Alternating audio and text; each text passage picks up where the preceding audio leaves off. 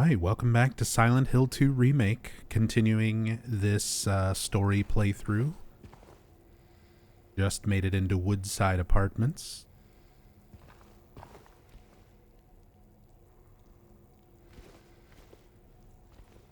Doing New Game Plus, hard difficulty, hard combat, hard riddles.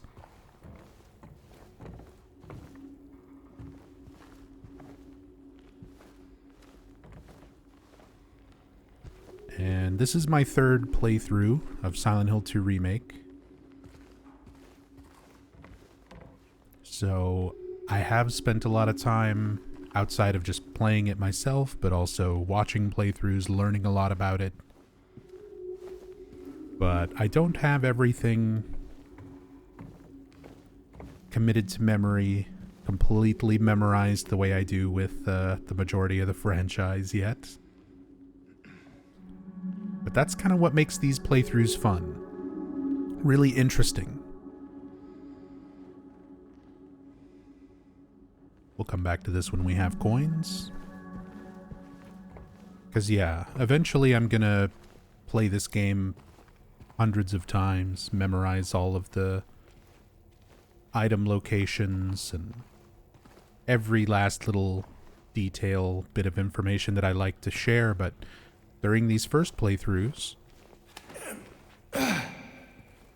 there is still uncertainty. There's still things that I don't remember exactly how they are or where they are.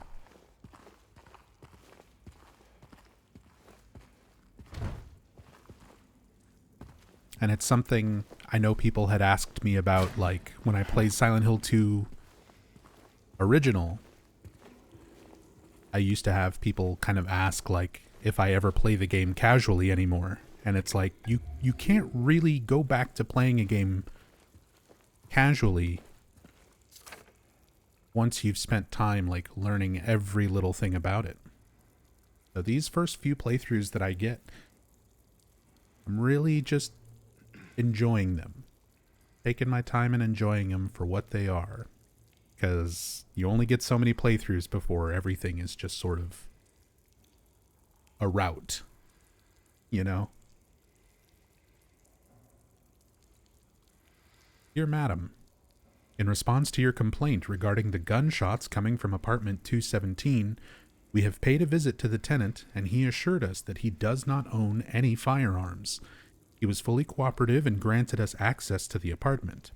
True to his words, we did not find any weapons or traces of using one.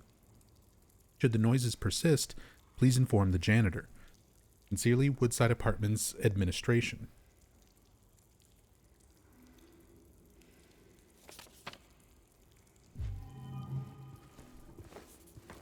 So a little bit of a hint on the apartment that we're going to be going to get the handgun. Some OG Silent Hill 2 environmental art. That phrase, "to hell," with like a red line pointing, is taken directly from the original Silent Hill 2 that you would find spray painted in a few places around Woodside. Nora, thank you so much for the 32 months. Welcome back. Very much appreciate the love and support. Thank you, thank you. Hope you're doing well this morning. Salgus, in the future, would you like to make a video about an Iceberg exclusively for Silent Hill 2 Remake like you did for the OG? I'm already working on it. Hello? Is anyone there? Whoa. But yes, I'm already working on it. I've got a couple of Iceberg videos that I'm in the process of recording and editing.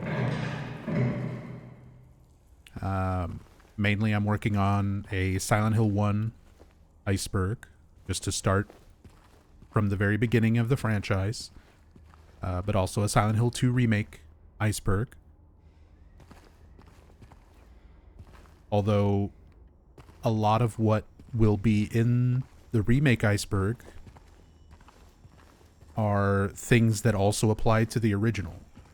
So it's taking a bit longer just because I need to familiarize myself more with the remake specifically.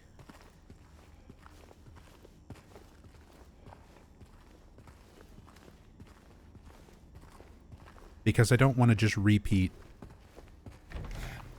a lot of information that's already in the OG Iceberg. I want it to be things that are a little more specific to remake, but that removes a lot, especially from the lower, like, first few levels of the Iceberg. Things that are supposed to be generally considered like more surface level information.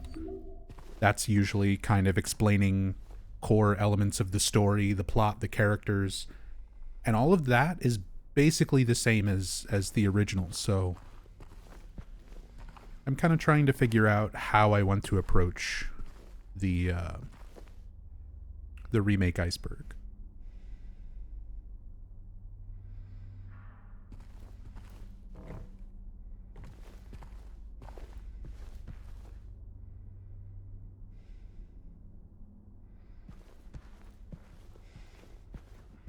I like how we can see the mannequin here, and it's actually blocking off the drawer with the key in it that we need to progress until you pick up the flashlight.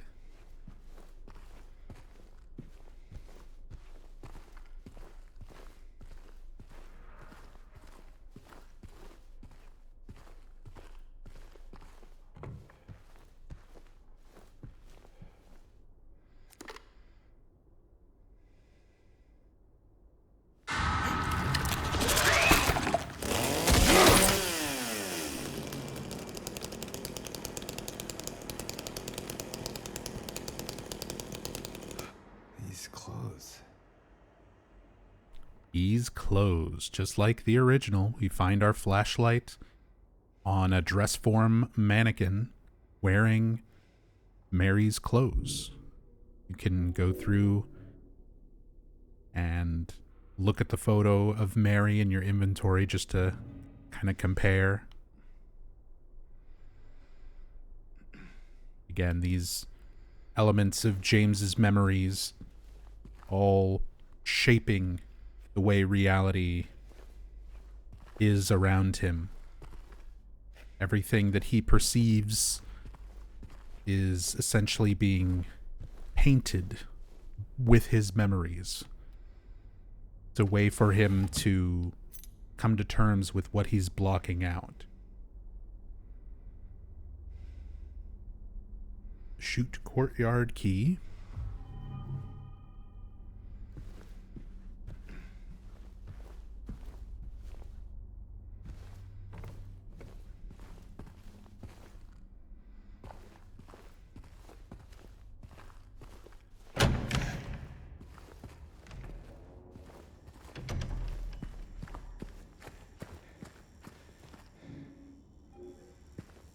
Back to 201.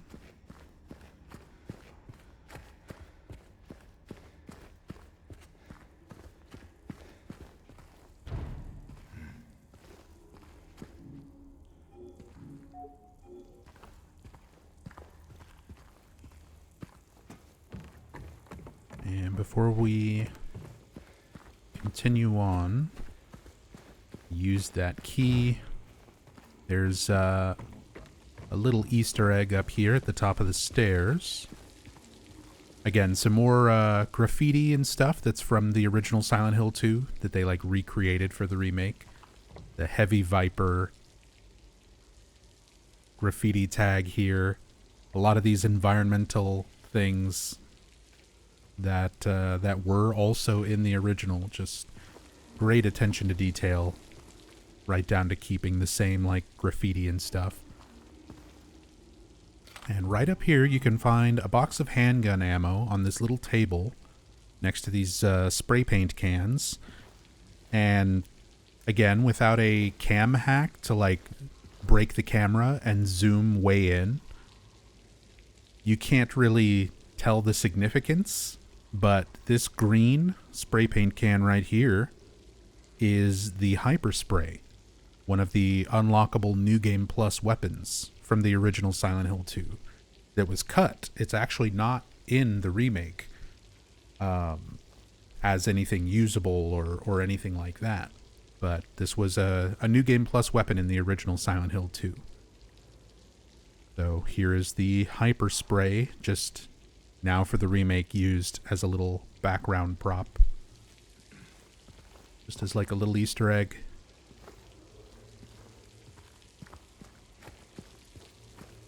Hey, Mr. Shy Potato.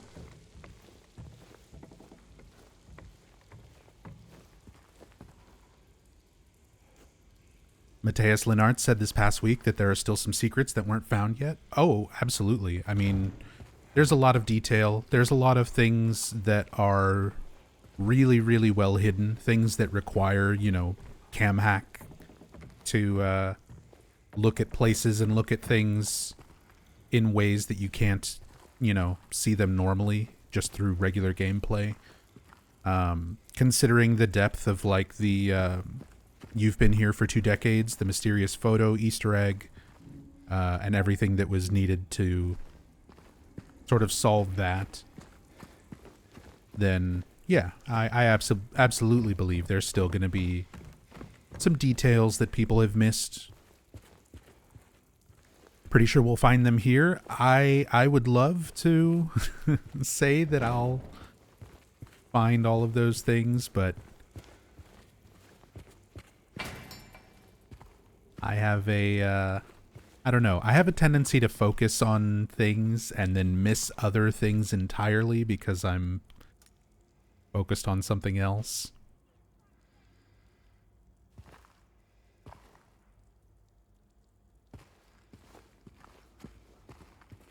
But I do still have kind of an attentive eye for certain things, so never know.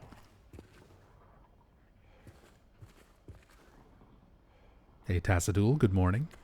And Goddess of Day, welcome back. Thank you so much for the resub.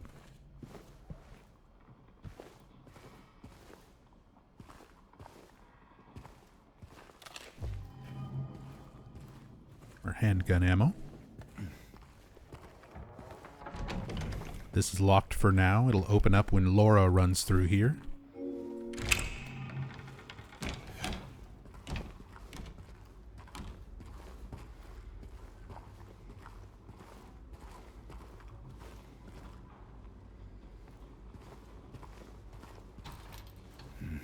Get a little glimpse here over into the side of the apartments where the swimming pool is. We'll eventually get over there to get the snake coin. Still in the pool, in the baby stroller, just like the OG.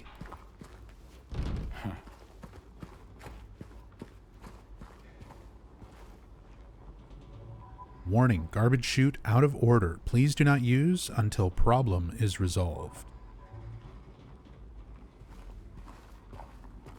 So the location, the garbage chute that is sort of being used, that the coin is stuck in, has moved. We see the original garbage chute out front before you come inside to the Woodside apartments. One of those things that has kind of shifted around a little bit for the remake. But I do like this. I like how they keep things somewhat similar, but slightly off.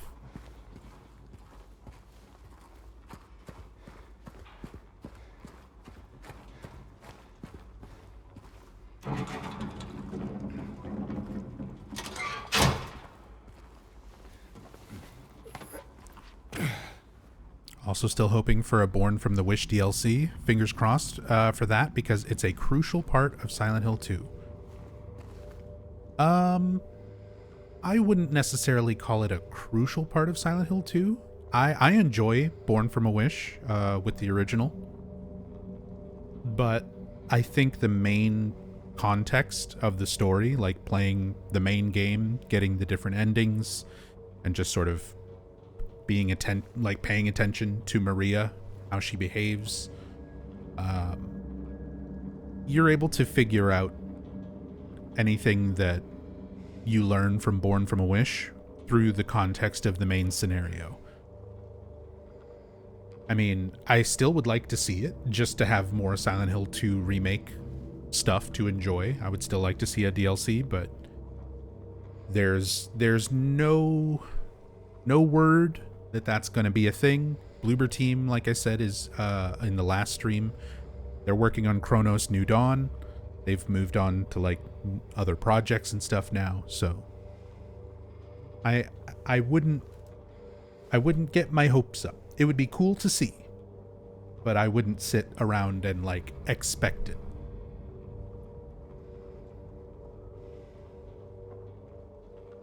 Locane siblings murder. Perpetrator commits suicide in custody. Walter Sullivan, the culprit in a recent homicide case, was found dead, having taken his own life on the morning of the 22nd in his jail cell. According to the police statement, Sullivan's death was caused by blood loss, resulting from severing his carotid artery with a soup spoon buried 2 inches in his neck. Sullivan was apprehended on the 18th of this month on account of brutally murdering Billy and Miriam Locane. Even though Walter Sullivan did not strike a former schoolmate from his hometown of Pleasant River as someone capable of murdering children, the schoolmate admits to having witnessed Sullivan in a state of severe paranoia shortly before his arrest. He was blurting out all sorts of strange stuff like, "He's trying to kill me, he's trying to punish me, the monster, the red devil. Forgive me. I did it, but it wasn't me," he recounts. I guess now that I think of it, he was kind of crazy, the schoolmate concludes. Little bit rewritten compared to the OG, but that's our Walter Sullivan note. Of course, for the original Silent Hill 2, this was before Silent Hill 4 was even a thought. They didn't even know that they were going to make any other games after Silent Hill 2, let alone 3 and 4, and base things on Walter Sullivan. So in the original, these notes are what was used by the writers, Suguro Murakoshi and the rest of the team for Silent Hill 4. They just expanded on these sorts of things. Does this allude to Walter Sullivan being able to see Pyramid Head? Curious what your take is, because they do refer to the Red Demon. So this, it gets a bit complicated, Unichu, and I think a lot of it is important. Context is an important thing. So one of the things I was talking about the last stream is the way that notes and things are presented in Silent Hill 2. They are not necessarily to be taken at face value. This is not necessarily something that just exists in reality. Things are being tailored specifically for James. James's memories, his subconscious, his feelings, his guilt, everything is painting the world around him. It's affecting the way he perceives things. So, having a note that mentions the Red Devil is meant to foreshadow Pyramid Head.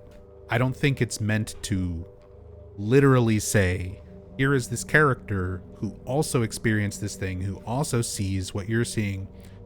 I think this is James's subconscious that is projecting a note in order to foreshadow Pyramid Head, which is an aspect of James himself. It is his guilt, his desire for punishment manifested. So that context is important. I don't think this is literally supposed to mean Walter Sullivan saw a red devil, that the red devil was Pyramid Head, you know. I don't think that's the case. I think this is meant to be specific for James, foreshadowing something he is about to encounter. Obviously, this gets retconned because for the original Silent Hill 2 and then Silent Hill 4 releasing years later, a couple years after that, Red Devil was completely retconned to be Jimmy Stone, a member of the cult. And that character was written specifically for Silent Hill 4. to give a different sort of context to Walter's relationship with that character, why he would be referred to as the Red Devil, why he's one of Walter Sullivan's victims. All of that was information that was specifically written for Silent Hill 4. It wasn't something that the writers had in mind making these notes for the original Silent Hill 2. Yes, exactly. Like, I did it, but it wasn't me.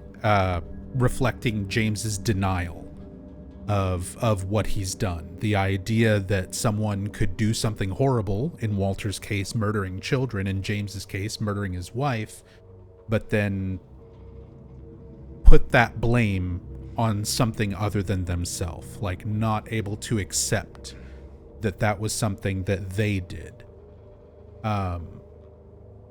And then, yeah, he's trying to kill me. He's trying to punish me. That is, again, how Pyramid Head is sort of created. He is James's punishment. He is that idea, that guilt, that desire for punishment, for doing something wrong, for killing Mary, being manifested physically. So that's the way I sort of interpret these notes. I think in general, a lot of fans kind of make the mistake of reading into the notes and the context of things that you find in the environments a little bit too literally. I think people tend to forget that, you know, you're not seeing reality. You're seeing a very, very skewed version of reality that is being affected by James's subconscious. The power is taking what's in James's mind and projecting it into the world around him. So to look at, you know, these apartments and think that this is literally the apartment that's here and what it looks like, and it had wallpaper that matches Mary's dress, or that you find an apartment that has that is James and Mary's home. It is, we'll get to it here in a little bit. It doesn't literally mean that they lived here. The town is taking James's memories and shaping reality based on those memories. If James remembers his home, the room where Mary died, the town can take that and recreate it. And that's what we're seeing. The notes and things that we find are also like that. They're being projected from James's memory. So they're related. They're related to things in James's life. They're meant to be parallels to things that James has experienced or that Mary has experienced, but they're not necessarily like literally written for James or by James or for Mary or by Mary.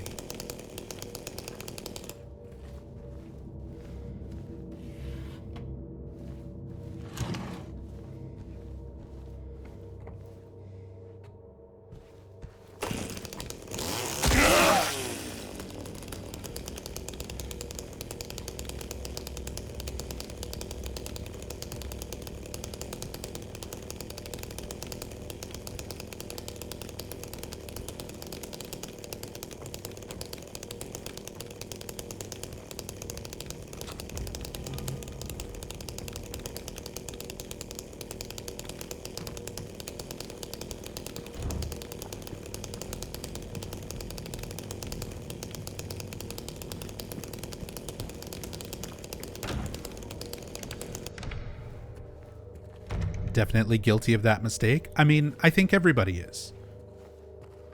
It's part of the natural process of sort of learning about these games and learning how to analyze them. I think a big part of my time as a fan of this series for the first several years of being a fan, you know, this is back in the late 90s, early 2000s, but those first games coming out, a big part of it is sort of just learning how to analyze what you're seeing, because it's not like a Resident Evil game where everything is literal, everything is face value. Here is a scientist. They made this virus. Here's what it does. This monster's the result. Like, everything is very literal, very spelled out. Not just Resident Evil, but a lot of horror in general tends to be very upfront about it.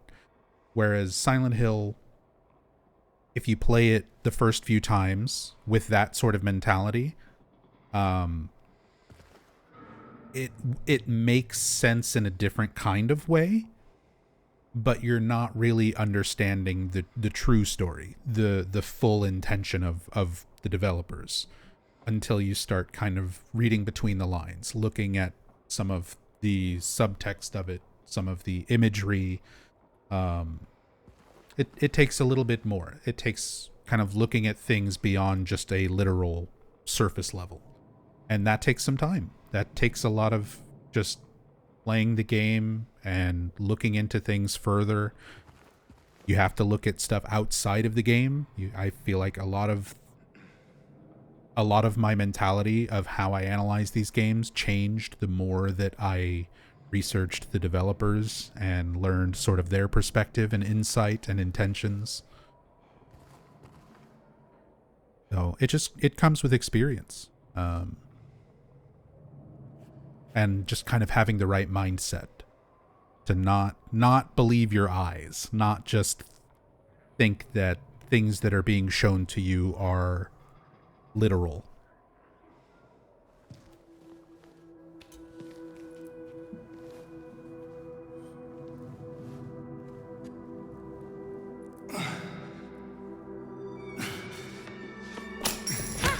Hey! Wait!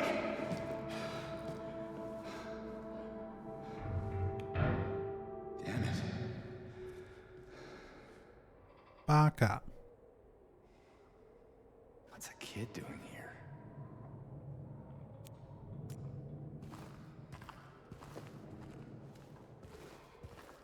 In the Japanese dub, Laura just calls him a baka, calls him an idiot when she steps on his hand.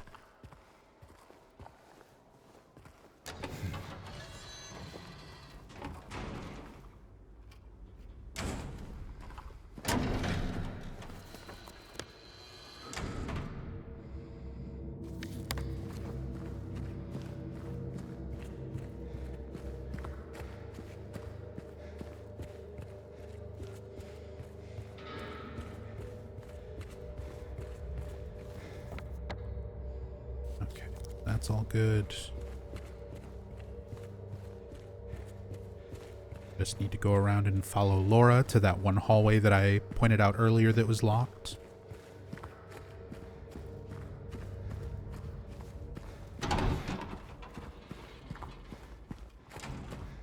It's also why you love what they did with the hotel later on. Slowly showing the real state of the hotel. Yeah. Yeah, I really liked the way that was presented as well. Having the hotel sort of slowly changing state as you explore it and progress through it. Starts getting more and more flooded and burned and messed up looking. Which is the real state of the hotel, you know. The rest of the game sort of flips that on its head. You know, the otherworld version is usually a messed up version of an otherwise normal place. But the hotel is the exact opposite. The hotel is burned down and flooded. It's in a horrible, horrible state in reality.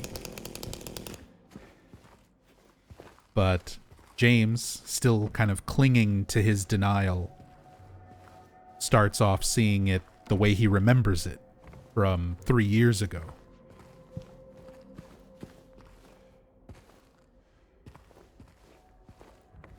It's one of those things that it's an interesting detail, and it is there in the original as well. It's the same intention. There's just, you don't get that slow transition from the nice hotel to the messed up hotel. It all happens all at once, like right after the VHS in the OG. And it's an interesting concept, and it was actually one that apparently Bloober Team was not aware of.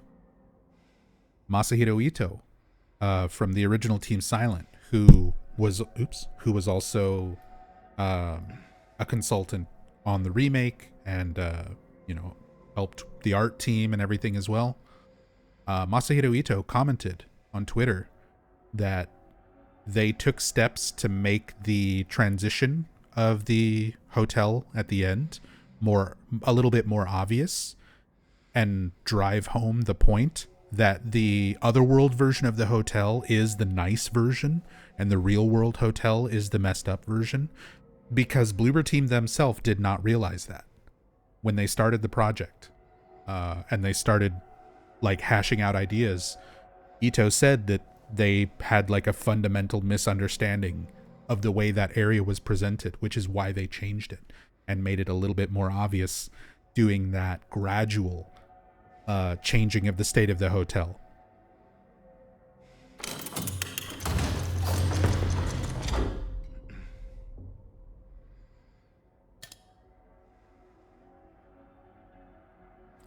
Golden apple handle.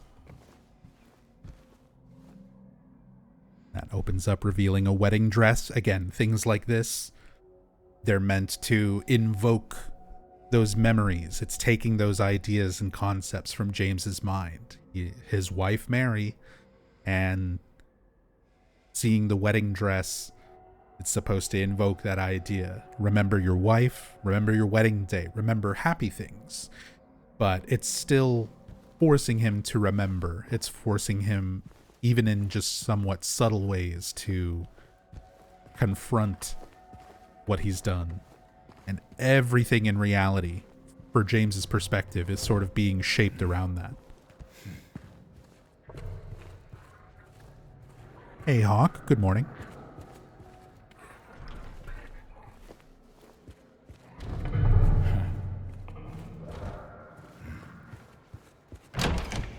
All right. None of those open. Loud banging and monster noises coming from over there.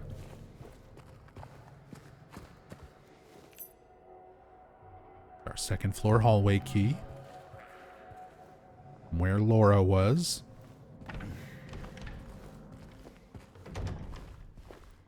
Oh, here's something kind of interesting. There could potentially be some more depth to something like this, for example. So you find these pianos throughout the game, and there's a few particular pieces of music. Einsame Blumen, Opus 82-3, by Robert Schumann. So this is an actual piece of music, and can I bring this up?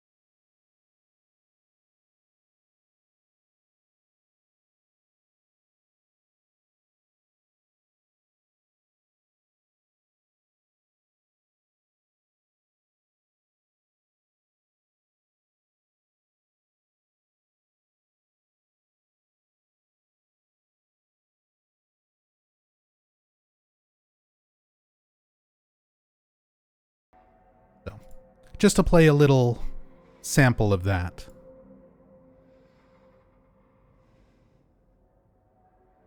But there are a few different places throughout the game where we come across this sheet music, and it's real life pieces of music. And in the original, and in the remake as well, they give information that Mary played piano. In the OG, when you examine the piano in the hotel, James will say that Mary was not very good at playing piano, but he still loved to hear her play. And there's some dialogue you can get in the remake when exploring the town with Maria, where Maria starts asking James things about Mary, and James brings up that she played piano. So this could just be something as simple as, like, trying to make James remember these specific pieces of music that Mary maybe used to play. But the fact that they chose these particular songs may have a deeper meaning that is yet to be uncovered. There could be an additional Easter egg or something there, for sure.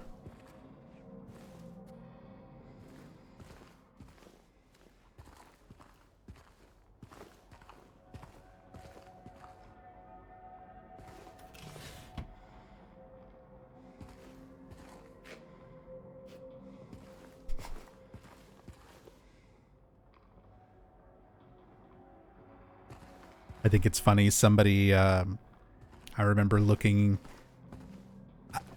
doing my research and looking over playthroughs and reading a lot of people's commentary and stuff about this game so far. Something really funny. Everybody notices different things, kind of based on your personal experience, right? I know somebody who is a Silent Hill fan and also works in the HVAC, like heating and cooling, air conditioning industry, and they commented about how what a nightmare these apartments are, the way the ducts and things are all installed. Like the heaters and air ducts and things don't make sense, or are not typical in a lot of American construction. It's stuff that's a little bit more typical in Europe and in Poland.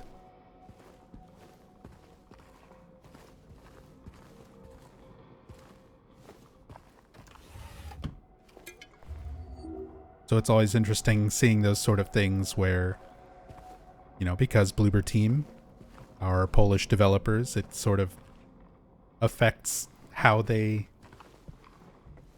design things sometimes. Find some artwork here. Rabbits. Drawings that Laura's done. And common recurring theme here, smaller rabbit and a larger rabbit. Laura is kind of telling her story. Quite the artist. So there's a small rabbit looking sad who meets the larger rabbit. And then the two of them happy together. That is, you know, representing Laura and Mary becoming friends.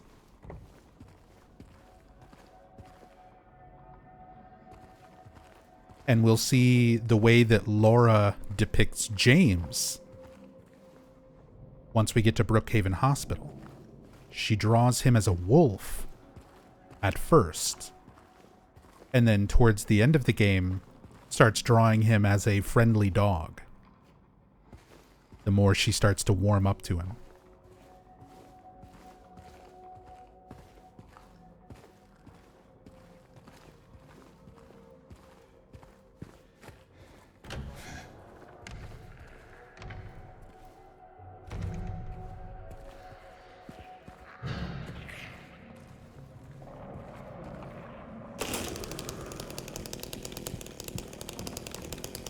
Alright, so we got that.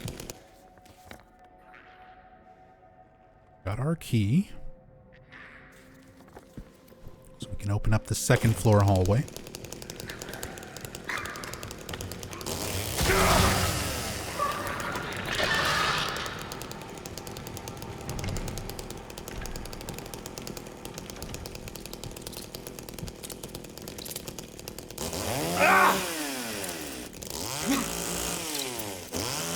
James, kill a bug.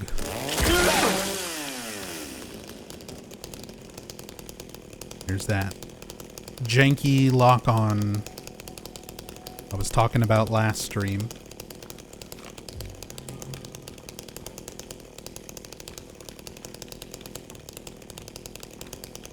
Can be a little bit awkward with the combat sometimes.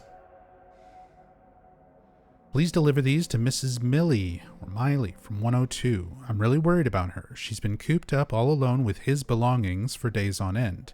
She won't even move them, and God forbid anyone else touch anything. It's breaking my heart just thinking about it.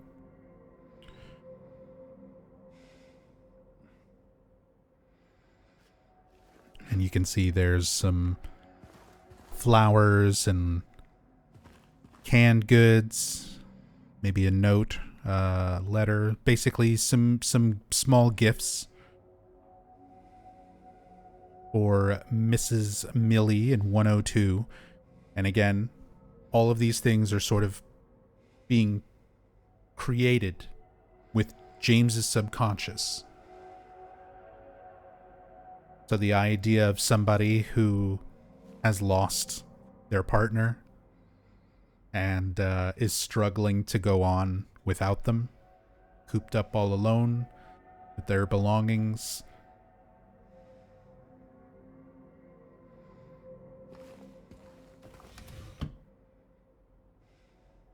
All of these things meant to spur James's mind into that direction, into thinking about his relationship with Mary, the concept of living with that loss, even as short of a time as that may have been, considering there was not much of a time gap between James killing Mary and coming to the town. We don't know exactly how much time has passed. We know that it's not more than a week, just from Laura's dialogue, when her birthday is, when Mary would have been alive to write her letter to Laura.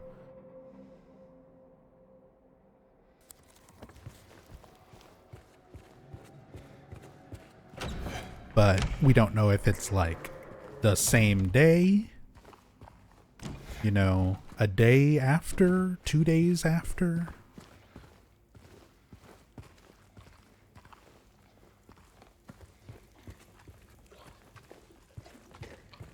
So now this is open.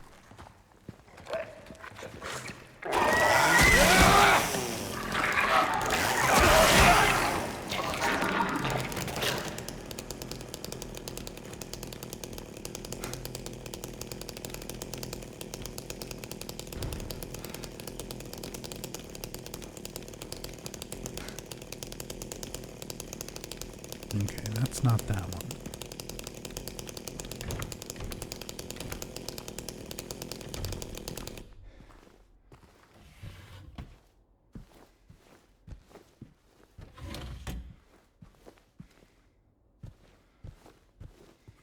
Honey, there's a bug on the wall. No worries, babe. I'll get my chainsaw. Yeah. That's how I react if I see like a big spider on the wall, you know? Valentine's Day. Number 4. So another one of those strange photos. Gets its own particular tab in your inventory.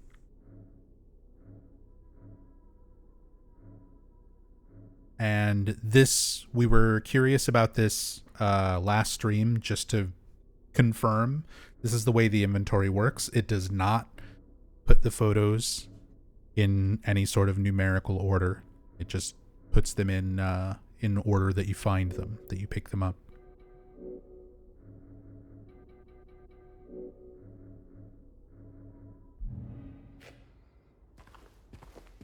But collecting all of those photographs is basically a small Easter egg in of itself. If you collect them all, arrange them in order, and count the specific things that are in each photograph. So, for example, this one has 6 open windows. So you would take the 6th letter from that phrase at the bottom, so many people here, which is the letter Y, and then do that for every photo that you find in the game, and it spells out a message. That message being, "You've been here for 2 decades." Little tongue-in-cheek nod to the loop theory. It's been around since the original game's release as part of the fandom. And also just a little nod to the players themselves. People who have been sitting and playing the original Silent Hill 2 for the last 20 years. Just like me. Alucard, thank you so much for the bits. Appreciate the support. Glad you could be here. The rare live stream. I'm sorry they're so rare. I'm trying to work on that. A lot of it just comes down to having the time to do it and having the health to feel well enough to do these. All right, let's go up 2nd floor. Pretty easy to miss these photos? Oh, absolutely. And I guarantee you I am not going to find them all.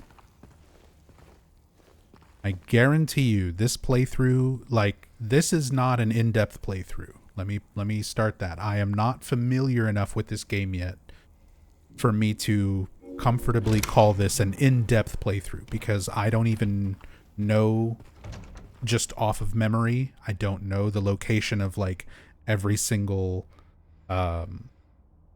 glimpse of the past, every single memo, every single photo. It's going to take me several more playthroughs before I'm familiar enough with the game to know absolutely everything and basically do like I do with the OG games, you know, where it's essentially like 100% covering everything, not missing anything. I'm just not at that point yet with this game. This is my 3rd playthrough. So, it's very easy to miss things, and you'll see that I am going to miss many things probably for the next several playthroughs until I've committed 100% of this game to memory.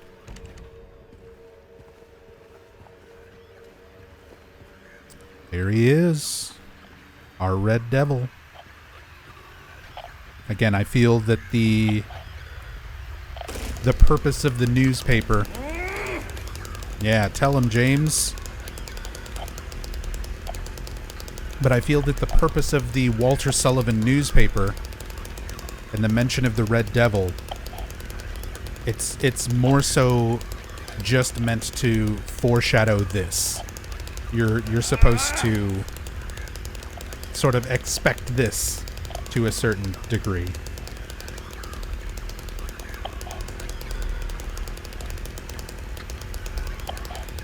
Rather than, you know, to be taken literally that Walter Sullivan also saw Pyramid Head. Things like that.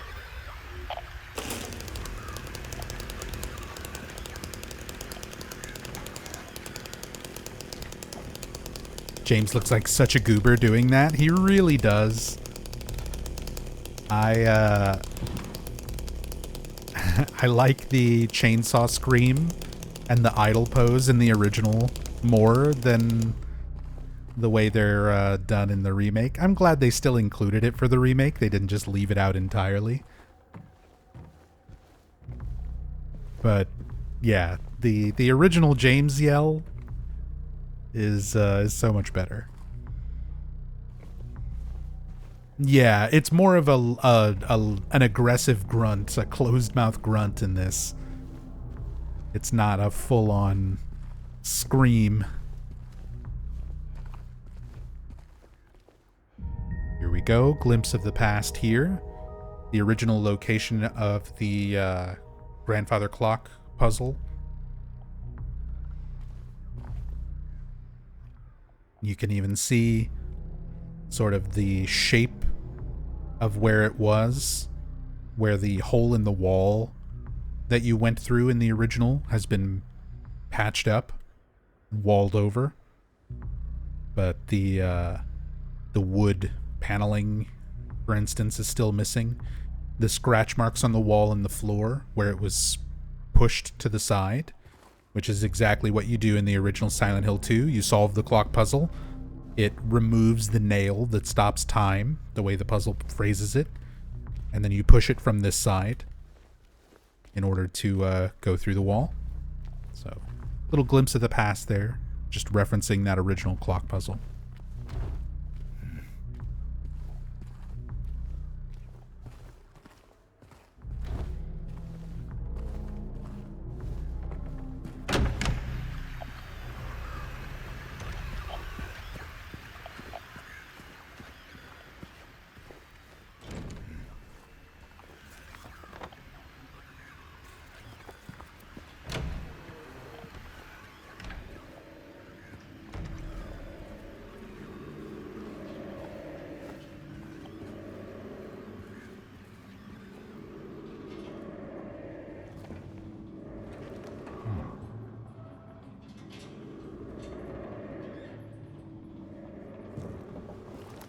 Old man coin. Stuck in the garbage chute, just like the OG. Little bit different. Rather than going around, finding the juice, dropping it from the second floor. This time, we can see down the chute from the second floor, but we'll actually have to go up to the third floor to get the juice to drop and unblock it.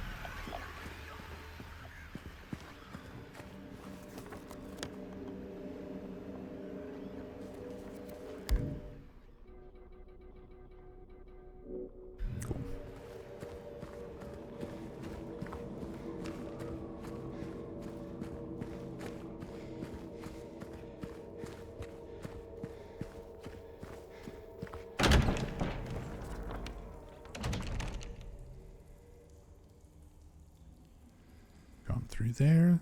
That's locked. That's locked.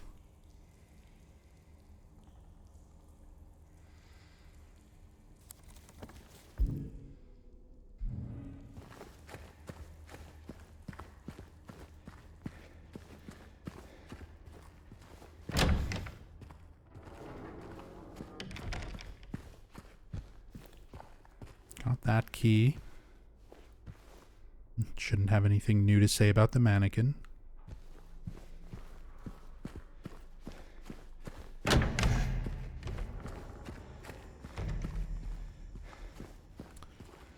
this door, I know one of these doors.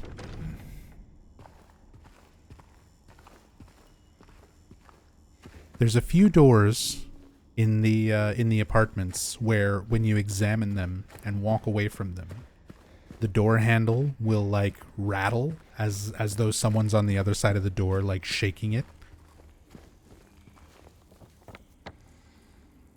Which was a thing in the original as well. But they changed for the remake which doors that actually that interaction will happen with. So I forget which one it is.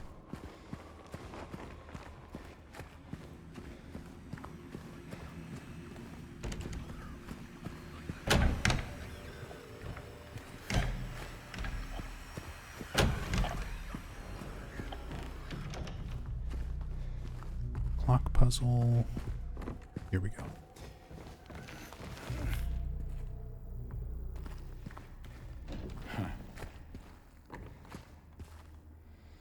Due to the ongoing renovation works, tenants are asked to keep out of the 3rd floor of the building. Sincerely, Woodside Apartments Administration.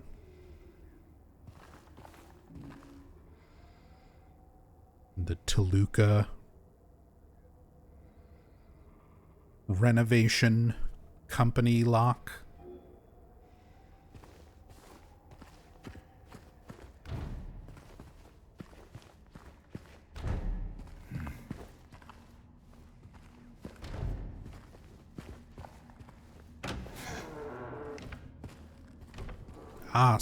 So there's some interesting stuff here, right? So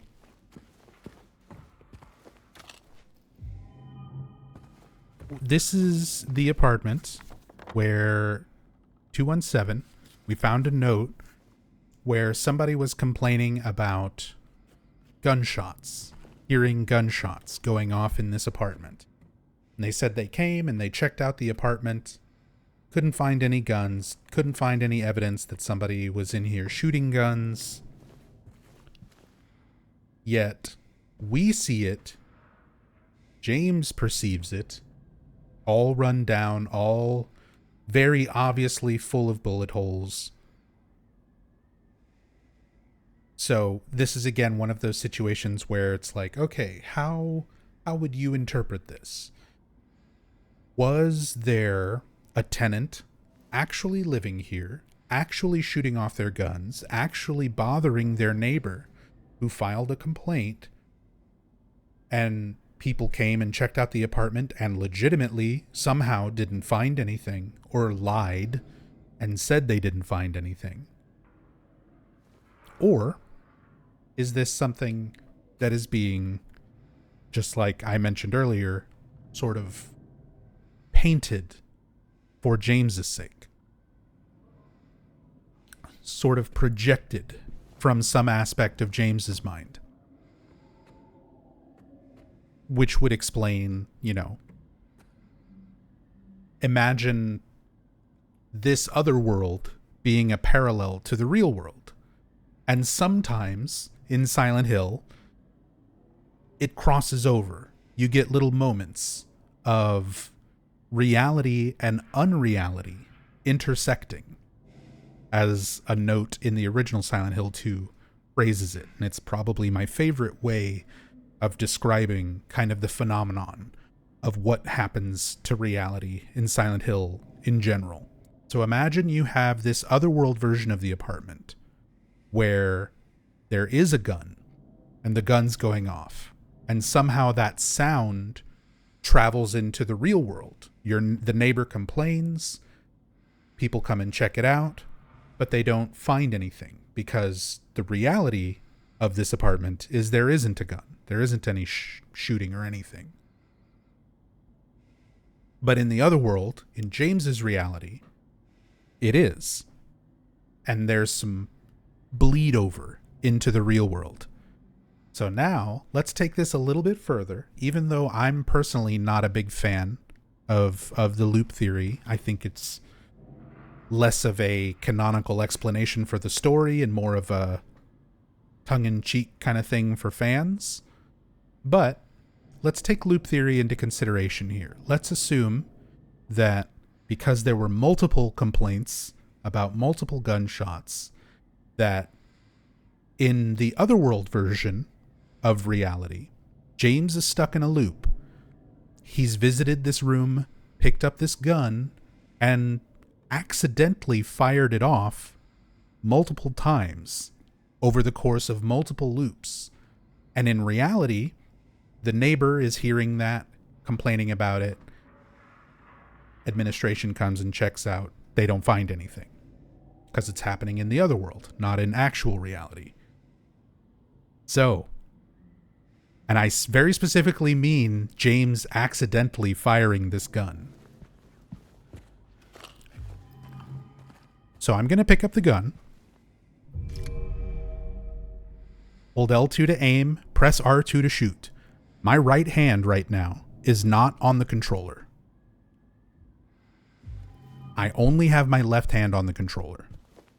All I can do is aim When I press left trigger, it aims and it reloads automatically. I'm going to use my right hand to turn the stick. Right hand just to turn towards the TV.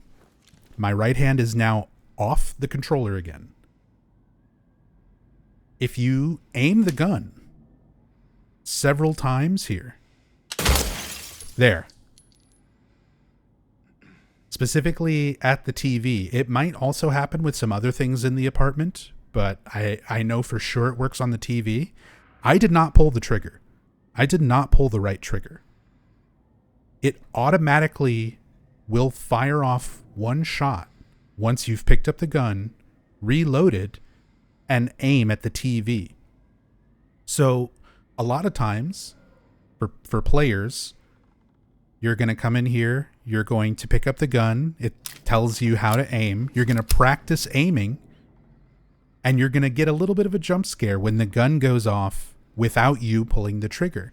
So much so that a lot of players will think that they accidentally pulled it, or maybe that they brushed against the trigger or something, but it is absolutely programmed into the interaction here that once you pick up the gun, once you reload it, and once you aim at something like the TV, it'll just go off, and it only happens once.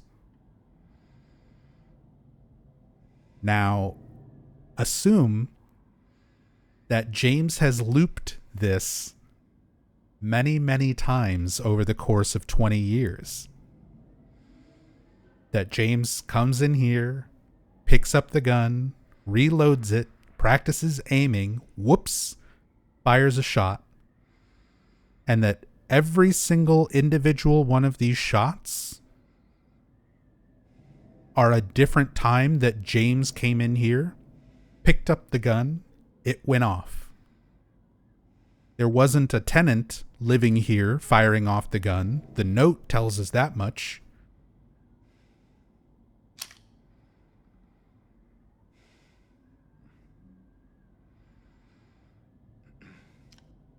This is one of those instances where even though I don't subscribe to loop theory, yeah, Hawk, it's fun.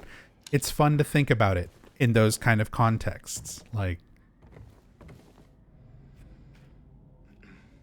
not necessarily true, just an interesting way to interpret this.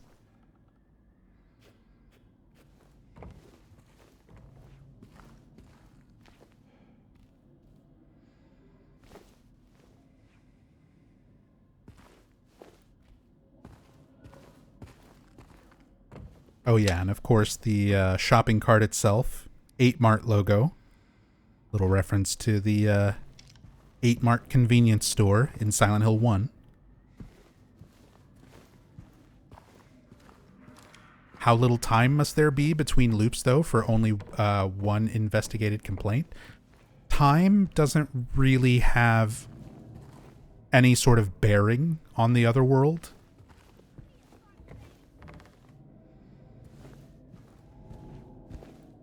You can essentially, if you're taking into consideration everything that the other world and that the town's power is capable of, like, time and place have no meaning. Things can be completely out of time, completely out of place. Time can be compressed or expanded from the perspective of someone looking at it from reality.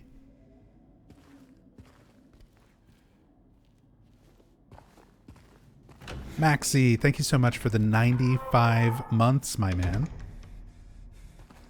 Hey, that iconic, the original sound effect there. I'm so glad they didn't change this sound effect because it is a very, very specific sound. But yeah, Maxi, thank you so much for the 95 months, man. That is a ton of love and support. Hope you're doing well this morning. Me hearing loop theory shit, that's so stupid. I like it. That's kind of how I feel about it too. And admittedly, my attitude about it has changed a lot over the last 23 years. Because when I first was reading loop theory, like in forums about the original game, 2002 or whatever, it was like offensive to me. I was like, this goes against character growth. This goes against the idea of Angela and Eddie and Laura all being real people and having their own motivations and their own lives going on separately from James's. That everything is so centric around James for these loops and things to happen. Like, my attitude towards that 20 plus years ago, I was much more vehemently against it. The way it's presented in Remake comes off as just like, here's Bloober sort of acknowledging this fan theory with some fun little things that if you like it and you want to include it in your interpretation, you can. And if you don't like it and you don't want to include it in your interpretation, that also is valid. Like, neither interpretation, the way they're presented, takes away from the story as it's presented. Like, it does. I don't feel like it takes away from James's character as much when applied to the remake's portrayal of this story rather than the OG.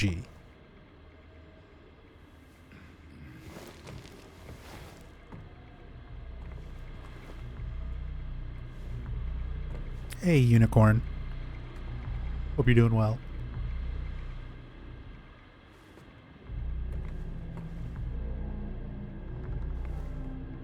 Some of these paintings, some of this artwork is in the original Silent Hill 2 as well. And if you look closely, there are skulls that are hidden in a lot of these paintings. The left side, next to the mountain there, you can see the ocular cavities, the rest of the shape, the nose, the teeth of the skull. Same thing with this one. In the very center of the painting, you can see the ocular cavities, nose cavity. All of these things outlining these skulls. Little subtle pieces to the artwork that, again, were part of the environment in the original, and it's very satisfying to see these types of details like carried over into the remake.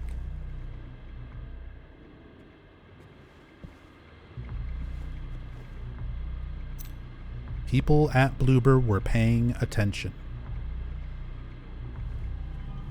They included a lot of really cool, subtle details from the OG that probably 99% of people would not even notice if they left that out. I'd be the only person in the world complaining, like, why did they take down the skull pictures? But nope, they're there. They're included.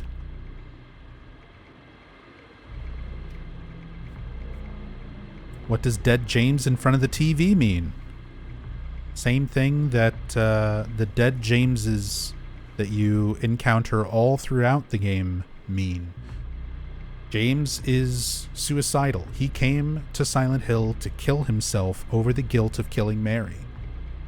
That desire for death, his fear of death for not going through with it, that desire for punishment, is the reason for all of these corpses that resemble James. Oh, see the human-shaped figure on the TV as well. A little silhouette. And then this is, of course, also a parallel to James watching the VHS tape in the hotel.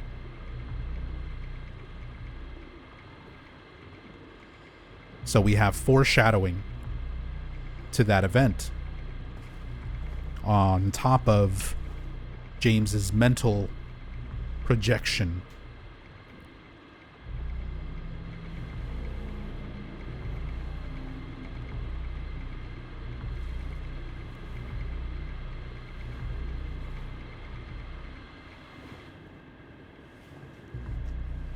Is In-Water the canon ending? There is no canonical ending. The developers of the original themselves have stated that the In-Water ending was the original ending written for the scenario. So everything revolving around James's character revolves around the idea that he went to Silent Hill to take his own life. But that isn't necessarily the canonical conclusion. And Masahiro Ito and other developers have backed up that idea that there is no canonical conclusion to Silent Hill 2.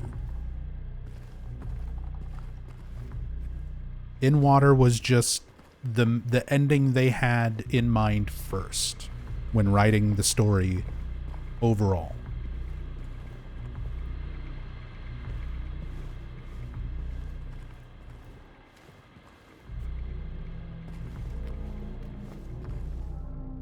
What if due to loop theory, it's just another James? See, that's where loop theory gets kind of stupid to me, right? Because if this is a mental projection that is supposed to also show how strong James's delusion is, he's just not acknowledging these projections. He might not even be seeing the same thing that we see. To think that James is literally encountering his self, his past attempts at leaving the town, just seems kind of silly. That feels like such a weird surface level interpretation that James is just literally finding his own corpse from all his previous attempts over and over and not saying anything about it. And again, it just sort of, it goes against everything that is established from the original game, from developer commentary about how this game is supposed to be presented. Like, it is very much a psychological horror game. Emphasis on psychological.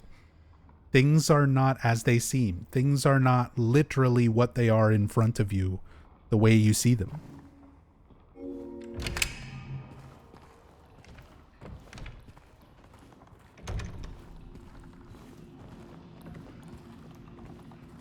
Do we know if Konami's satisfied with the number of copies sold? Might we expect remakes of Silent Hill 1, 3, and 4? Unfortunately, that's not how businesses, especially Konami, work.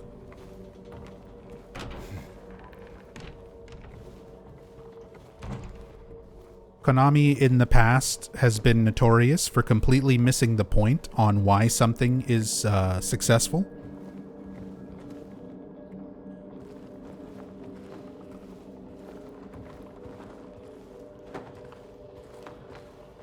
So this game has done very well. This game has sold very well. At this point, Silent Hill 2 Remake is the best-selling Silent Hill in the franchise. Previously, it was the original Silent Hill. It was Silent Hill 1. And this game has outsold it. But that doesn't necessarily mean Konami's like, okay, let's get Bloober Team to immediately start working on the next one. Remember, they did 4 successful games with the original team and then said, hey, people like these Silent Hill games, let's outsource it to Climax, to Vatra, to whoever the fuck.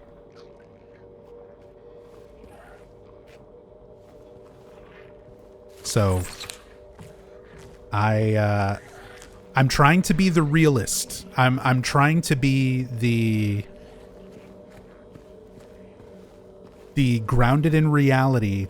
Don't get your hopes up. Like, if we get more remakes, if we get more stuff from Bloober, if we get more quality Silent Hill games in general, awesome. I've been a Konami fan for 30 years. That's not typically what they do.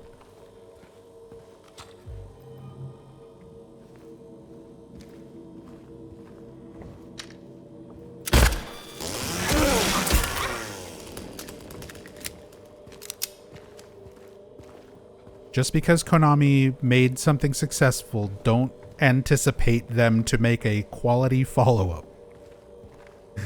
Just trying to be real here.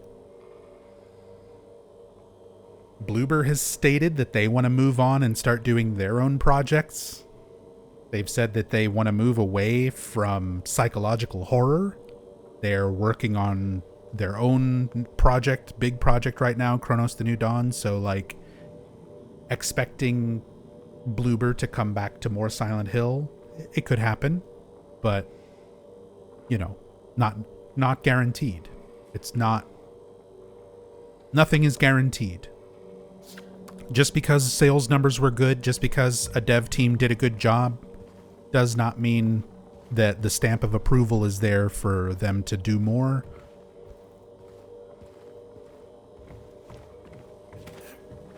So it's important to sort of temper your expectations.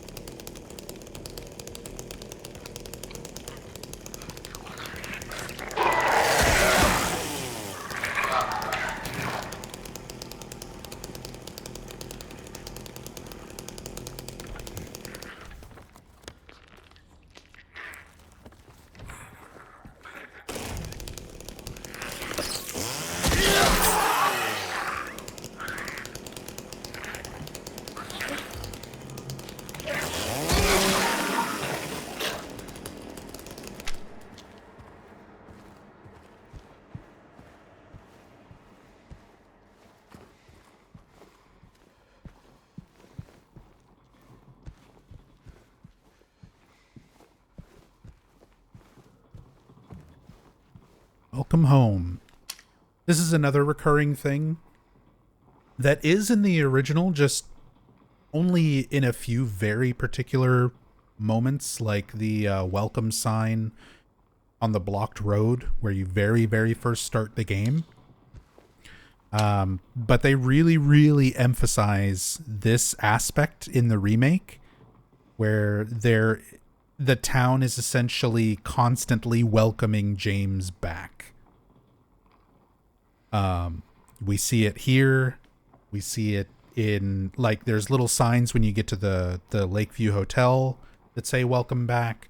There's a lot of things, little signs and little notes and things throughout the game where the idea is like welcome back or welcome home. And just sort of emphasizing the idea that James hasn't been here. James has not been here. And now he has come back. Or he's only been here, you know, sometime before. Did you get the achievement for this part? I did on PC. I don't know if I have it on PS5, because I don't know what all my wife has done on her playthroughs. But we'll go ahead and do this.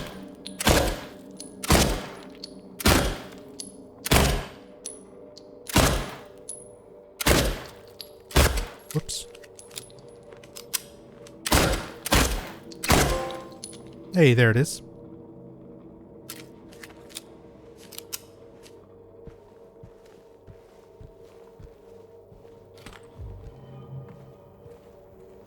Let's not party. Little Eddie reference. Let's party. And more than just, to go back to the welcome aspect, more than just finding the signs that say welcome back, kind of giving the idea of like welcoming James back to the town since his vacation here with Mary. Welcome home. This would be something in the context of like Mary coming home from the hospital. Something for her very short stay after the hospital released her back into James's care for her final days. So kind of have that context with this as well. Am I going for 100% on this one or back on PC? I'm going for playing all versions of Silent Hill 2 Remake thousands of times. This is literally only my third playthrough since the game came out. But you're talking to Nub Zombie, you realize. I'm going to 100% this on anything and everything that it exists on. Probably several times over.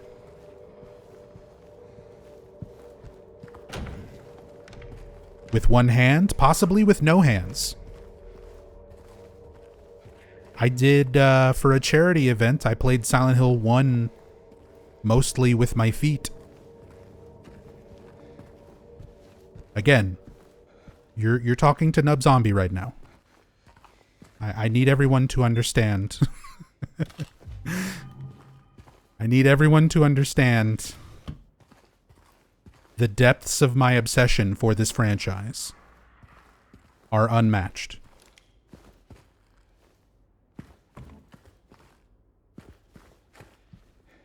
I will be speedrunning. Absolutely. I don't want to jump immediately into speedrunning because once I learn how to speedrun a game, that's basically the only way I can play it. Casual playthroughs no longer exist once I have everything memorized and down to a route. So enjoy these first playthroughs where I don't know absolutely everything, because eventually we will hit a point where the playthroughs become a little bit more uniform because I'm just covering everything every time I play it. You must think I'm cruel, but this prison is of your own making. The choice was yours. I watched you make it over and over and over again. This time's not going to be any different, and I'll be here, watching. Again, loop theory implication. Are we... But there's lots of ways to interpret this. But I think, in general, if you're like a fan of the loop theory, you see this note and you go, oh, this is the town telling James directly. I'm sitting here watching you make the same mistake over and over. But again, I think reading into things too literally, too much on like that surface level, is a bit of a mistake when it comes to these kind of games. Like, things are there for a reason. Things are meant to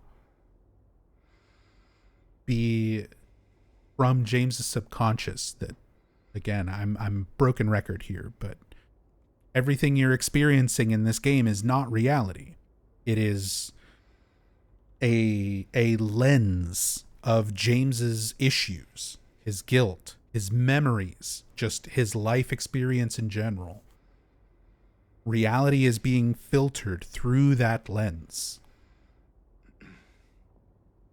So we think about what other mistakes could James have made over and over and over again.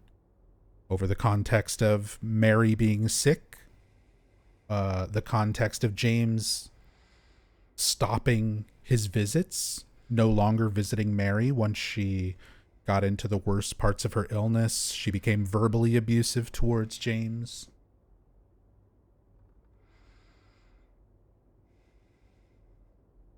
And that's what I think is kind of important to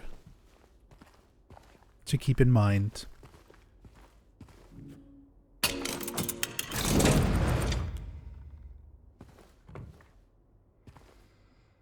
Was there a foot cam during the run? Yes. Yes, there was.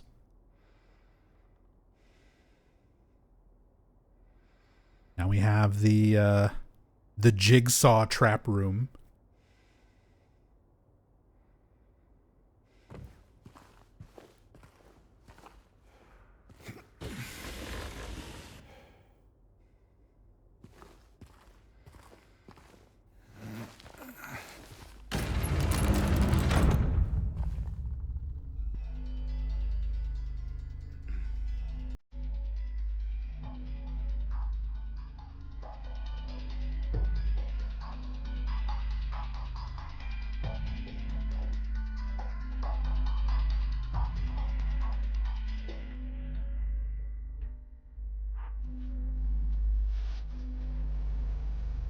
Hello, James.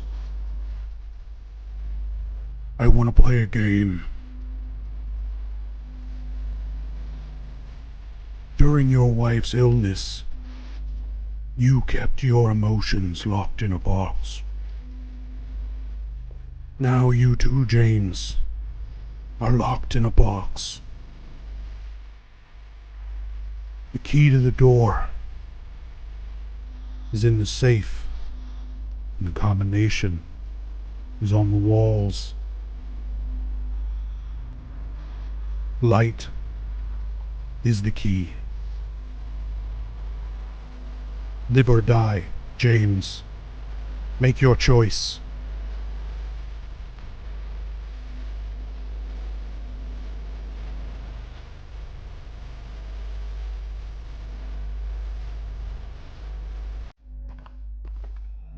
Okay.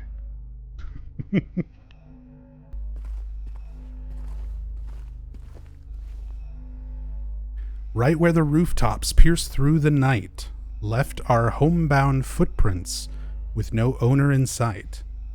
But has he found home? Oh please, pray tell. Or a river of memories leading right to his hell? A river of memories leading right to his hell. After everything I've just said about James's memories, James's subconscious sort of shaping reality as he perceives it.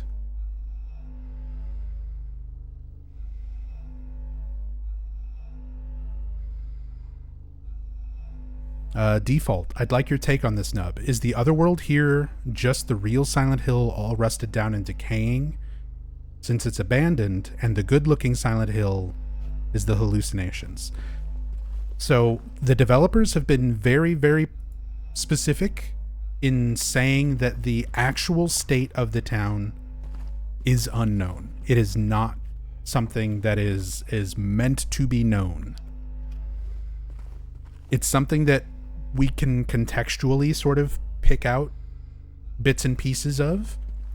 Silent Hill 1, Lisa Garland talks to Harry about it's a tourist town, but all the locals and their quote-unquote queer religion, the cult beliefs, have basically forced out anybody who's not a local.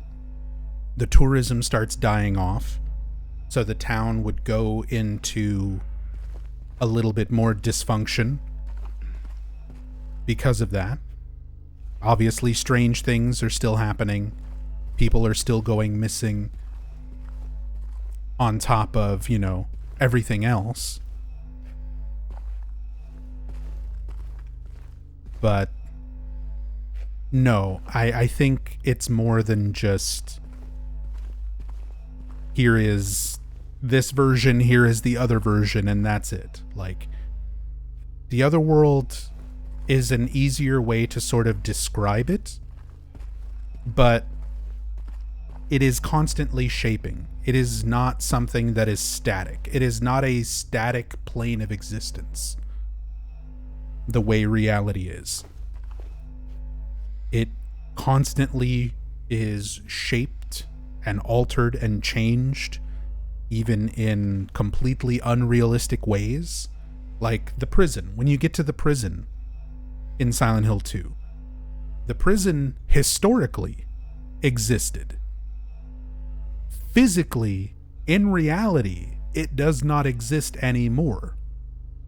So James walking through it, James exploring it, it's not something that is physically there, that he is just seeing it in a decrepit form. It is something that does not exist in his time period anymore. The town is completely ripping a piece of history out of time and manifesting it into reality for James.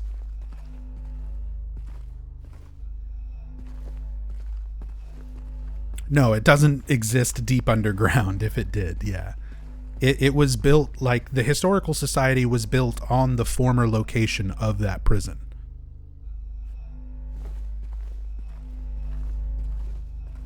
So the prison does not exist. But yeah, we still see James and Eddie, you know, if you want to include the labyrinth in that as well. That's Angela as well. But it's not a place that has a equivalent physical space in reality.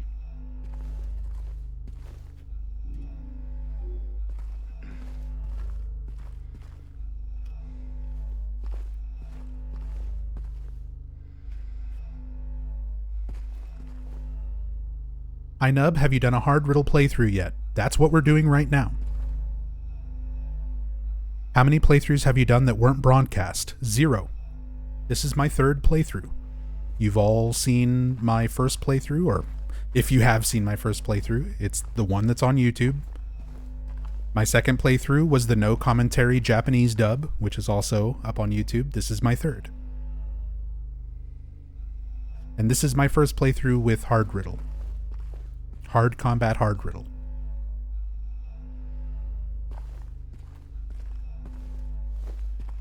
And it seems like this is different.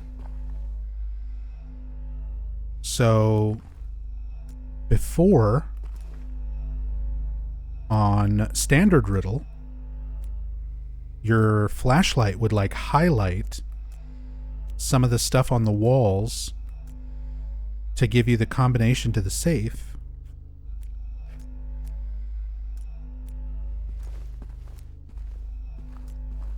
And it doesn't seem to do that.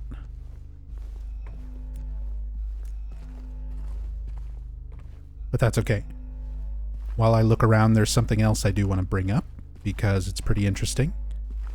There's a person on the Silent Hill subreddit who's also been a part of the Silent Hill community for a long time. Silent Hill wiki administrator, moderator, and very active on a lot of Silent Hill forums going way, way back. But there's a user, person in the Silent Hill community who goes by Tommy Rockbottom. And Tommy Rockbottom actually figured out that these symbols written on the walls, you can see there's a lot of symbols and things that are written and are recurring, that this is actually a cipher that can be decoded. And I'll have to pull up all my notes on everything that Tommy Rockbottom found. But there are little bits and pieces of Bible passages and things like that written on the walls, written on the floor.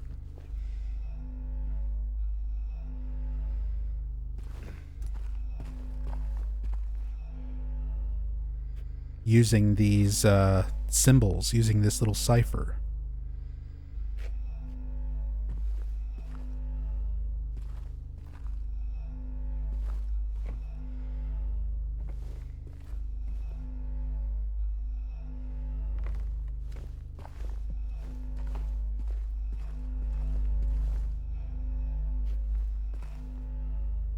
Didn't know that. Let me see if I can pull up my notes real quick.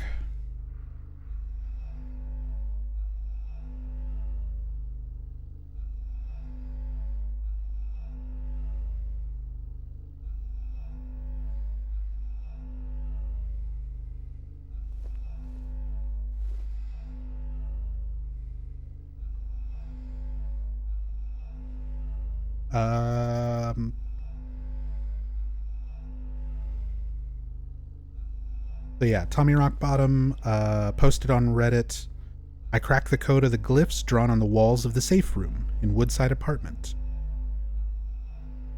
And they shared some images showing little bits of the glyph and how they decoded some of the letters. And looking at the bits and pieces that Tommy Rockbottom was able to translate, they are parts of Ezekiel 25:17. Specifically, even if you're not a religious person, if you're a Quentin Tarantino fan, you'll recognize this one, because it's a different variation of Ezekiel 25:17 than what's actually written in the Bible, but this one is more popular. So, written on the walls, written on the floors, using this cipher that Tommy Rockbottom on r/Silent Hill was able to decode, are bits and pieces of Ezekiel 25:17, which is, "The path of the righteous man is beset on all sides by the iniquities of the selfish and the tyranny of evil men. Blessed is he who in the name of charity and goodwill shepherds the weak through the valley of darkness, for he is truly his brother's keeper and the finder of lost children. And I will strike down upon thee with great vengeance and furious anger those who attempt to poison and destroy my brothers, and you will know my name is the Lord when I lay my vengeance upon thee." Famously quoted by Samuel L. Jackson in Pulp Fiction, it's not how that verse is actually written in the Bible. It is Pulp Fiction. That is literally the way that Bible verse was rewritten for Pulp Fiction. So little bits of that are written in code all over the walls here, all these little symbols here.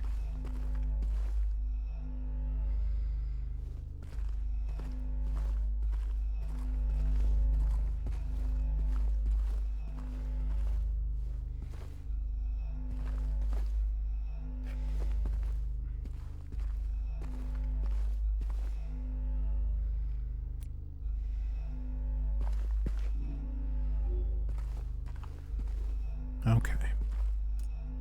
Let's solve this puzzle. Oh, there it is. So they just move stuff around, I guess. So 11, there's the little river.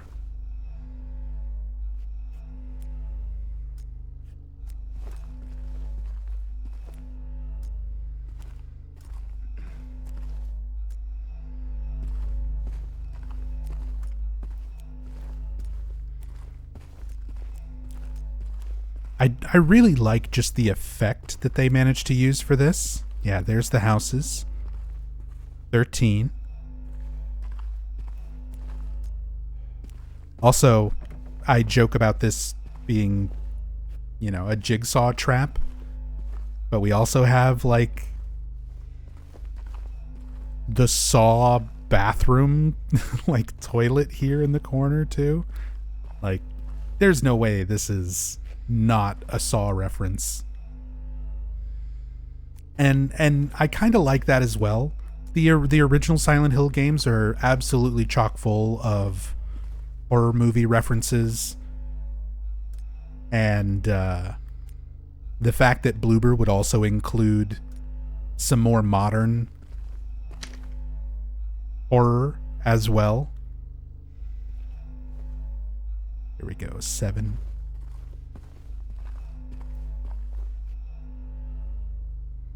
So rooftops, footprints, river. 13. 7, 11.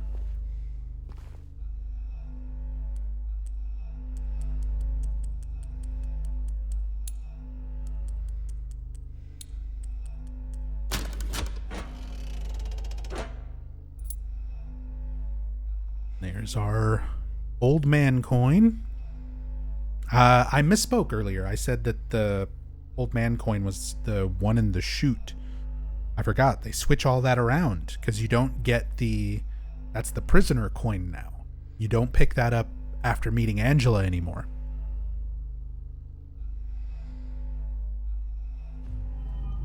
Just to correct what I mentioned earlier. Don't forget the key. I like how 2 of 3 numbers were a case of gamers never look up. Even jokingly, like, legit, that is something that will throw people off. And I know that firsthand because there is a puzzle almost exactly like this one in Silent Hill Downpour. And I actually watched my good friend 3Dog, who is a big fan of the original Silent Hill games, but had never played a lot of the Western Silent Hill games. I watched him do his first playthrough of Silent Hill Downpour a couple months ago. And he got stuck in Downpour on the puzzle where you're basically in a part of the prison that is the part where they stamp out the license plates, and you have to find numbers to a combination lock all throughout the assembly line. And it's very noisy, and there's enemies constantly spawning. It's a never-ending enemy spawn. And one of the numbers, you just have to go into a particular corner and look up to see it. And Three Dog got stuck on that because he did not find that number until I mentioned it. And I've watched a lot of people play Downpour and get stuck on that same thing, and I'm sure a lot of people probably ran into that same issue here in Remake.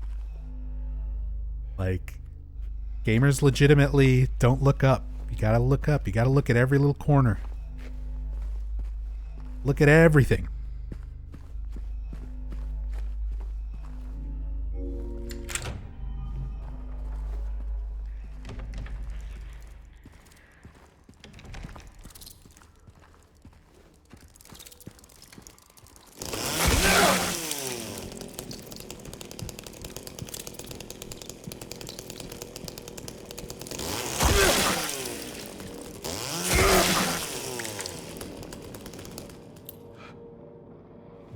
Staircase key. Hey, El Palazzo.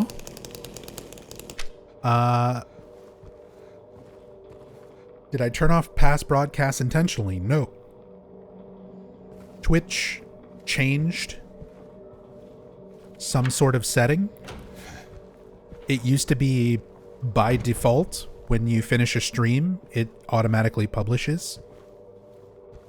Twitch changed that so that by default, I have to manually go in and like publish after I finish a stream. And I didn't realize that they had changed that until somewhat recently. So past broadcasts should be on Twitch again.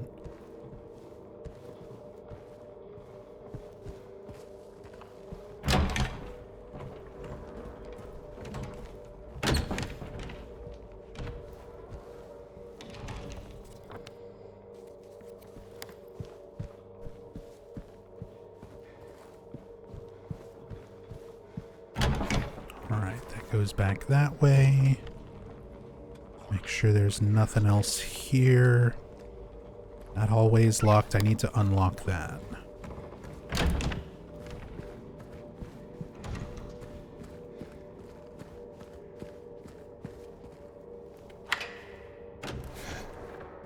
Hey, Blush. Do I like the remake on a scale of 1 to 10? This game is like an 8 out of 10 for me. It's very good. I enjoy it very much. It's got its flaws. I don't think any game is perfect. But it's very good.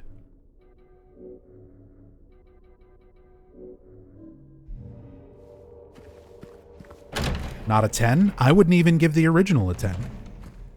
I would say the original Silent Hill 2 is like a 9 out of 10 for me.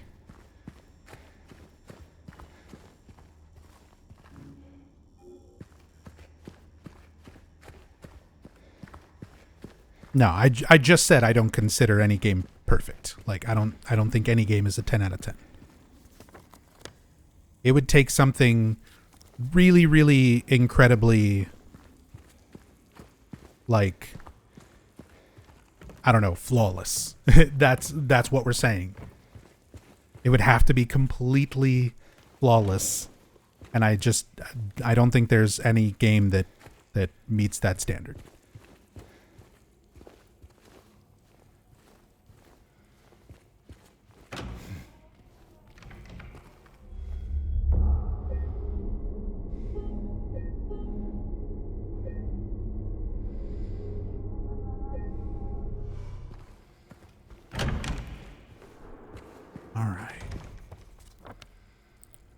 That's all still there.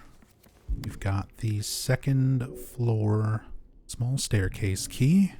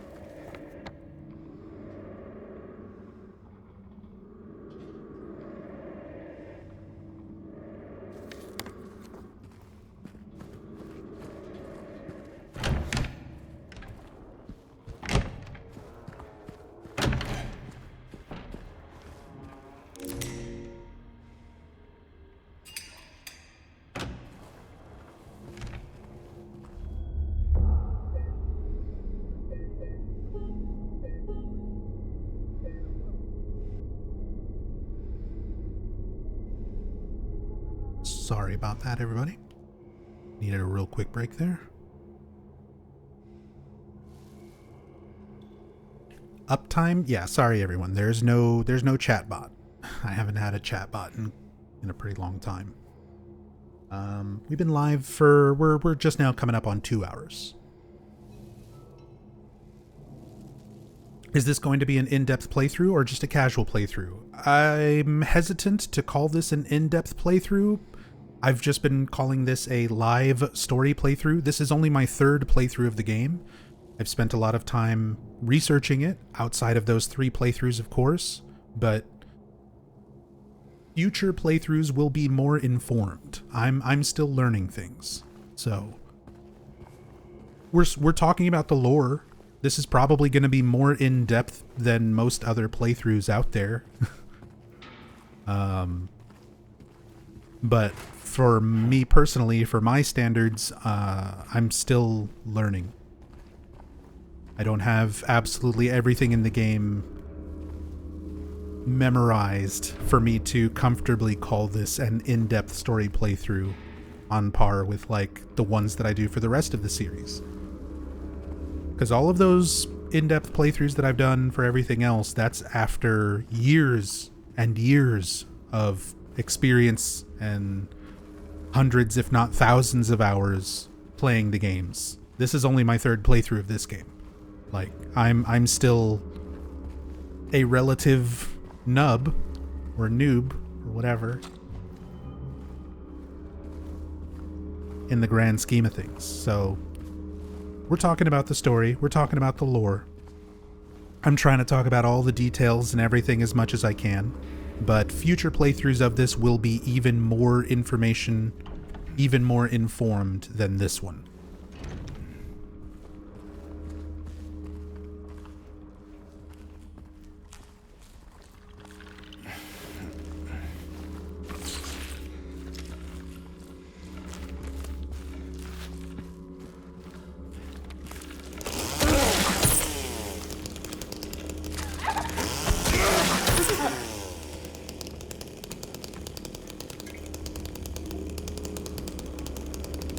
Which endings have I gotten so far? I mean, I've seen every ending. So, like, at this point, I've seen everything from other people's playthroughs outside of my own.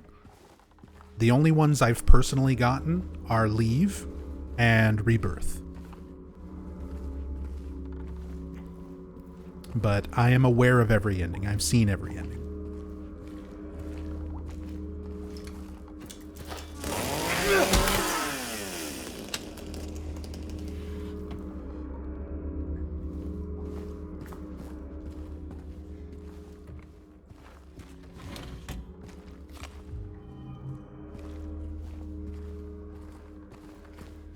How dark would you consider Silent Hill 2 story-wise compared to the other games?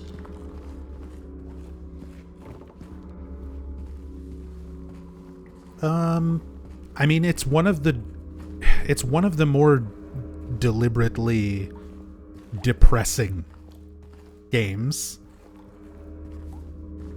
if you would consider that, you know, the same definition as like dark.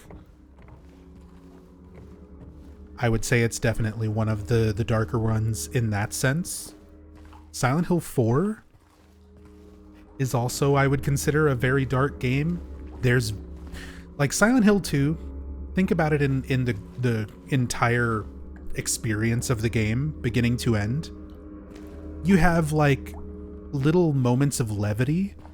You have little jokes kind of being cracked between James and Maria. You've got, you know, oh, this ring, it's not very cute, is it? Here, James. You have the elevator game show host.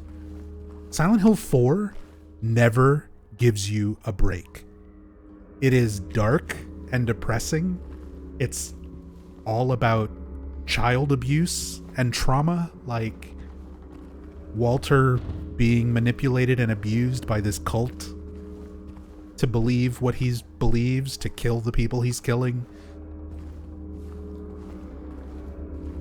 And it never gives you those moments of levity.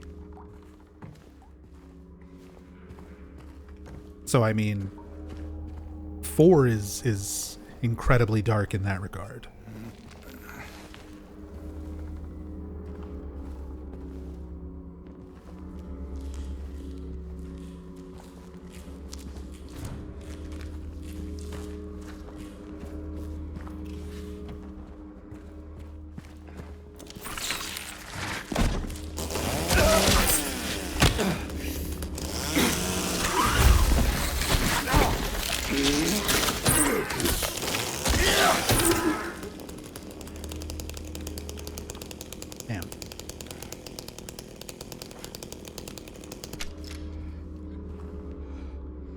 What are my thoughts on the new endings? Do you think they were a nice addition or wish they had just stuck with the original endings? I'm good with the new endings. I'm glad that they added some own interpretations. What? Oh god, I hate the lock on, dude. I hate the lock on in this game. I like the endings for what they are, and I'm glad that Bloober wanted to add new endings. I'm glad that they wanted to expand and not just leave the same endings that everyone knows and is sort of anticipating. With that said, the stillness ending is kinda meh. It's just sort of in water plus. It's a little weird for me. The bliss ending is really interesting, and admittedly, I felt it in my heart. Just getting a little glimpse of James and Mary like happy together is something we never really get.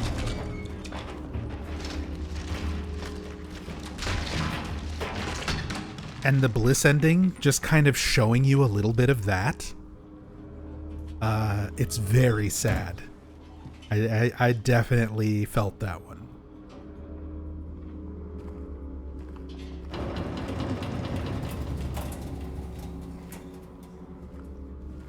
Dryer jump scare. Just like Silent Hill Ascension.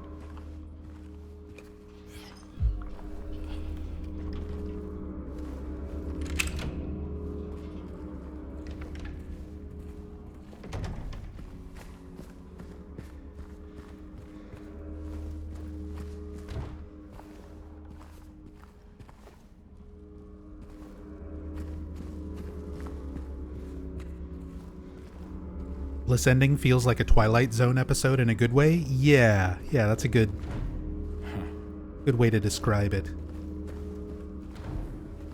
Because, I mean, if you understand what White Claudia is from Silent Hill 1, and you kind of understand what that ending is implying, it's not a good ending, but it's interesting, and like I said, there is definitely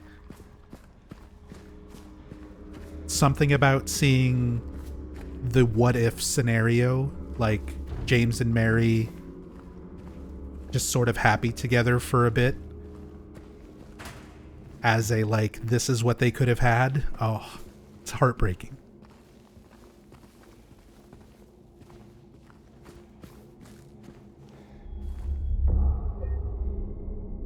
So definitely give Bloober some props on that.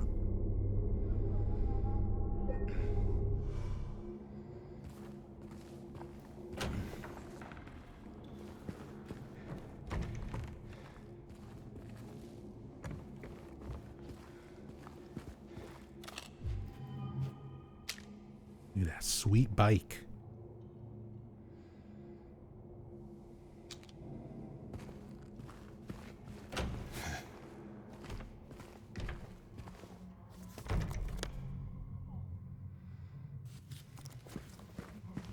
Go ahead and unlock this. Kabi-sama said, regarding the VOD topic, Twitch at some point added copyright audio warnings.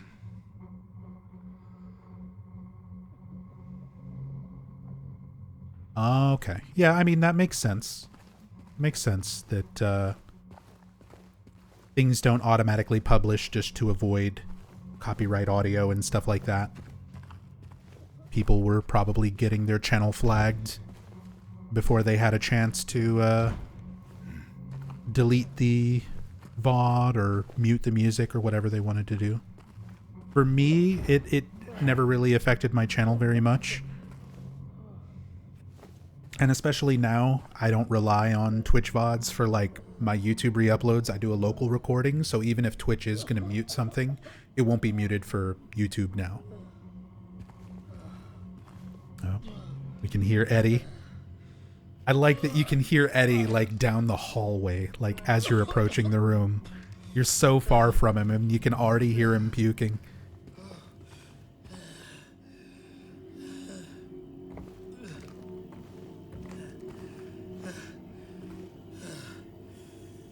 Body in the fridge. And if you use a model viewer or a cam hack here to look at this body up close, this is just like in the OG game. Eddie's victims are very specifically not James models until we confront Eddie at the end of the labyrinth. But up until that point, the corpses that we find around Eddie are very specifically, very distinctly not James corpses, like everything else. So, important little details here. Of course, we got the All-Stars pizza boxes. They really, really emphasize the recurring theme of Eddie eating and just having food around Eddie when you encounter him. And I think a lot of that plays into James and the comment he makes later about losing his appetite. It wasn't me. I didn't do it. I didn't do it, I swear. Hey, are you okay? I didn't do anything. He was like that when I got here. He... Oh, you mean the man back there? In the kitchen? I didn't do it. I swear I didn't kill him. Yeah, it's all right. I'm not saying that you did. Look, my name is James. James Sunderland. Eddie. Eddie, okay. So, do you live here, Eddie? No. I'm not even from this town. It's just... Something brought you here. Yeah, you could say that. Well, they came at me. I didn't know what to do, so I ran. I came here. Figured it might be safe, but then I found the guy in the fridge. Easy, deep breaths. Look, this place, it's not safe. These things, this whole town, there's something wrong with it. Might be best if you just get out of here. Yeah, you're right. Hey, you want to come with? Maybe together we can find a way out of this town. Oh, sorry, but I can't leave. Not yet. I need to find someone. Oh.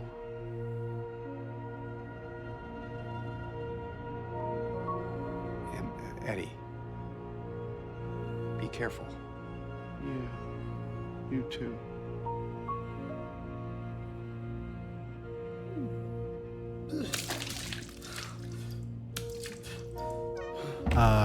Freddy 3098, you said Eddie's performance is your favorite in the remake. Yeah, Eddie is one of my favorite out of the new performances and everything in the remake. Eddie's really, really good. And Eddie's the only one out of all of the characters where they actually hired two separate actors. So you have, for like everyone else, like for James, it's all Luke Roberts. It's Luke doing the mocap and it's Luke doing the voice. For Eddie, you have Danny Curane, who is the mocap actor. And if you look up Danny Curane, like they very clearly modeled Eddie after Danny. But then you have a different actor, Scott Haining, doing the voice for Eddie. But for the voice and motion performance to be separate and still come off that good, that naturally, especially since he's the only character in this game that was recorded that way, makes it even that much more impressive. I really, really like Eddie in the remake. Eddie and Laura are probably my two favorites from the remake. And just like in the OG, all these football posters, football references and things in the room next to Eddie. And I've been mentioning up until this point, like how James's subconscious is painting reality the way he perceives it. Everything that is around James, the notes that he encounters, the bodies that he encounters, like everything that James perceives is that way because the power is taking something out of his own subconscious to make it that way. And when we encounter Eddie, when we encounter Angela, we get little glimpses into their realities because the same thing is happening for them. So Eddie, for example, one of the reasons why he's here in the town, he killed a dog and he shot a football player in the leg. And having all of this football posters, paraphernalia, things around where you meet Eddie is no coincidence. So those are things that are being manifested for Eddie. Those are things that are forcing Eddie to face what he's done, just the same way the corpses, the mannequin with Mary's clothes, those are all things forcing James to force what James has done. Eddie is going through something similar, and these posters, these little things that we find around them are kind of our clues, little bits of insight into what Eddie might be potentially experiencing. Things that would force him to come to terms with what he's done. The same as James, or Angela for that matter. Eddie, are you gonna be okay? Yeah, I guess.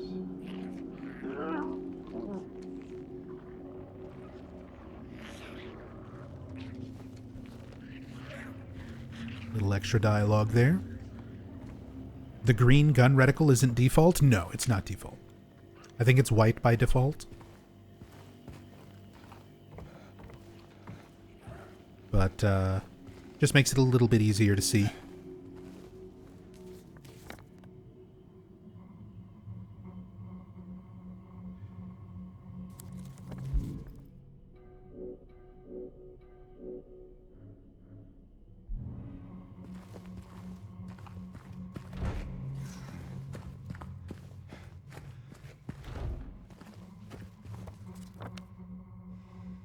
Alright, so that's open. We've dropped the juice. We can go and get that coin.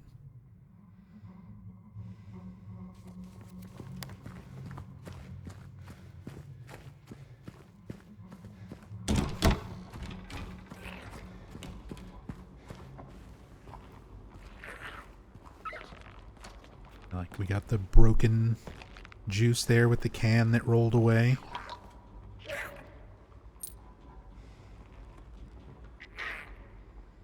And we get the prisoner coin, the woman coin.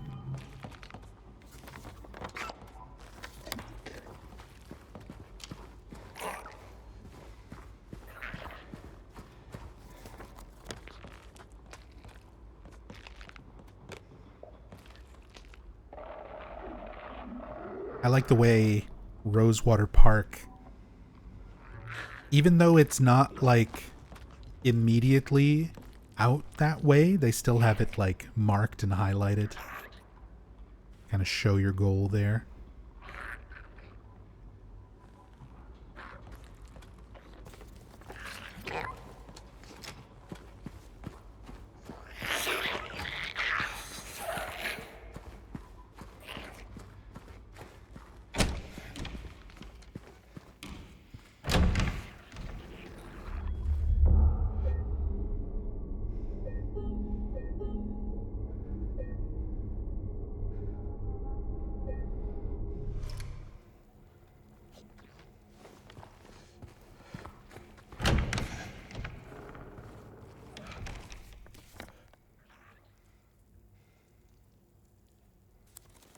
Let's see.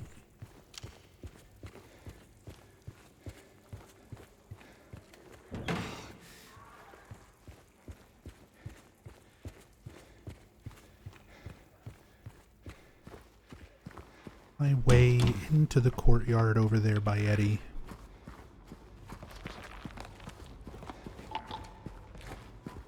When you first played this, you were wondering if they'd mix things up and have you go out that gate in the end. Yeah. I mean, that is one of the things just in general that I really liked, was just the way that they rearranged all of the locations.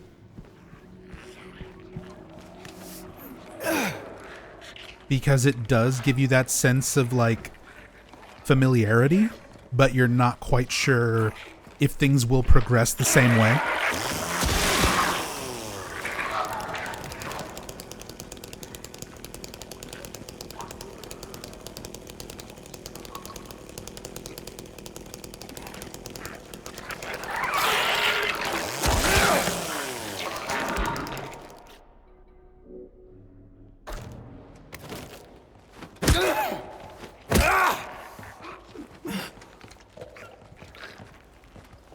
Kind of want to test something here.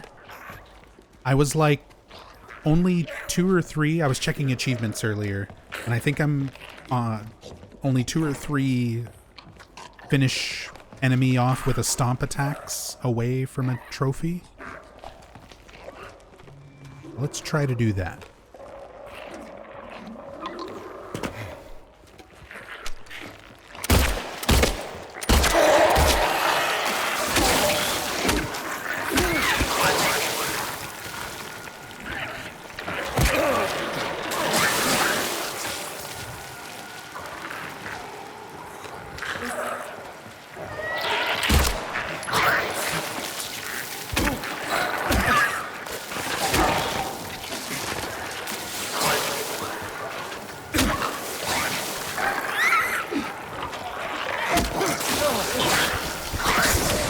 Oh, or just get absolutely destroyed. I didn't realize I was that close to death.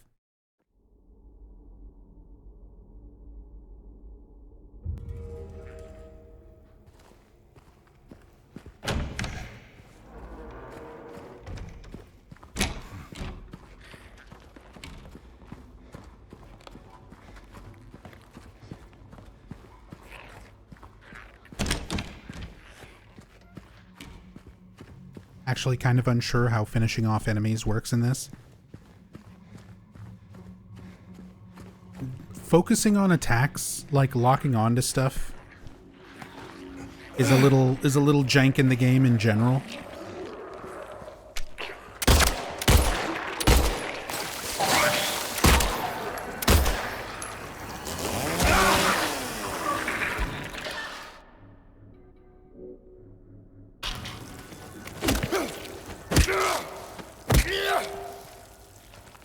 Like, technically that was dead when I hit it with the chainsaw, but does the stomp still count, you know, towards the achievement?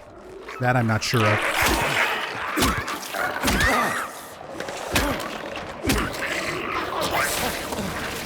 That still got me?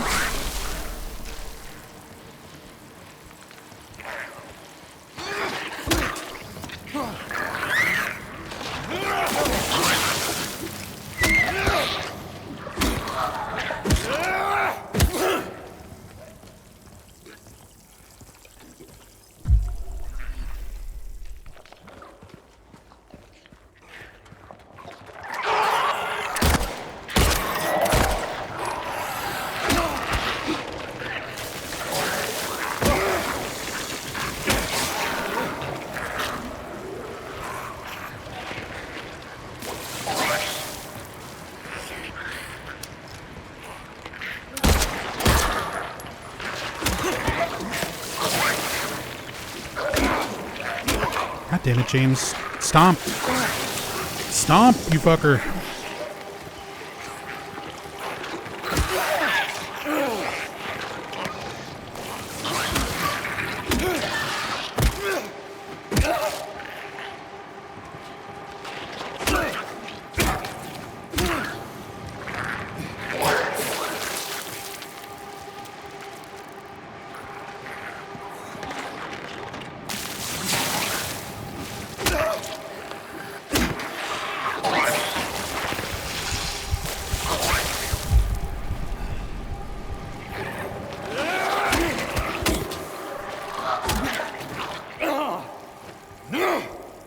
And now I can't.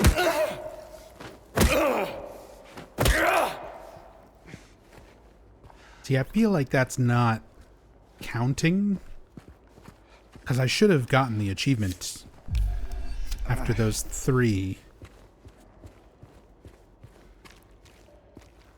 If it was working the way it's supposed to. So, yeah, I'm not entirely sure about the way the game calculates a lot of that stuff. Some of it is also, like, legitimately bugged, or was at first. Like, there's an achievement for finishing the game in under 10 hours that was bugged, where if you spent more than 24 hours, it would, like, roll over the clock. And I think they patched that. But yeah, just as evidence that the game's achievements don't always track everything exactly the way they were supposed to.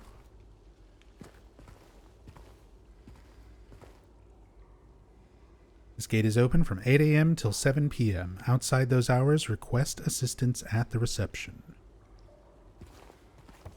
So yeah, what would be a gate leading out towards Rosewater Park, but James just can't go through it. No way we could possibly climb over. Also, mentioned in the last stream that when you pick up the town map,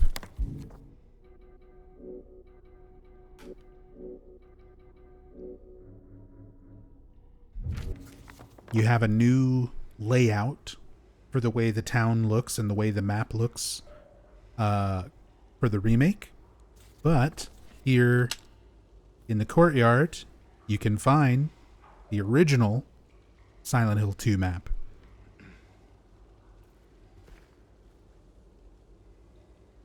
So you can see the old layout, Woodside apartment with Blue Creek further over to the left, Rosewater Park here, the different path for Nathan's Avenue compared to this.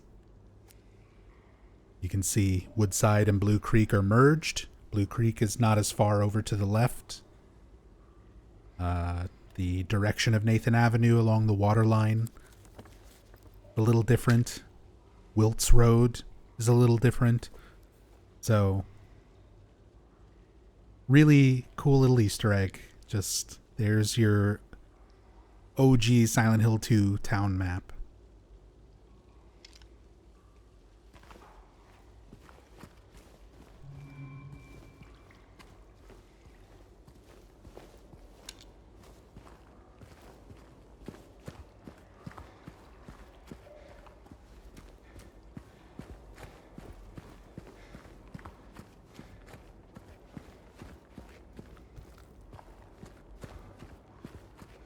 Don't think I noticed the map was a different one. That's the thing, if you're not really super familiar with the OG map and kind of the differences, at a cursory glance, it just kind of looks the same.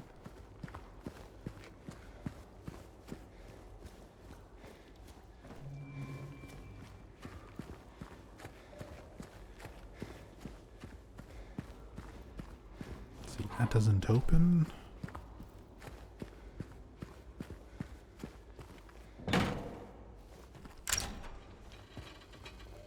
Hey, Web Talks.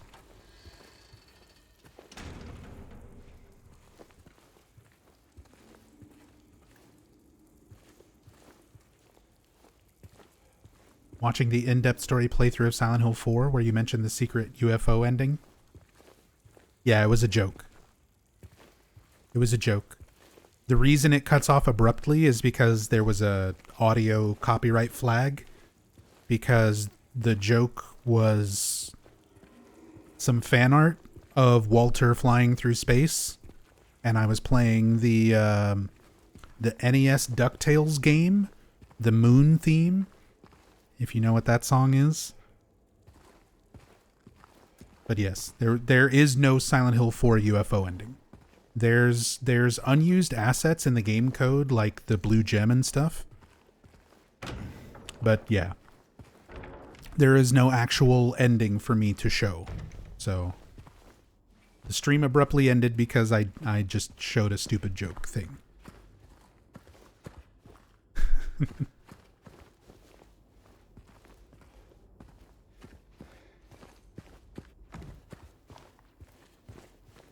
Remember that stream? Yeah, that's an oldie but a goodie. That's from like probably 2017 or 2018.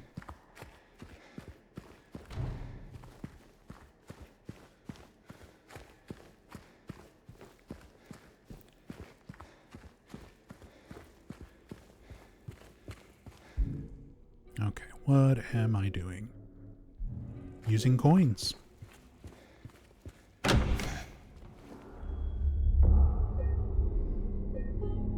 Time for the coin puzzle on hard.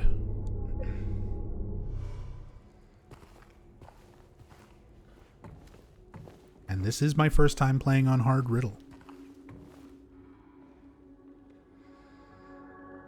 3 bright coins, 3 actors in play, yet within the shade not one doth remain.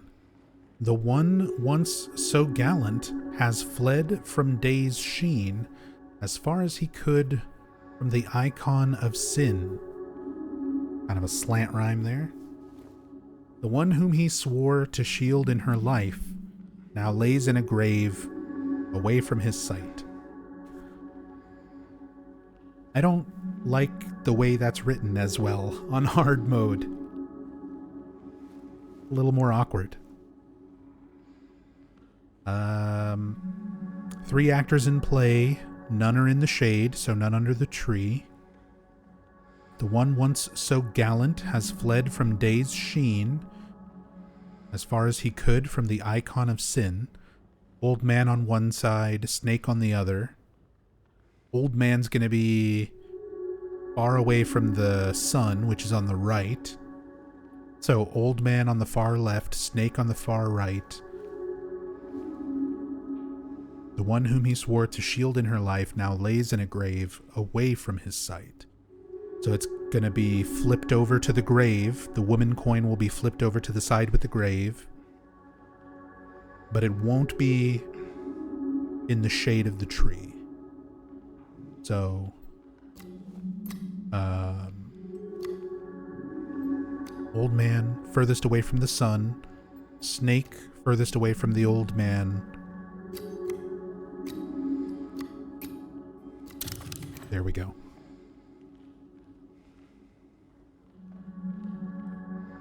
His blade strikes that which from the roots doth rise.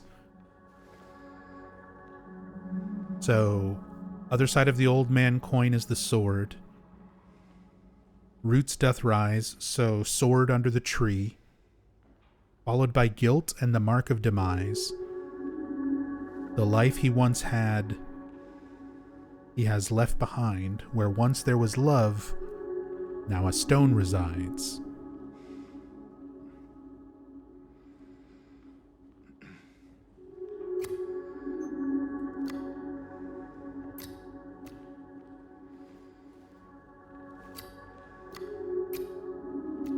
This will be behind.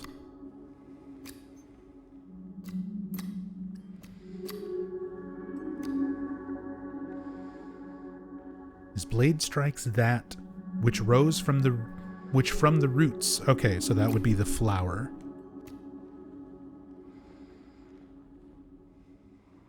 Followed by guilt and the mark of demise.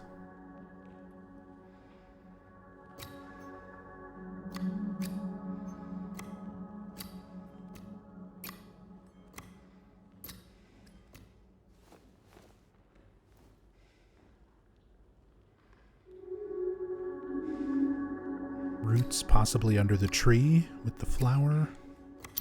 There we go. He kneels by the crown that casts a cruel shade onto the visage of her who did fade. By them not a soul, not a sight nor sound, and yet evil slithers upon radiant ground. He kneels by the crown that casts a cruel shade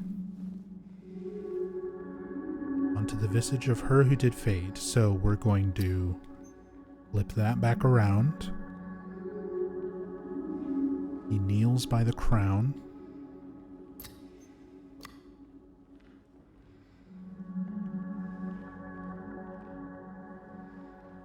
That casts a cruel shade, like the spikes on the sun.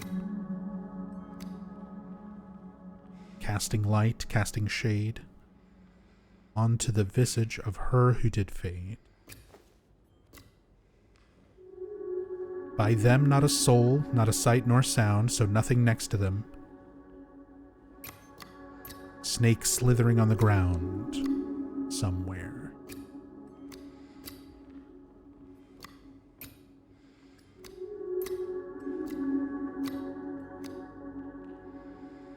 He kneels by the crown that casts a cruel shade. That could also just be the tree onto the visage of her who did fade. So if he was here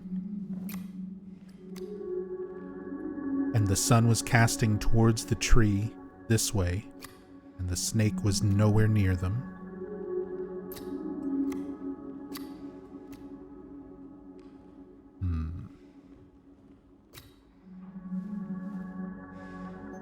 could still be her grave. Although the fact that it specifically says visage, her visage, I imagine that will be her face. There we go. She's the one under the tree, and he's on that side. The beast that from death and decay had spawned, he who has failed, she who's now beyond. Now you pass the judgment on figures of play, and choose where the burden of sin doth lay. The beast that from death and decay had spawned, he who has failed, she who's now beyond.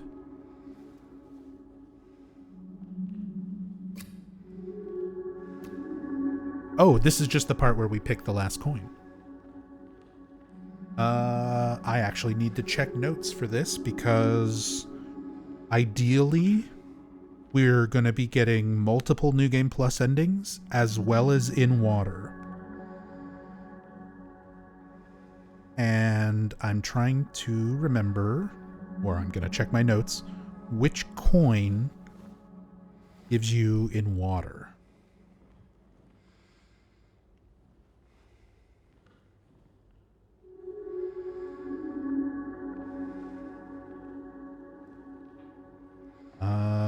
Snake coin is leave ending, woman coin is Maria ending, man coin is in water.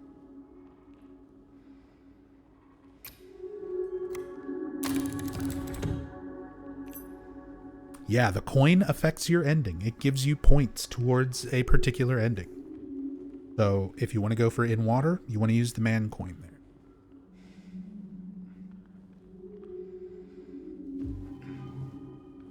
Go. Apartment 201. Yeah, I don't like that. I don't like that puzzle as much on hard mode.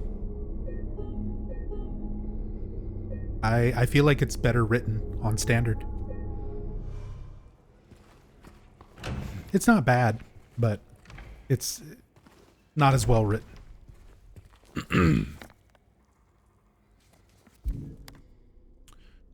201. I mean, in the OG, you don't pick any coin. Like, it never singles out, like, choose a particular coin. It doesn't factor into anything. It's not a thing.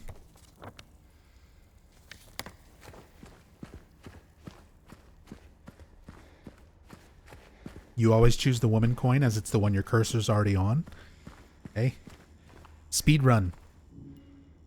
When you're not concerned with the ending that you're going for and you're just going quickly, then the one your cursor's on is the fastest. But for anybody, if you are trying to get a specific ending, that's how it works. Woman coin if you're trying to get Maria. Snake coin if you're trying to get Leave. And man coin if you're trying to get In Water.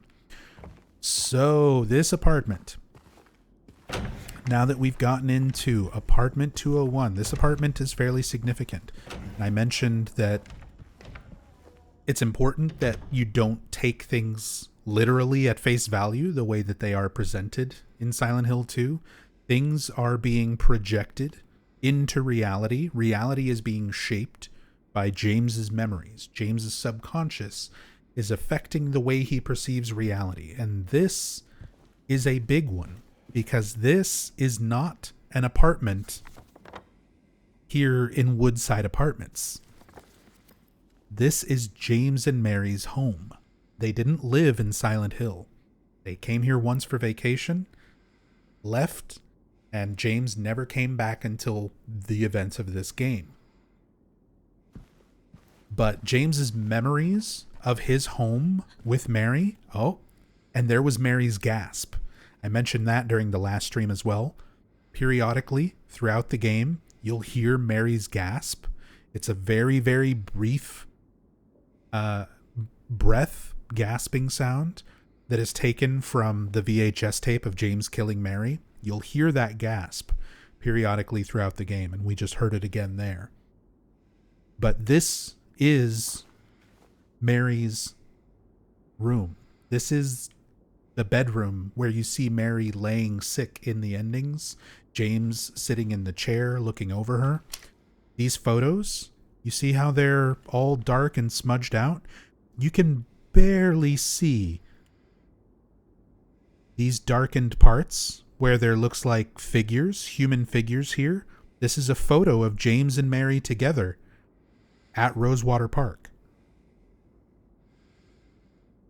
These are pictures of them. This is their home. James's memories of his home, his life with Mary, is being projected into this reality. They didn't live here. They didn't live in this apartment. But his home is here. It's being projected here.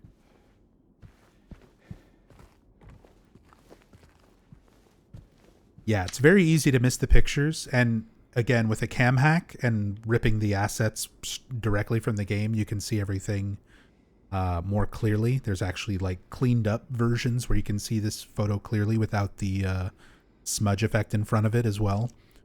But yeah, this is all a recreation of James and Mary's home. And of course, James, deep in his delusion, does not comment on it. He doesn't seem to acknowledge it, just the same way he never acknowledges the corpses that resemble him or any of the other things that are being directly drawn from his memories, his subconscious, and projected into the notes and things around him. But yeah, this apartment is very significant for that reason. It is James and Mary's home. We'll see the radio, this same radio, later on as well. It'll be playing the same music that James heard on the record that you repair for the jukebox in Neely's bar. And hanging from the ceiling a little bit later.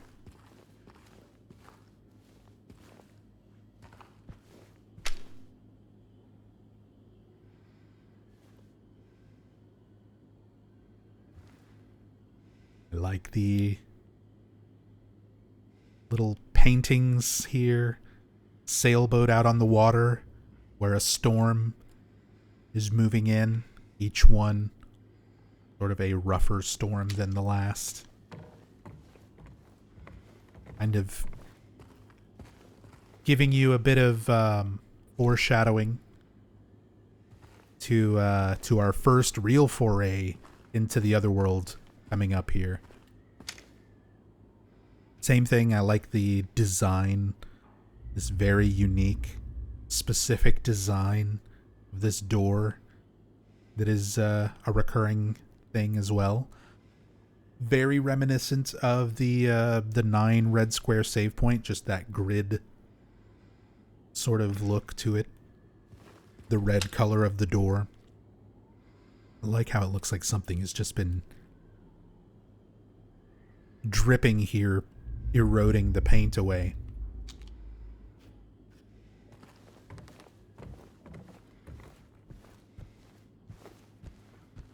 It's a schooner, not a sailboat. You dumb bastard. You win 1,000,000 points if you get that reference.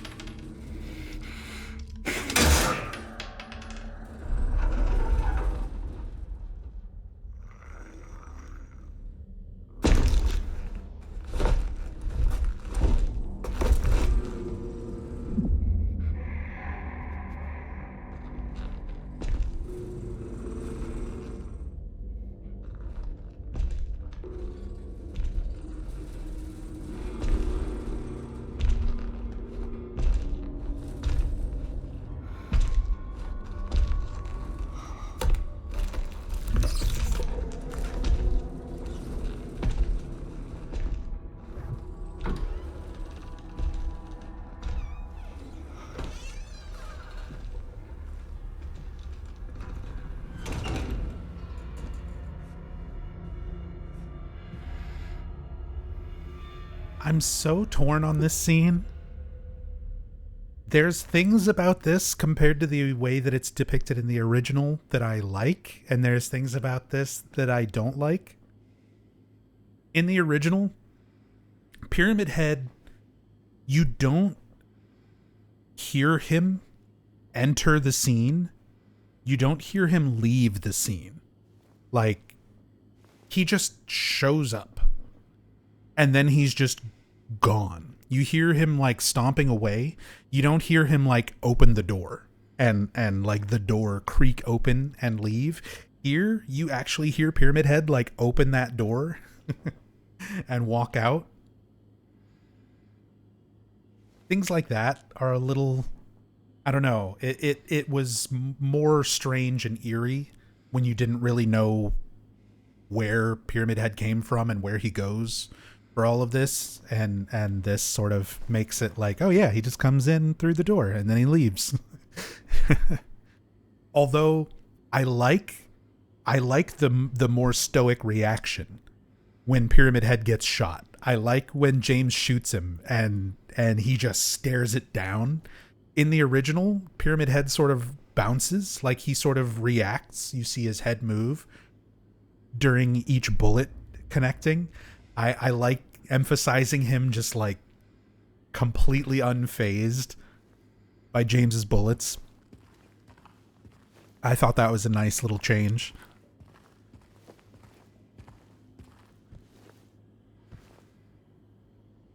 Why does he twitch like that? So, a couple of reasons. First of all, it's just not human-like movement. It's very unnatural. So it further emphasizes the fact that Pyramid Head is not just like a dude in a costume. Like, he is a strange, otherworldly creature. Second, it's a reference to Jacob's Ladder. So that same effect, that unnatural contorting of the body and rapid twitching movement, was a very, very heavily stylized part of the visuals of Jacob's Ladder, which was a huge influence to the Silent Hill franchise, and very specifically Silent Hill 2 took a lot of influence from Jacob's Ladder. So that twitching movement, very, very Jacob's Ladder adjacent. And again, it sort of emphasizes that Pyramid Head is something, although he sort of resembles a human, he's very clearly not. And I think adding in those motions, those unnatural movements, helps to emphasize that fact. Also, fun fact, Pyramid Head's motion capture was done by Luke Roberts. So whenever you see Pyramid Head moving around, that's the same actor playing James, doing all of Pyramid Head's motion and performance capture. Which, very appropriate, considering Pyramid Head is an aspect of James in many ways.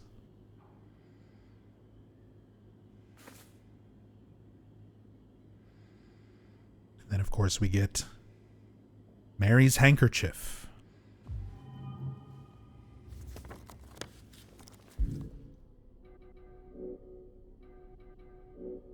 The stained handkerchief, it feels very familiar. He doesn't acknowledge it for what it is, why it's familiar, but again, no coincidence that it's found in the apartment that is a recreation of James and Mary's home for all of this to happen. Of course, Mary's letter and the photo still there. We're not going to examine them though, because that's going to start affecting trying to go for in water. Did you like the gulp? Numb Bear? I kind of don't. It's a little silly. It's a little silly doing the very audible, like, gulp at the end of that scene. But at the same time, I think little moments of levity, whether they're kind of intentional or not, are important for horror. If everything is just super intense and scary all the time, you get used to it. You get desensitized to it, and your brain doesn't really have a chance to like reset. Having little moments that are kind of funny, kind of silly, not as dark and scary as everything else around it, helps break that up. It helps break up the tension to allow you to become scared again.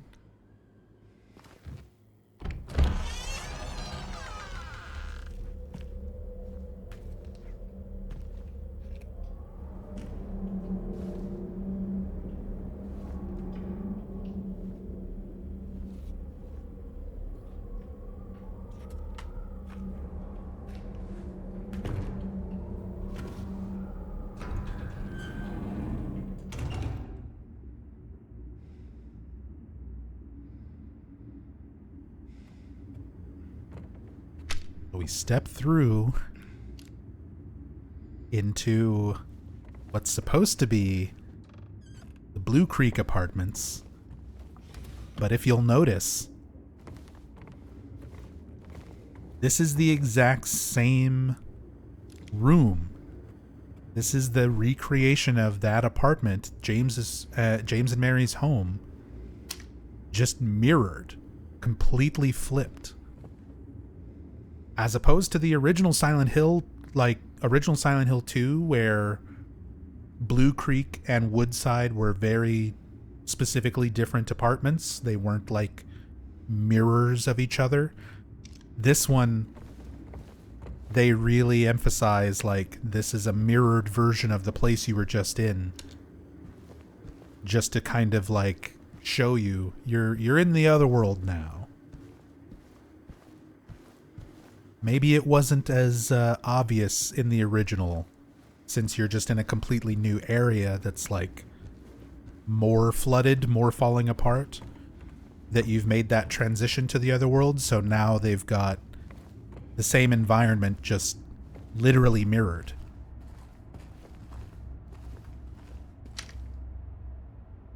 Dirty turlet. Not reaching into it just yet. Gotta find a very specific... That one's not dirty enough. James will only reach in if it's a certain amount of filthy. And that one does not meet his standards.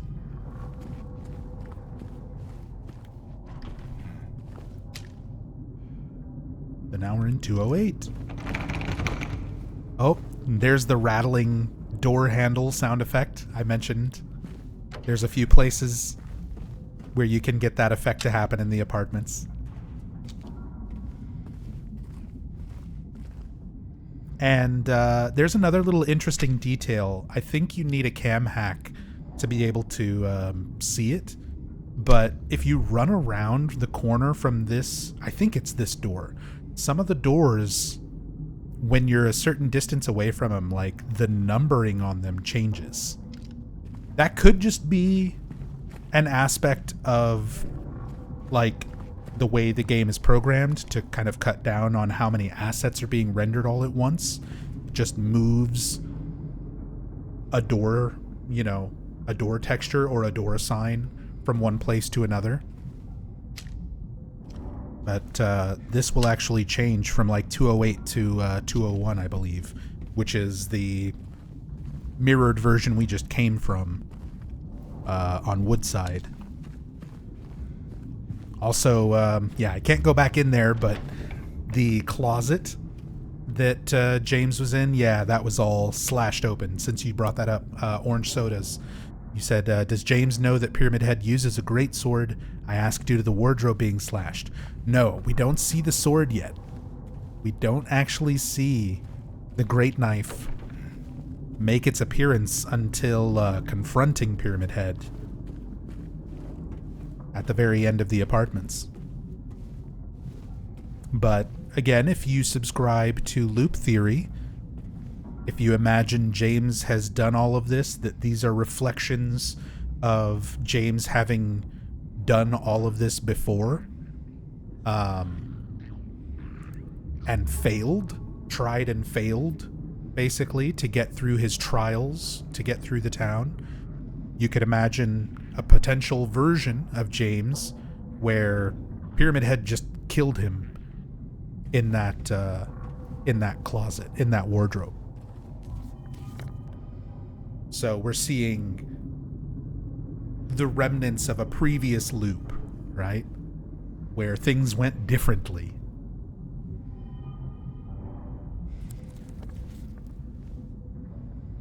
Yeah, default.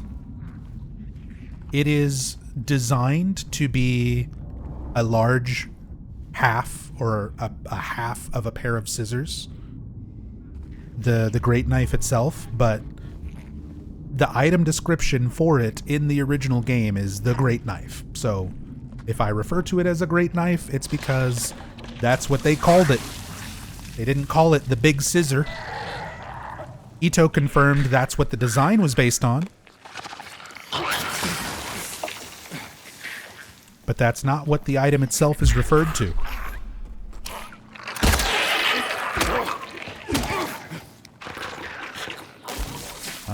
Let's get our chainsaw back.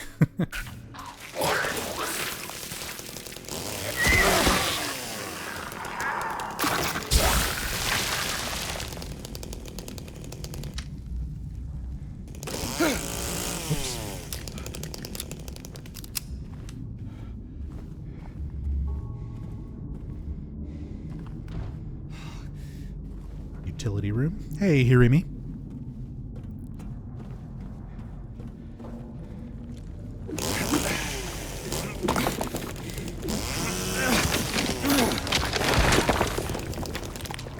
Unichu, thank you so much for the Prime sub. Very much appreciate that. Thank you so much for the support. Thank you, thank you.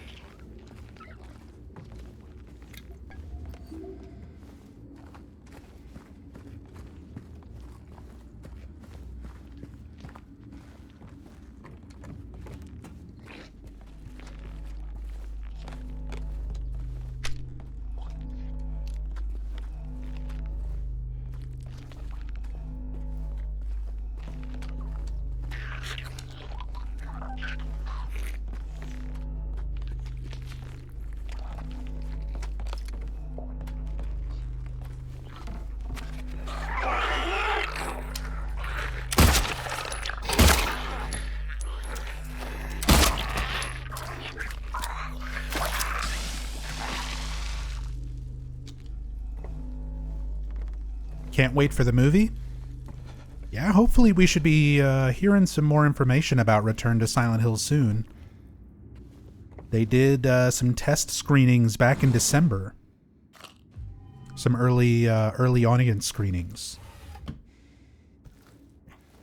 So I think the response from those early screenings was that the visual effects were not particularly good. And I think they were doing another pass on VFX.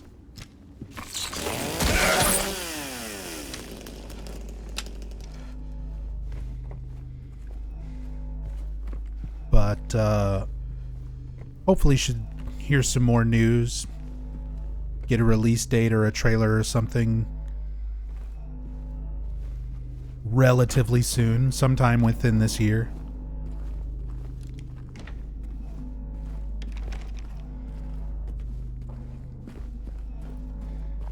Yeah, it's Christoph Gans. It's the same director from the first movie.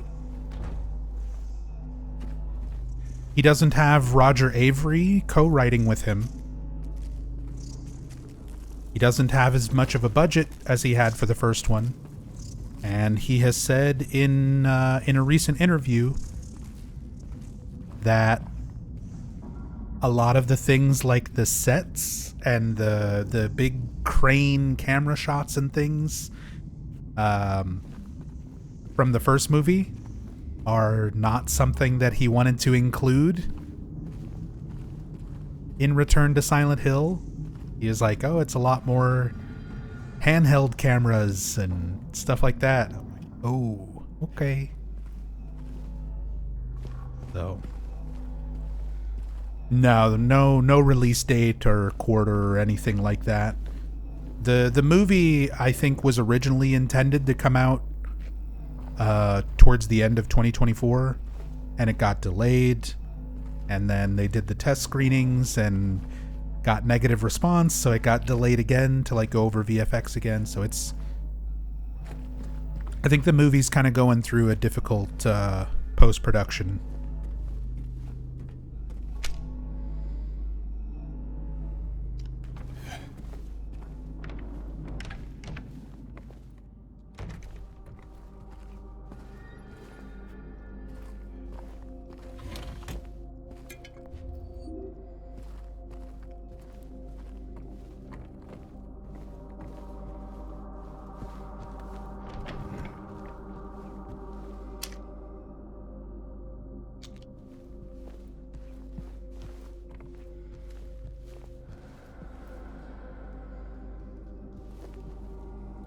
limitations force you to be creative? They can. They can. Not always. For people who don't know how to handle those limitations, how to creatively work around those things, you can just wind up with something not very good at the end.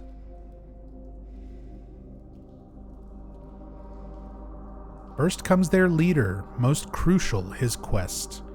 His pace slow but steady, he's now heading west. The nimblest one climbed, stumbled through thin air. He's not fallen yet, but he's halfway there. That one that remains can't make up her mind, 25 steps ahead or 5 steps behind. There's your clue to the clock hands. Your solution for the clock puzzle, which it's the same solution no matter what. It's always 10 past 9. Same as it was in the original game. Regardless of puzzle difficulty, the clock solution in the OG was always 10 past 9. Now, it was a bit more simple. You just needed to find a key to open up the face of the clock, and then the hands were already there. You just had to turn them to the correct time. You even get... Oh, they have it covered up here. So, on standard, you can see the markings on the wall, little remnants of markings for Henry, Mildred, and Scott, H, M, and S, telling you which direction to put each of the clock hands. Again, that's a reference to how you solve it in the original Silent Hill 2. And I guess for hard difficulty on this, they cover it up. So you only have the note to go off of. Interesting.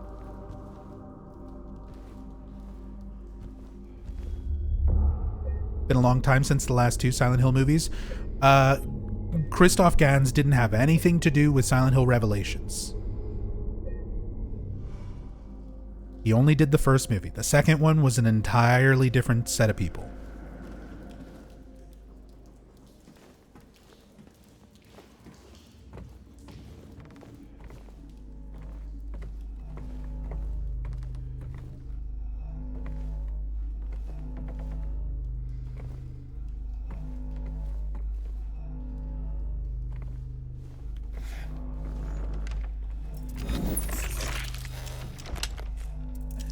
Was just watching TV.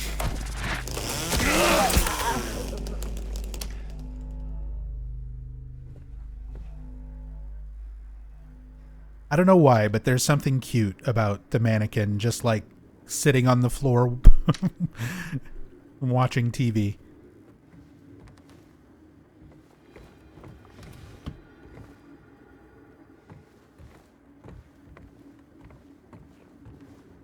Except for Sean Bean.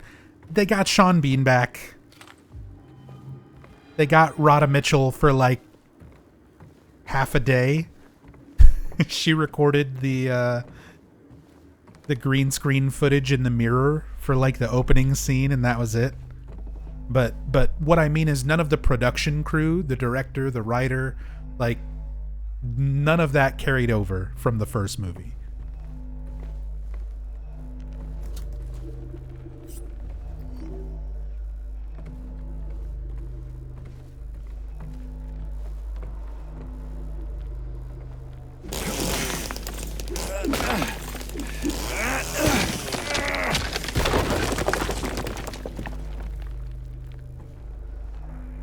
Who remembers Revelations anyway?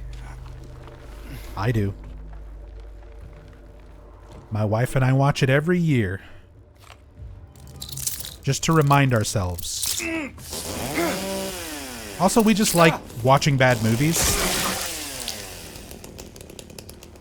We legitimately just enjoy watching bad movies. We sit down and watch bad movies all the time, so... Sitting and watching it as just a shitty movie to make fun of is fun.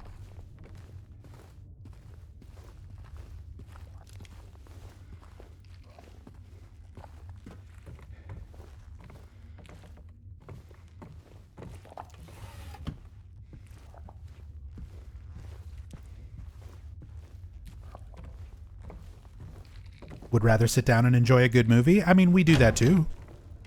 We don't exclusively watch shitty movies, but we get a lot of entertainment value out of watching bad movies and making fun of them with each other.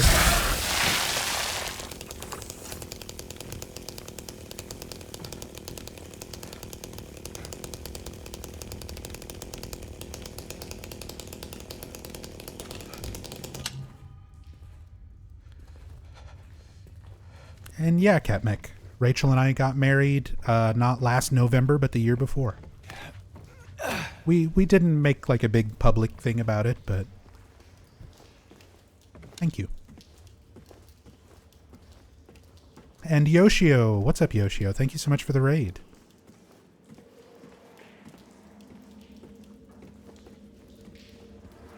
Talking about the Silent Hill movies. Yep, your favorite subject. Yoshio's favorite thing to talk about, the Silent Hill movies.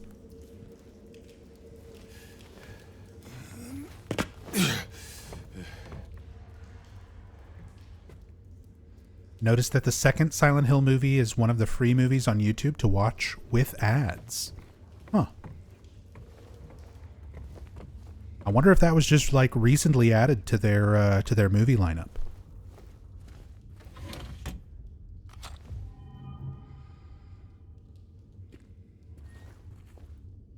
Interestingly, it says it's a broadcast edit. A broadcast edit? Was Revelations ever shown on like cable TV and edited down? Is that a thing? Well, now I've got to go and watch that version and compare. What the heck?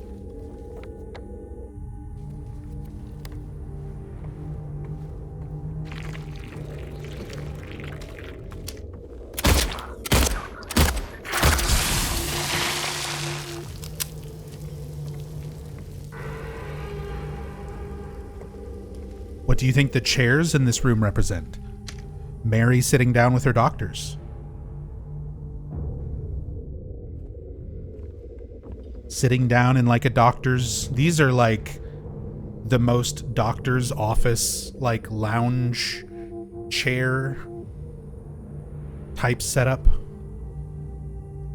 Sitting in a wheelchair, like discussing things with a patient.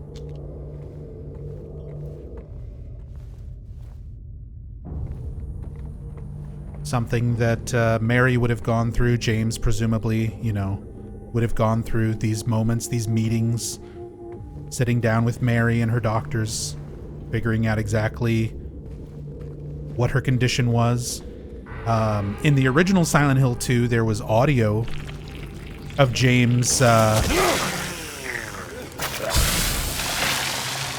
was audio of James speaking to one of Mary's doctors. That is one of the things that got cut from Remake that I'm not happy that they took that out.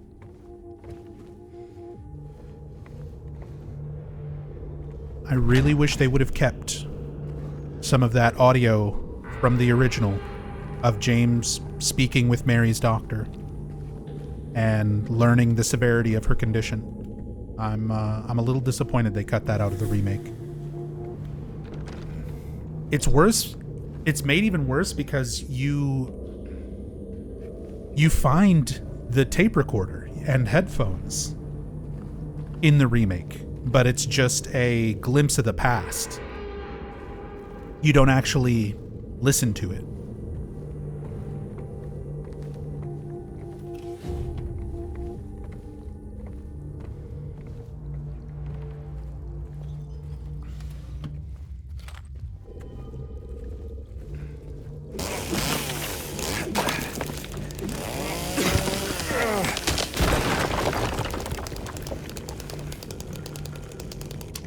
And yeah, Yoshio, happy early birthday.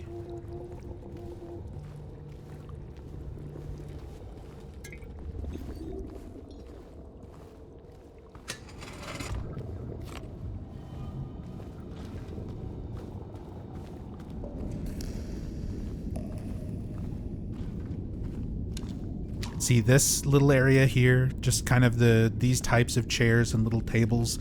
A lot of this area here just gives me hospital waiting room vibes, you know, doctor's office vibes. And it's all very out of place for like apartments.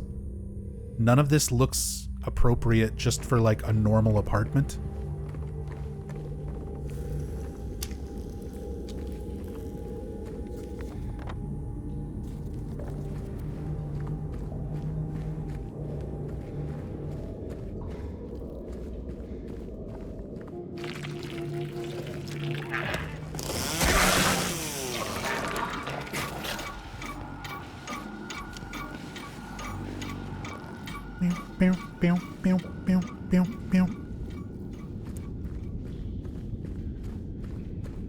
I like the music. Love the new music for the remake. All the new little tracks that were added. All the variations on the old music and everything.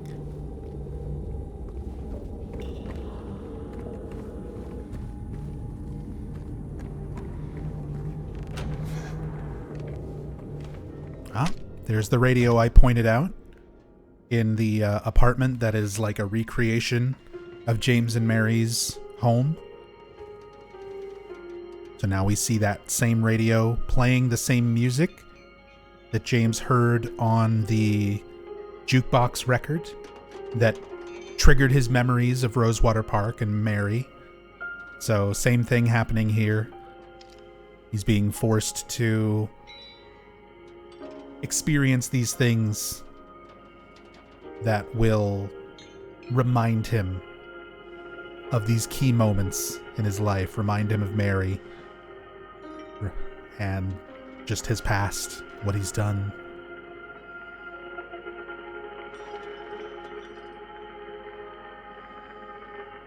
Incredible Joe, thank you so much for the 19 months. Very much appreciate that resub.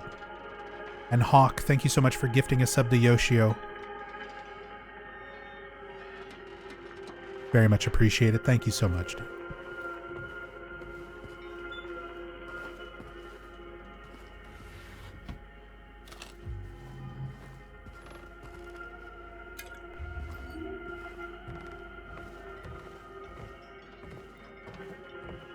It's a hanging object. PT reference, JK, but also maybe.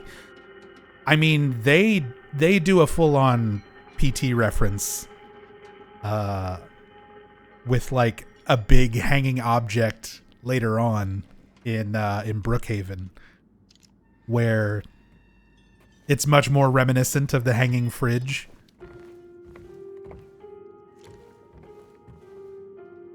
There we have Magdalene playing on the radio.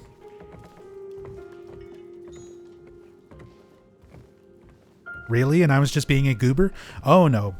Even outside of that, Bloober went out of their way to add lots of little references to like everything in the series, basically. It's not just Silent Hill 2. It's not just references to the OG games and stuff. There's several little references to like Homecoming, Downpour, Shattered Memories, PT. I'll try to point all that stuff out as we come across it. But there's a lot of fan service in terms of like things that are similar or things that you might recognize.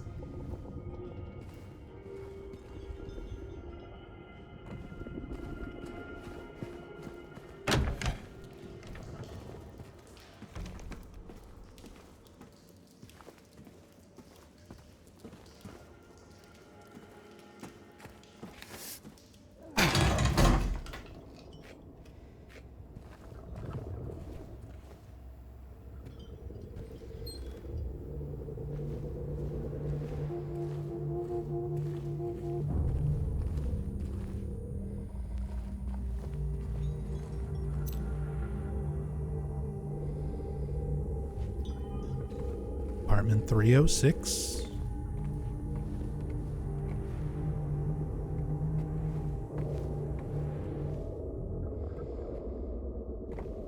Speaking of references across, other games.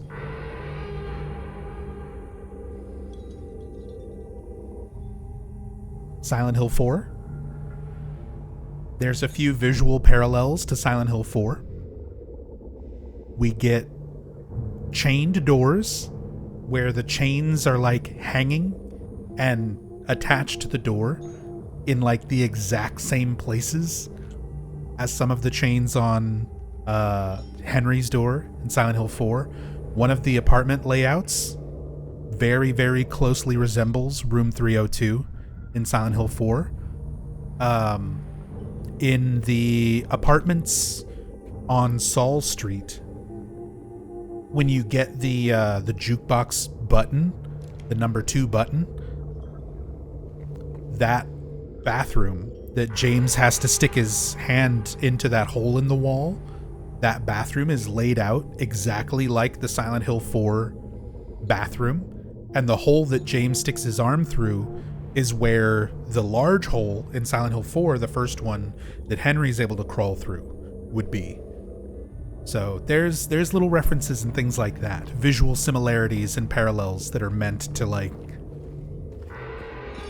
invoke the memory of these things, these games.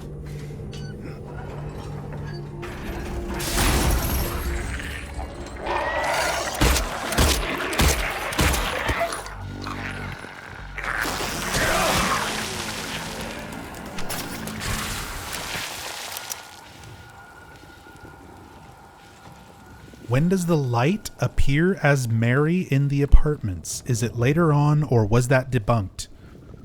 What do you mean exactly, Blighted? Do you mean the silhouette of Mary in the window? Because I think that's a little bit later on. Or is there something else you're talking about?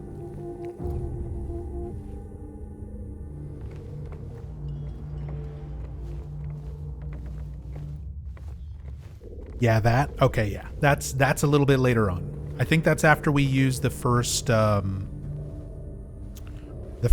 on the clock.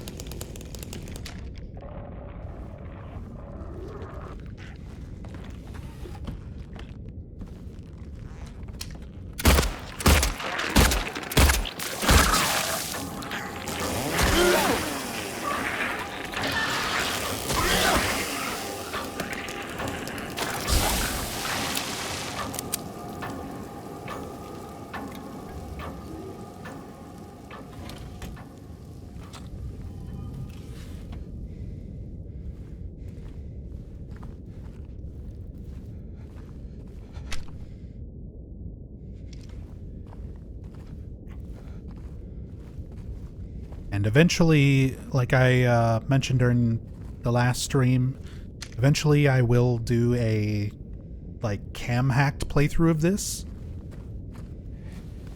Because there is a software for Unreal Engine 5, just UE5 games in general, where you can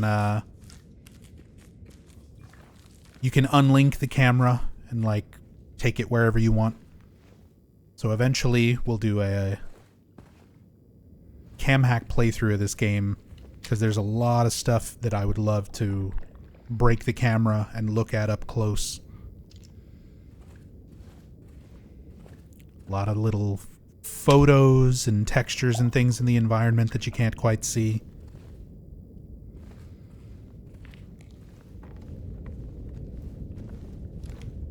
That'll be a fun playthrough.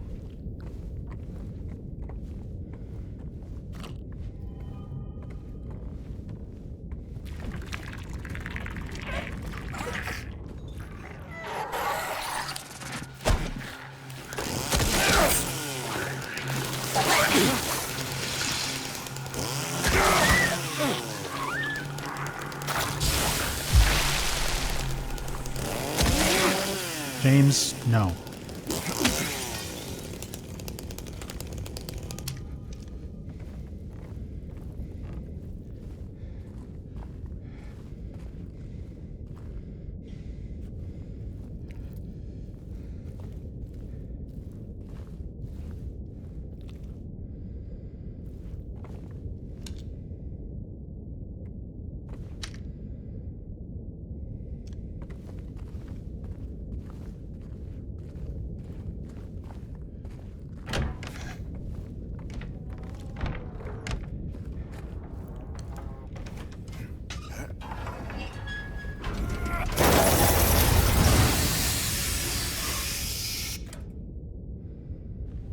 The valve.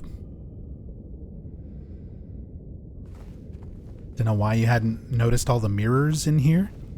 Yeah, just a room full of broken mirrors, and then the ones that are not broken break once you pick up the valve.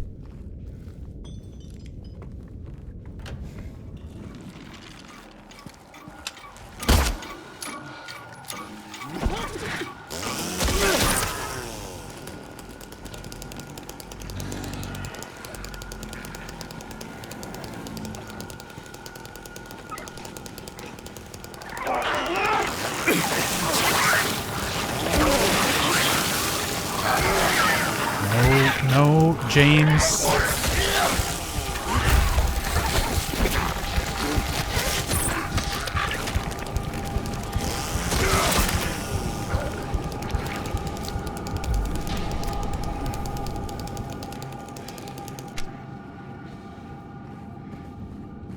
Yeah, gotta love that lock on.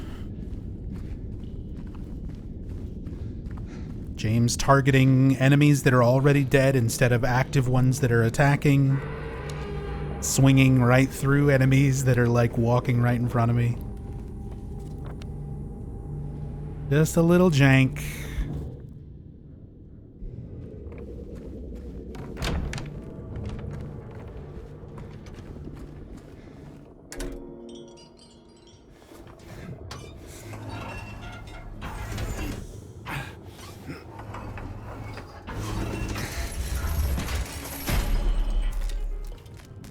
To this game's credit, wasn't that an issue even in the older Silent Hills?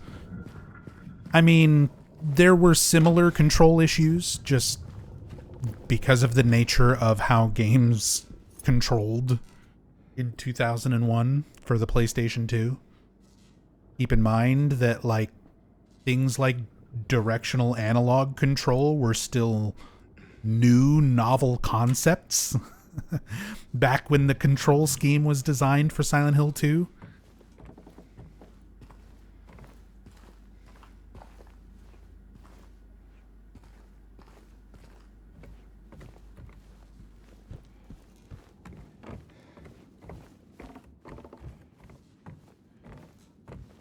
So I don't know, like, it's one thing to have a little janky combat for a game that's from 24 years ago. It's another thing to have a modern game where, like, focusing on the target that's directly in front of you is a problem. Now, to be fair, it doesn't bother me that much. Combat is not why I play these games. I play them for the atmosphere, for the story, for the characters. So, combat being a little jank, being a little bit rough, doesn't really bother me that much. And in Bloober's defense, this is the first time they've done combat. They've only ever done walking simulators before Silent Hill 2 Remake. So they probably had to do quite a bit of learning to figure out how to implement combat in this at all. So it makes sense that it's a little bit rough. It's not their forte. It's not something they usually do a lot. Or at all. Bang, bang, bang. this the window? Trying to remember where the window is.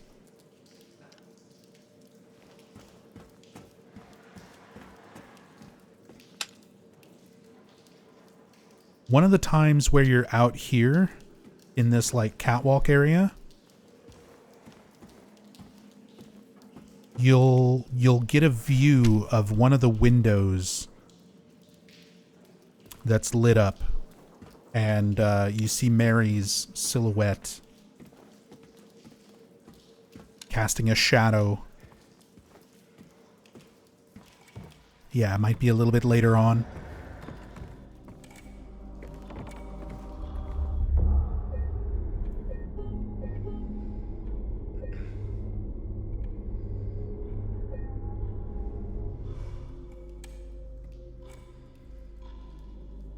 Can only imagine how much it would detract from your enjoyment if this was hard mode on a fresh file. No NG plus chainsaw though. I mean, eventually I will do that, Kabi.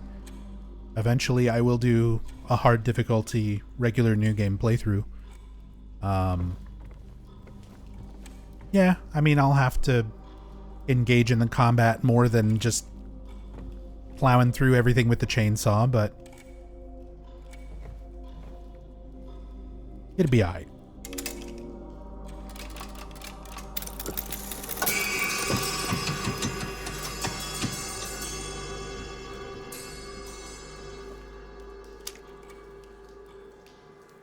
Okay, so first hand was used.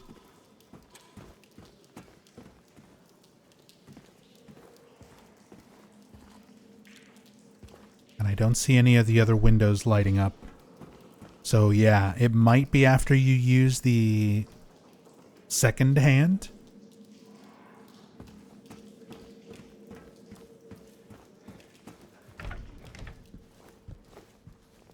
A little bit later on.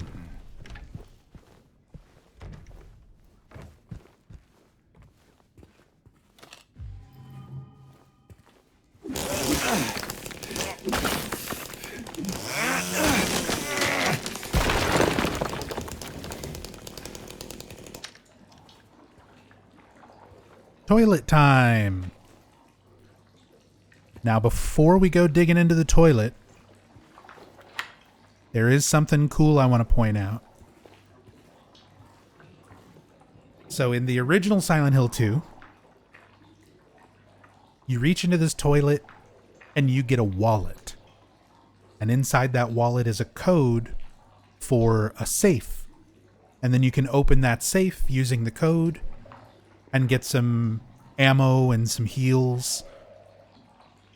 It's entirely optional in the original game, but you get a wallet out of this toilet. See what's laying right there? Amidst all the other shit and everything else? It's a comically oversized wallet. I don't know why it's this big. It's like not to scale. But there's the wallet. There's your reference to the OG sitting right next to the toilet.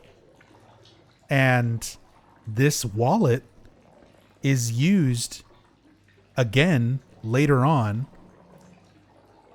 When you get to Heaven's Night, there's a lost and found box. And one of the items in that lost and found box is a wallet. It's this wallet. It's the same wallet.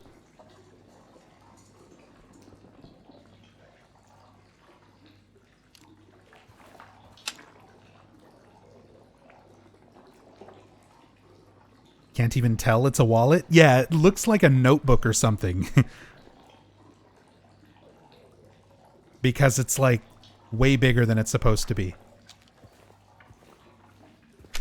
The only reason that I know it's a wallet is because I've looked at it side by side with the wallet in the Lost and Found box to see that it's the same one.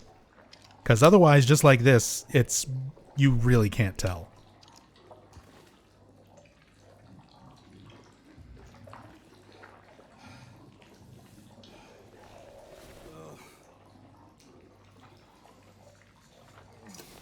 Here we go.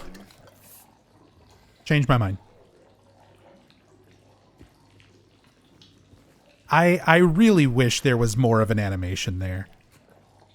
That James didn't just instantly, like, snap upright.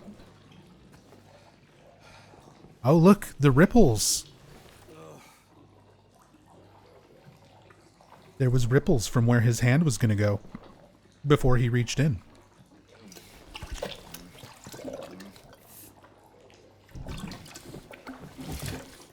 There you go, James. Don't even roll the sleeve up. Just get all the way in there.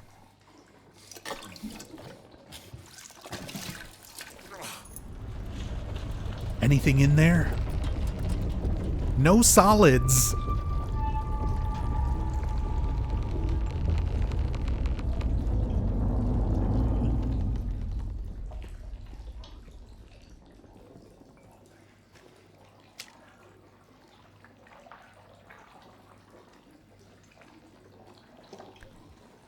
Look at the doo-doo arm.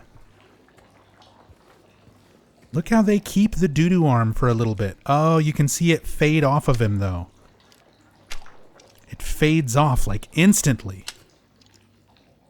It's a really, really good waterproofing layer on that coat.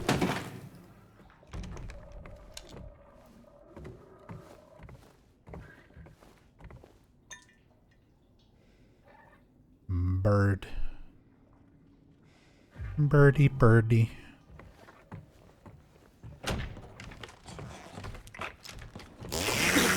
What?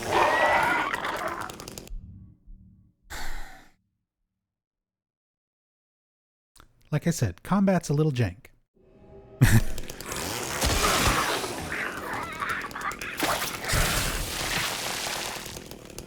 Combat's a little janky sometimes.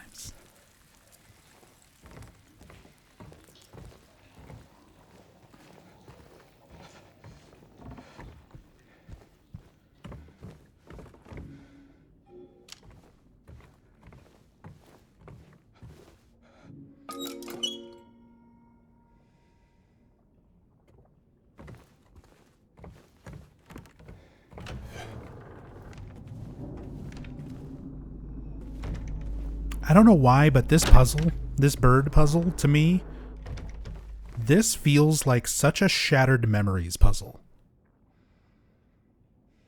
I don't know what it is about this particular thing, but I can imagine this being a Shattered Memory puzzle where you're like using the Wiimote, you know, the A button and the trigger on the back to like pinch and grab each bird and like position it where it needs to be. I can imagine it so clearly. It's giving Shattered Memories.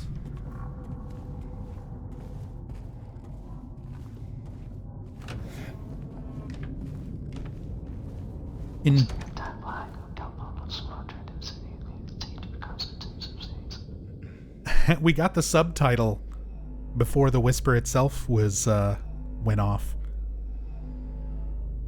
The intangible whispering. And that intangible whispering, exact same sound effect from the original Silent Hill 2, which is just a stock sound.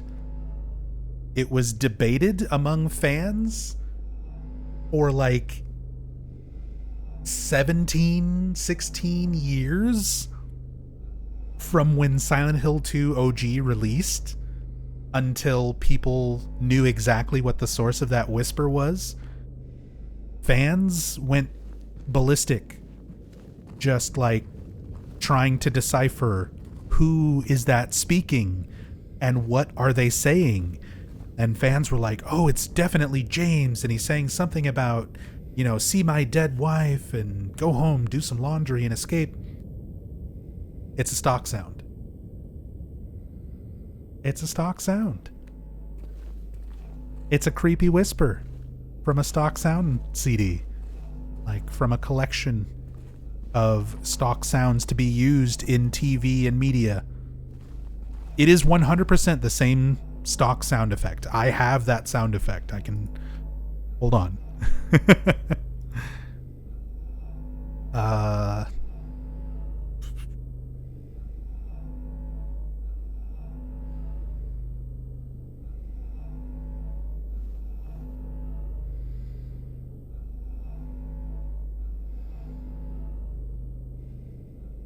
Oh, where did I save it? All of my stuff is all scattered around. I don't know where I have it saved. But yes, it is literally the same exact whisper sound from the Nightingale sound box. Or Nightingale voice box, I think it's called.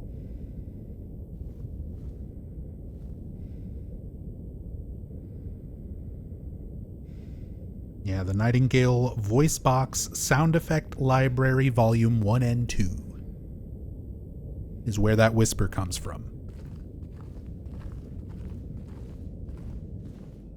Frame 42, you said, so I would argue that while it's a stock sound, it was chosen by Japanese devs because it sounded like See My Dead Wife, etc. Counterpoint. Jeremy Blaustein was asked about that whisper sound effect, and he tried his best to answer. He gave an incorrect answer, but he did try his best to answer. This is an interview from like 2014 or something, a long time ago. And the way Jeremy described it, he said that if it was an actor who was like whispering to themselves in the voice booth, the Japanese devs were not fluent enough in English to have recognized anything the actors would have been saying. Which is why Jeremy originally theorized that the whisper might have been an actor, like Geisy here or somebody, and they just took some random, not reading a line, but him sort of talking to himself, mumbling to himself in the booth in between takes, and used that for the whisper. That's not correct, but that's what Jeremy said in an interview. The part of the interview that I'm just drawing attention to, based on your theory there, Frame, is that Jeremy specifically said the Japanese dev team wouldn't have been fluent enough in English to have recognized if it was an actor, if they were saying anything in particular. So I disagree. I don't think the Japanese devs chose that whisper because it sounded like See My Dead Wife. I think they picked it because it was a creepy sounding whisper effect on the sound effect bundles that they had at their disposal. I don't think it's that deep. Just based on things that Jeremy has said. I mean, I'm not saying that the Japanese devs were completely unaware of English, but for them to be fluent enough to pick out that phrase from an otherwise intangible, nonsense, gibberish whisper, I think is a bit of a stretch.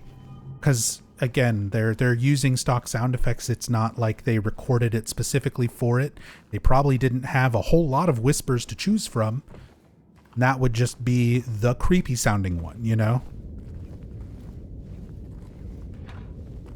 Also, those English lyrics, since you mentioned English lyrics on the vocals, those were almost never written by Yamaoka.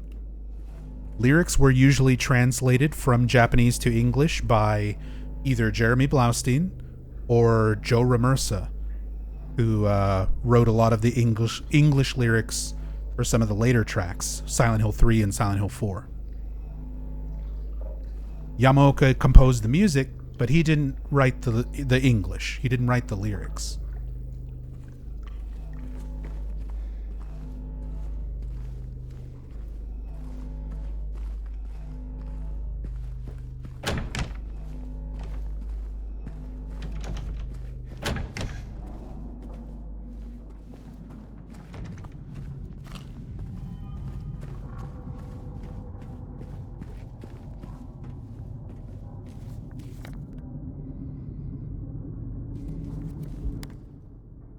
So we got our minute hand. I'll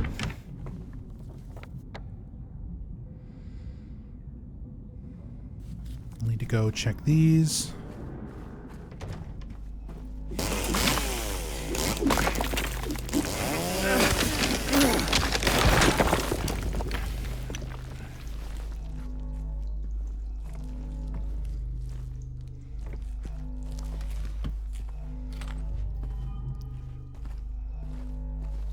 Keep saving. Hirimi, keep saving those scam points. One day you'll be able to influence the game Nub plays.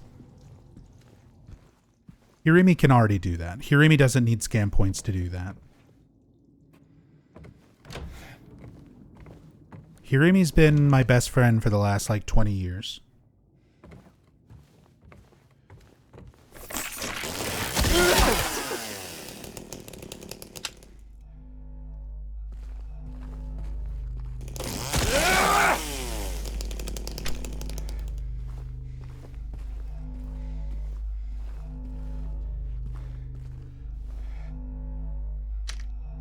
I love the shadow of the swan head kind of hanging here.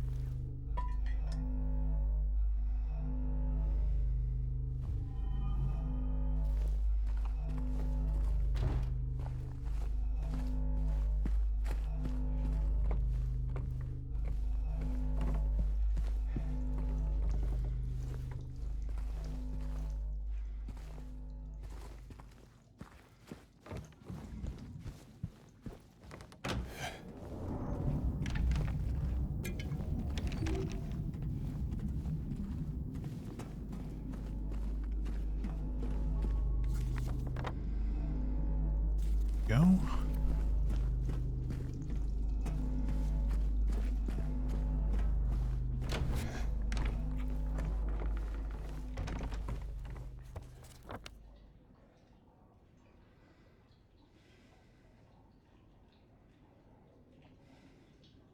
Oh, did I not grab?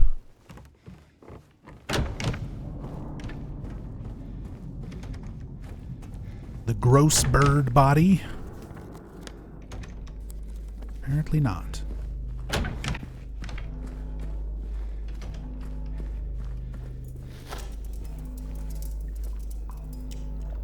Yeah, I was too busy looking at the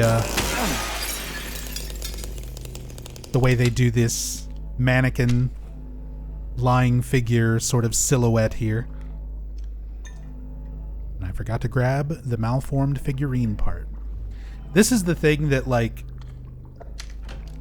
takes me so long to really get to where I feel comfortable doing in-depth story playthroughs, is because I get so focused on certain things. I'm like looking at the visuals of the environment and the shadows and stuff like that, and then I'll just completely forget to pick up something like important for progression because I'm too caught up talking about something else, focusing on something else. It takes me a lot of playthroughs before I kind of get comfortable enough with where everything is and everything I want to talk about, where I stop missing things and skipping things.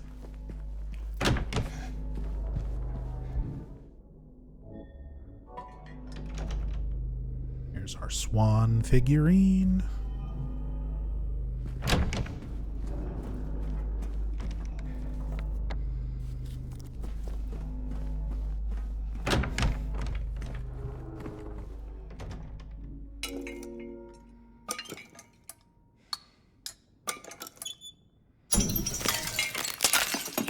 Same solution as on standard riddle.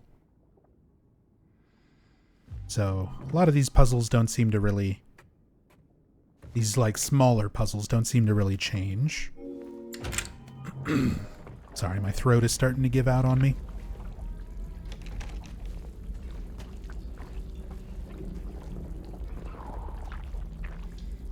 Do it, James. Big jumps. I mentioned Homecoming. I mentioned, like, there's a lot of visual references and things to some other Silent Hill games.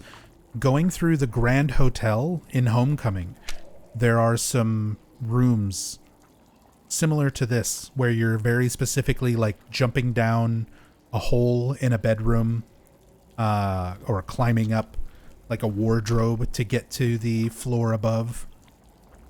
Something that, like, this aspect of going through a hole to get to, like, the lower floor. It's a thing in Silent Hill 2, obviously. Jumping through holes is a thing. But in the original Silent Hill 2, it wasn't something you did to get around, like, Blue Creek. but this right here feels very much like some of the Grand Hotel parts in Homecoming. And there we go. There is our glimpse of the past to the original coin puzzle from Silent Hill 2 OG. I like that they just show it's like smashed open. Like somebody got frustrated and was not going to bother solving this, and they just broke it.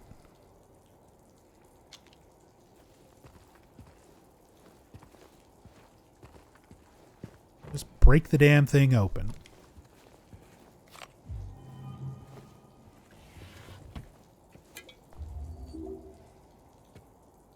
Diablo Lord says, now that you've played through it, Nub, this has probably been asked already, but what's your opinion on the length? I think what they added is great, but overall it's way too long. I like the additional content. I like the extended prison and labyrinth.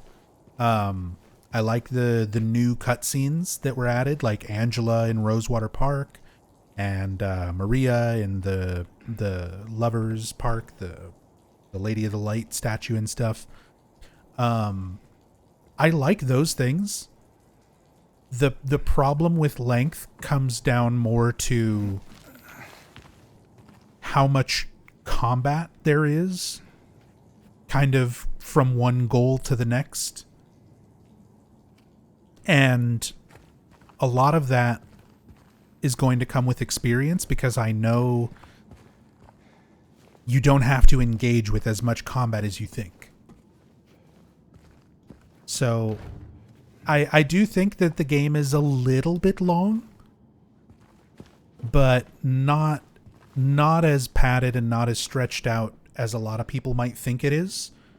You definitely get an impression of it being longer than it really is on your first few playthroughs, because you're still engaging with the majority of the combat. By the time I get to my like 6th playthrough or something of this, you're going to see me like just running past enemies, just grabbing what I need and getting out. Like, and once you kind of play the game that way, I don't think the length is a problem. I don't think it's like an issue.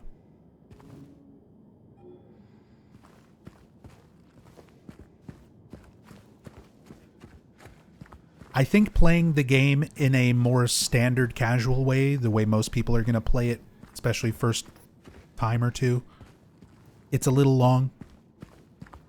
A little too long. But yeah.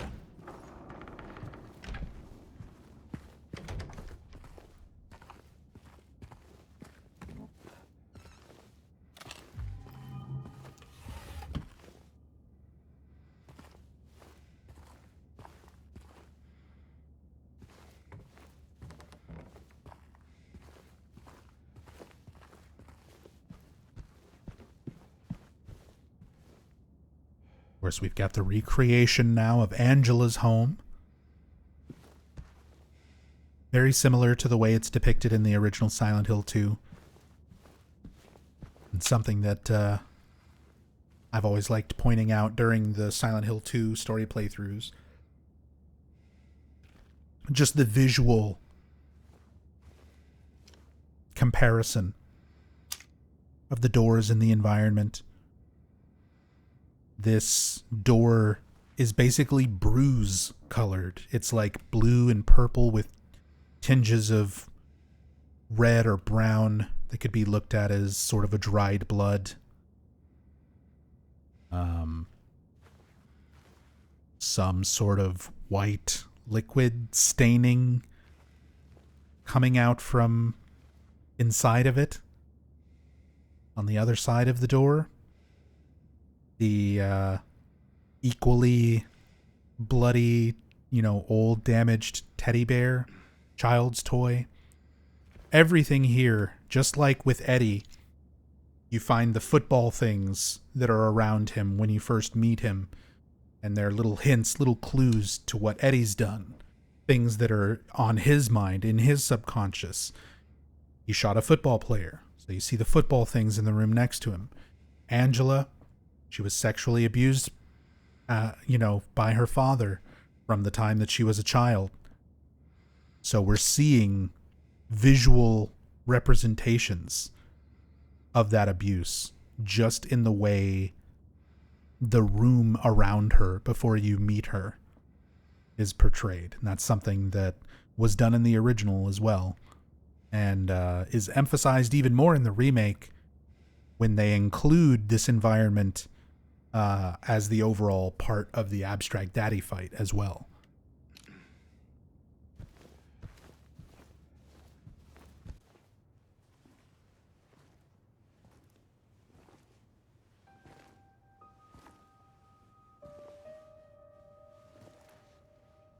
Oh, it's you. Yeah. I'm James. Angela. Angela. Okay. Look, I'm not sure what you're planning, but there's always another way. Really? What's the point? It's easier just to run. Maybe it's all we deserve. We?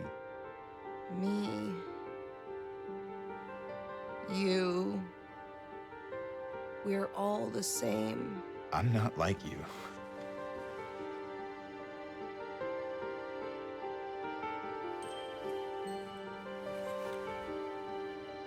Are you afraid? Sorry. It's okay. Did you find your mother? No. Not yet. Did she live here? In this building? I don't know. So all you know is that she lived in this town? What did you say? How did you know that? Well, I just figured because this is where you're looking for her. How else would I know? Yeah.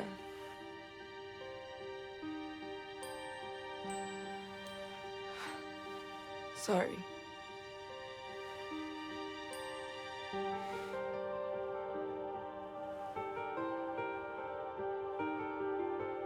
Did you find the person that you were looking for? Not yet.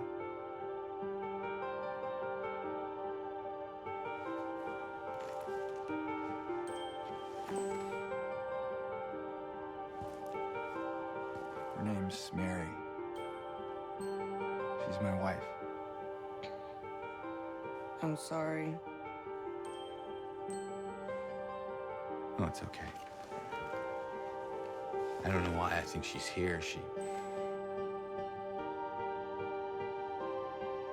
died 3 years ago.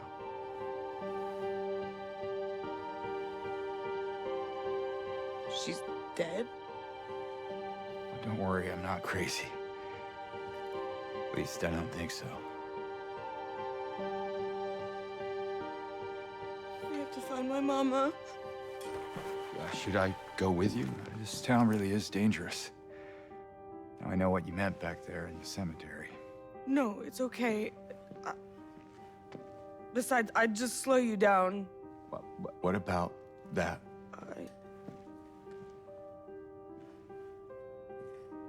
Will you hold it for me? Sure, no problem. If I kept it, I'm not sure what I might do. No! I'm sorry! I've been bad! Please don't!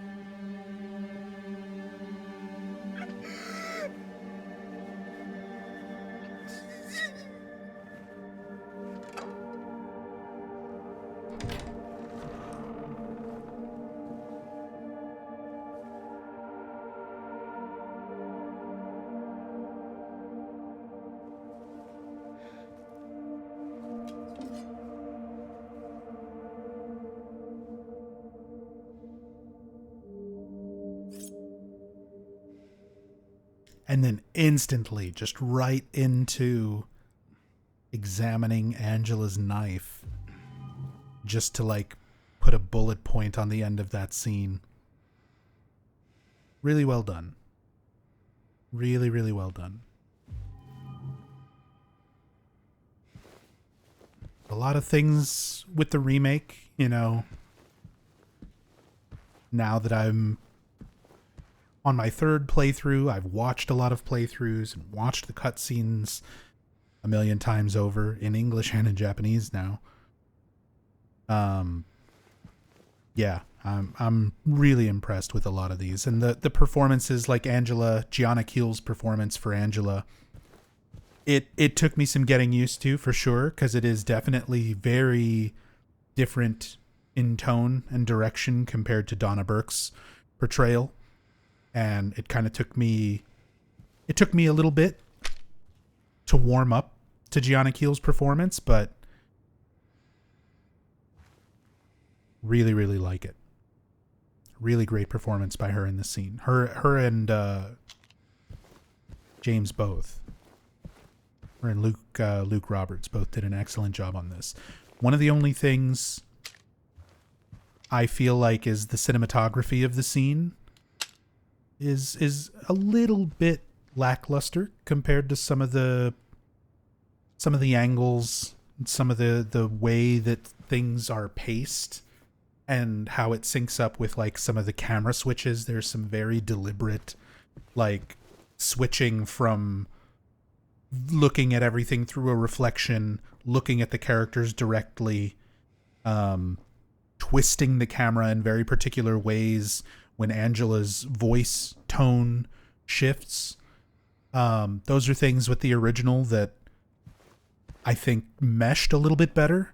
The cinematography meshed with the performances a little bit better.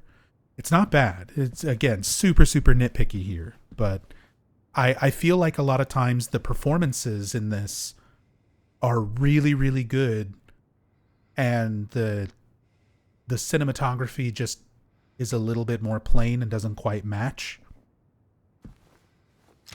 And it's only some scenes. It's only some moments in some scenes. It's not like everything. Little details here in the environment. You still have the photo of Angela's family, picture of Angela, her father, her mother, and her brother. And you can see Angela's ripped it in half so that her and her mother are together on one part, and her father and brother have been sort of ripped off and separated. And again, Angela was abused by her whole family. She feels a stronger connection to her mother than her father and her brother, but based on information and everything, context that we have, Angela is, she was abused. We know physically, sexually abused by her father. It's implied her brother may have also abused her in some way, although not as definitively as it is with her father. And Angela's dialogue recants that, you know, her mother told her that she deserved everything that happened. So her mother was emotionally manipulative, even if she wasn't directly physically abusive towards Angela. And a lot of times that's common in households where the mother likely was also a victim of some form of abuse. Just super, super sad, super depressing story all around. I think Angela is, especially the portrayal in the remake, is one of the most tragic characters in all of Silent Hill. Except for maybe Alessa, maybe Lisa. And even then, Angela's trauma and just tragedy is very hard to compare.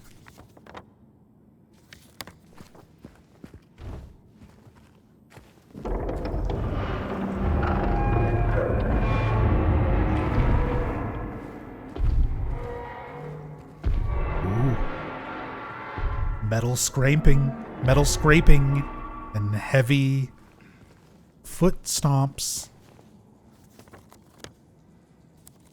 Like we're getting closer and closer to Pyramid Head, having that confrontation. They really do their best to build it up in this.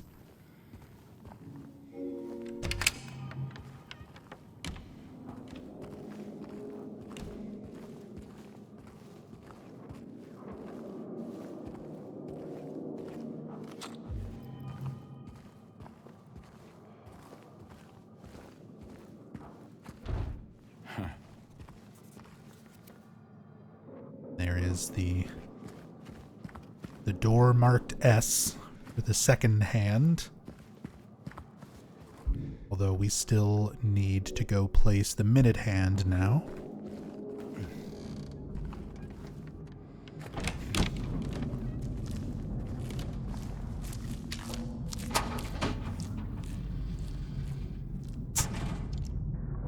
Bye. Mannequin's got somewhere to be. Oh, we've got another music piece. I'll pull this one up too, since we did that for the last one. So this time, Vers la Flamme. Alexander Rabin. Let me pull this up for you.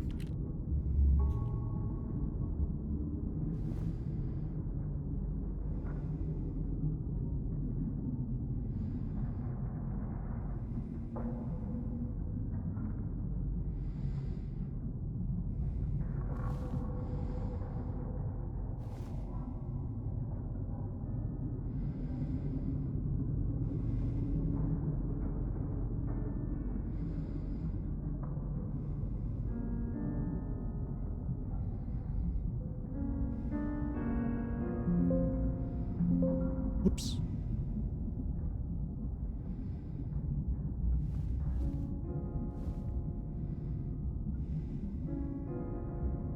Sorry, I'm trying to adjust volume here.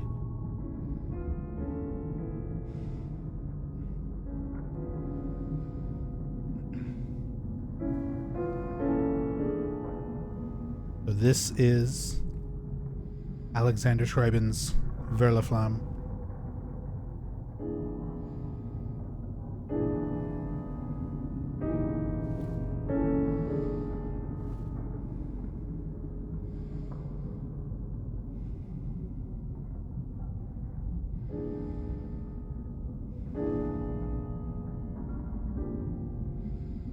A lot of these sort of slower, more melancholic piano pieces. We'll leave it at that. But if you want to pull up the full version of it, you can listen to it as well. Just think it's interesting the way they have these very specific music pieces that you find. Again, I think it's most likely just meant to be a reference to Mary playing piano, something that James specifically remembers and, you know, had fond memories of listening to Mary play piano. But it's interesting, if you're not familiar with those pieces, just kind of listening to them as you come across them.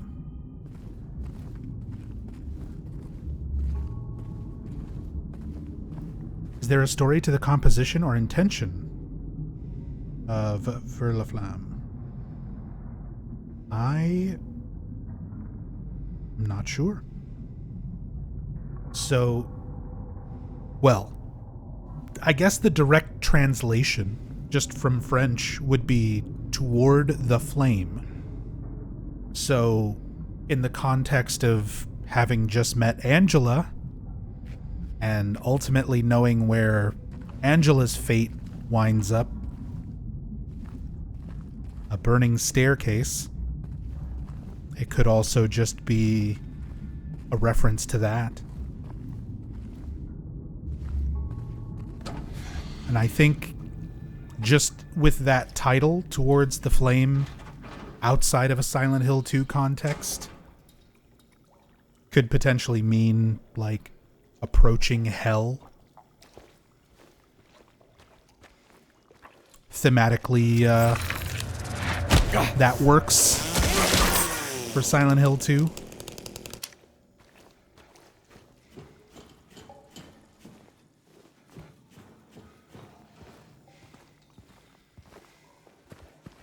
Love this. I think it's really interesting the way they have you go through this room first before putting the glimpse of the past here.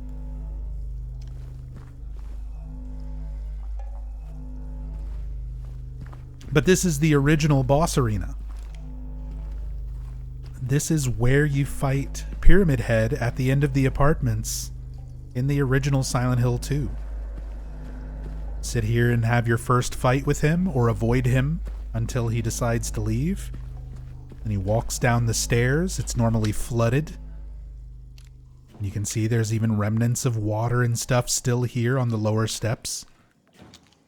Pyramid Head would walk down through the water, through this door, which drains the water down and lets James escape. Very cool just seeing this original room recreated, boss room recreated, and then not used the same way.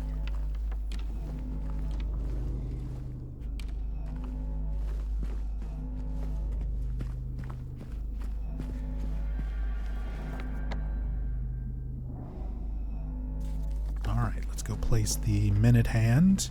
Oh yeah, and if you pay attention to the mannequins over here that are underneath the sheets, every time you return to this hallway, they move, they change positions.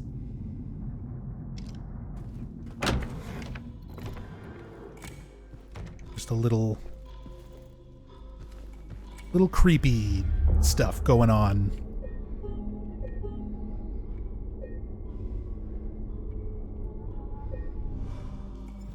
I like the more subtle, scary stuff like that, where it's not just something jumping out. It's not just a jump scare or, you know, whatever.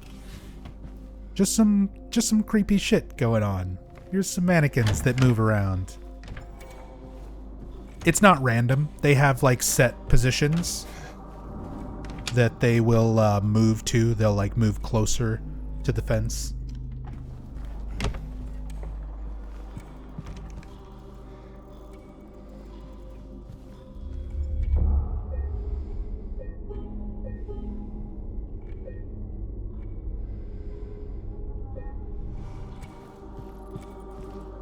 Let's take a look out here before I place the minute hand and see if that window is illuminated yet.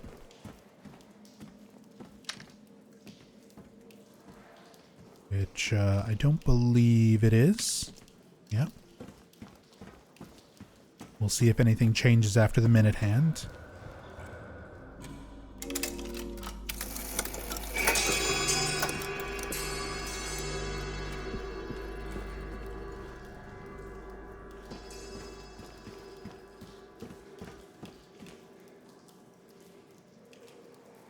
Okay, so it is probably once you completely solve the clock puzzle.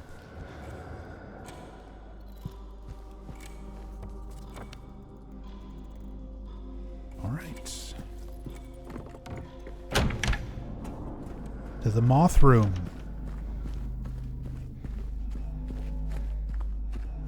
This puzzle I know is different on hard.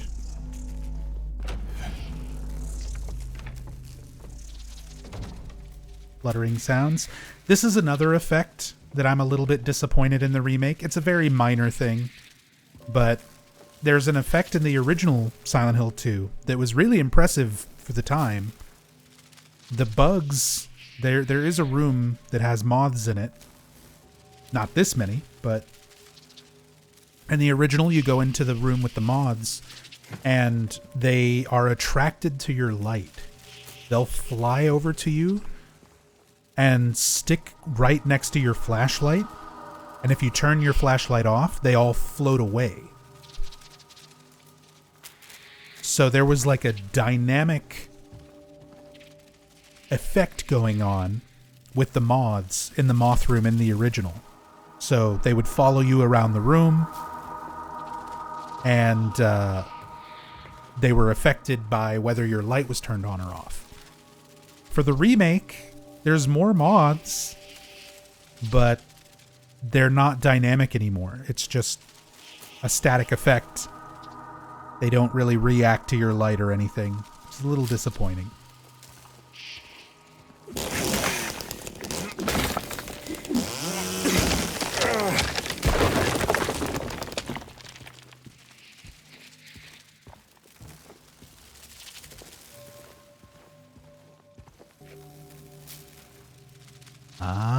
Okay. So the concept for the puzzle is still the same. We have moon, skull, and circle. But then the mathematical equation to get each digit is different from how it is on standard. Now we have multiplication and parentheses and division. Everybody knows their order of operations, right?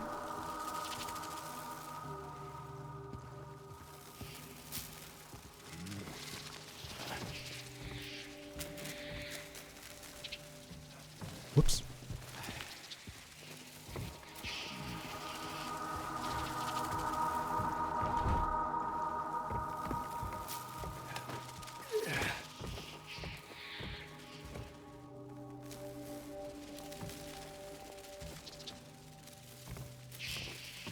Blighted, you said Nub, you brought up Twin Peaks last stream. Which one would you recommend to start with? The original television series run for someone who hasn't seen it before. Yeah, just start from the beginning. Start from season 1. Watch season 1. Watch season 2. Watch Fire Walk with Me after season 2. And then season 3. Twin Peaks The Return.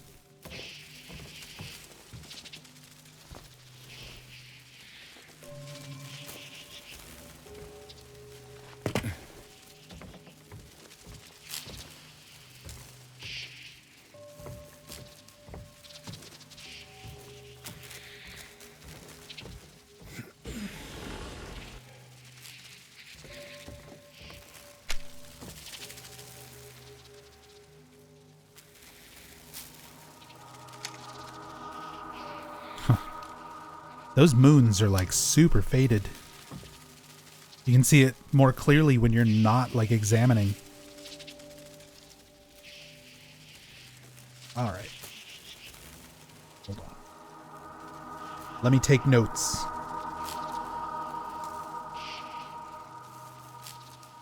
For all these puzzles. So we have skull, moon, circle. Got one skull and 2 moons here.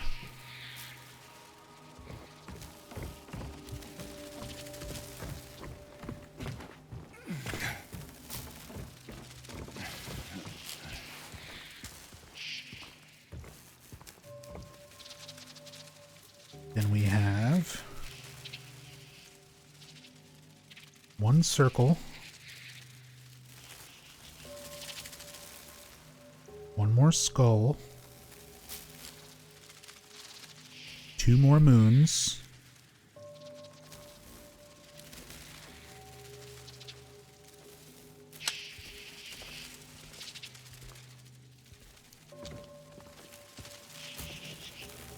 Two more circles.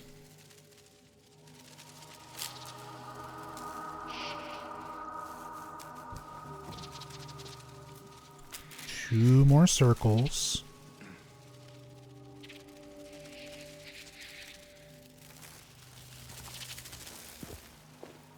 Four more moons.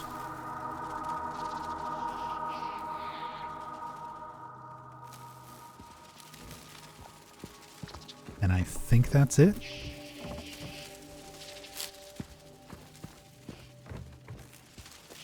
Okay, so that gives us 2 skulls, 8 moons, 5 circles.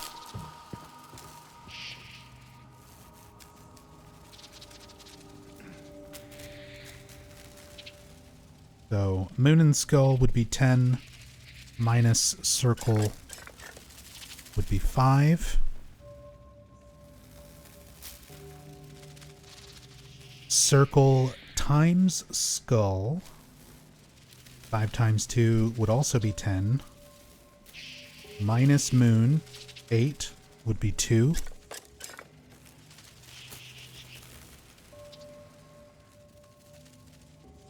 Skull plus moon would also be 10.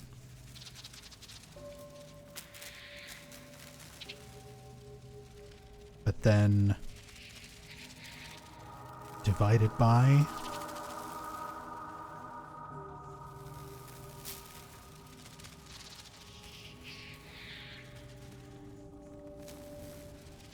and then multiplied by 2.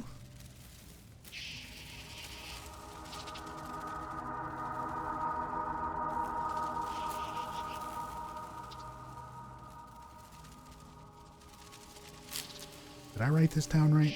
Hold on. I'm double checking my notes.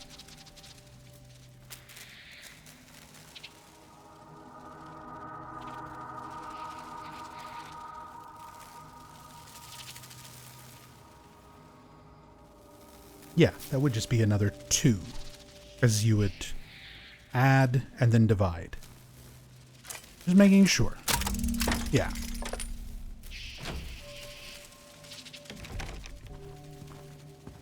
It threw me off that they just add 8 and 2 so much that like so much of it just came to 10. That didn't feel right. But okay.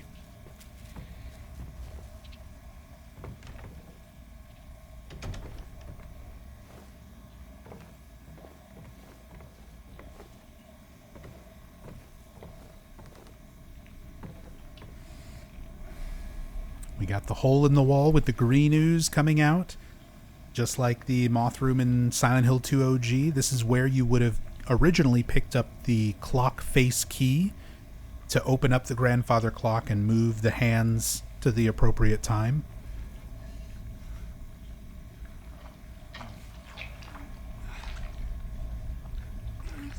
This time around, for the remake, instead we get the second hand.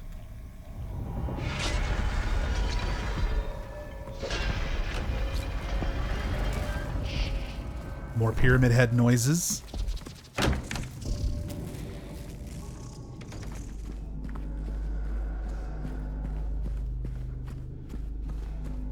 Hey, this isn't first grade math class. Not with that attitude, Dev-chan.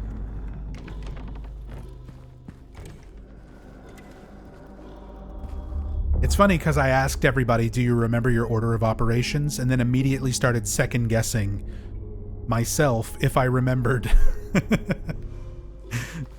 order of operations, because I'm like, that seems weird that the solution would have a repeating digit.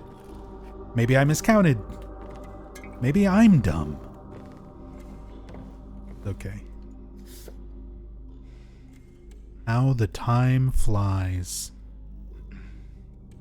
So I mentioned before, like, solving these, the mystery of these photos. Normally, with most of them, there's a subject in the photo that you can count. Instead of counting on this one, there's just a number hidden in the photo itself. The number 6 is on the TV screen. So you would take the 6th letter from How the Time Flies and put that in position number 11 as you are spelling out, "You've been here for 2 decades."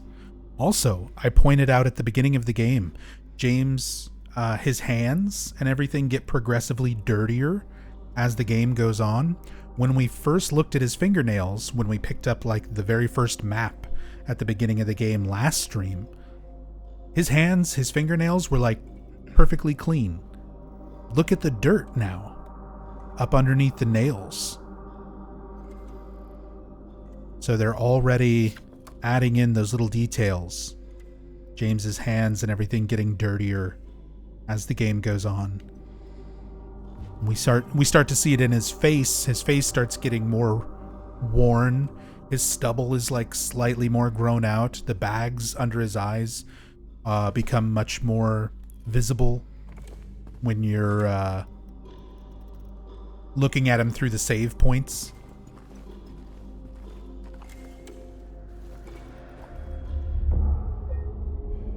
So yeah, here you can see his face. Stubble is not quite so defined, but you can see a little bit of that shadow there. He's not quite as clean shaven as when he very first started. The very first little bits of bags under his eyes are kind of starting to form, and that will become much more noticeable as the game goes on. Really cool detail.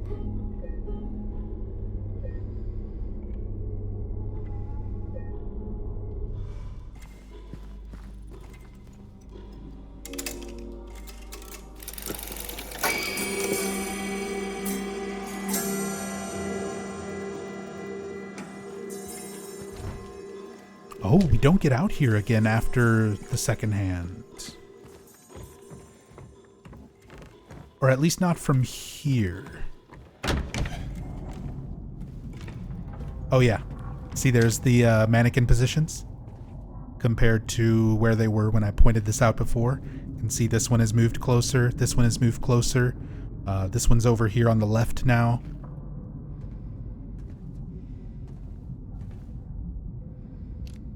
All these little subtle changes. Again, they don't make like a big jump scare or anything out of it. Just things are moving around, and it's creepy.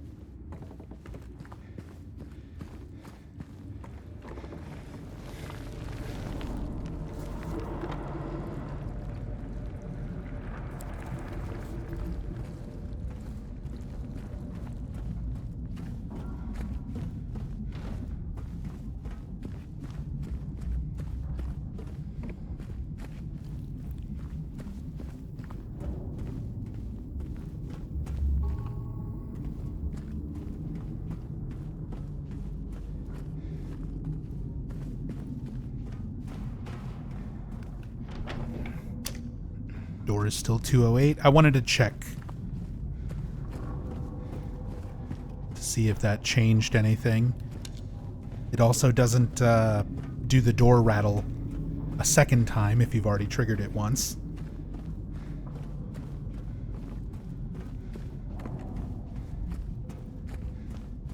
Good to know. Little details and things.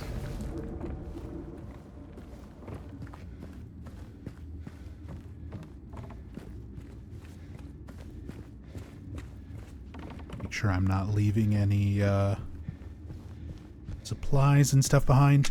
There's some Easter eggs on even little props like this. Just running past the vacuum cleaner reminded me. It says like "made in hell" in really tiny text down here on the vacuum. You really have to like... I'm gonna have so much fun when I get around to the cam hack playthrough. I don't know when it's gonna happen because there's a lot of other things I'm wanting to do as well. But when I eventually get around to the cam hack playthrough of this game, there's so many cool little details in just props and things in the environment.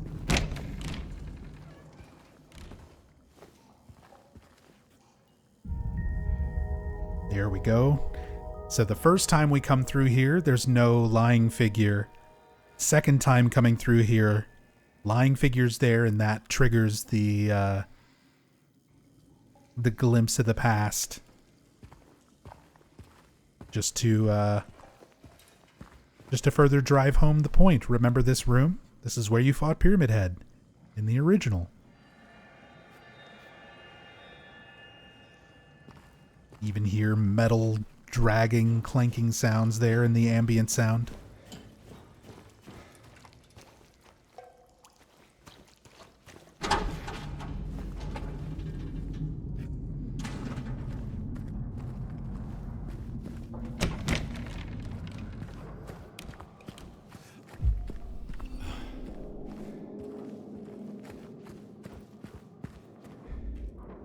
Here we go.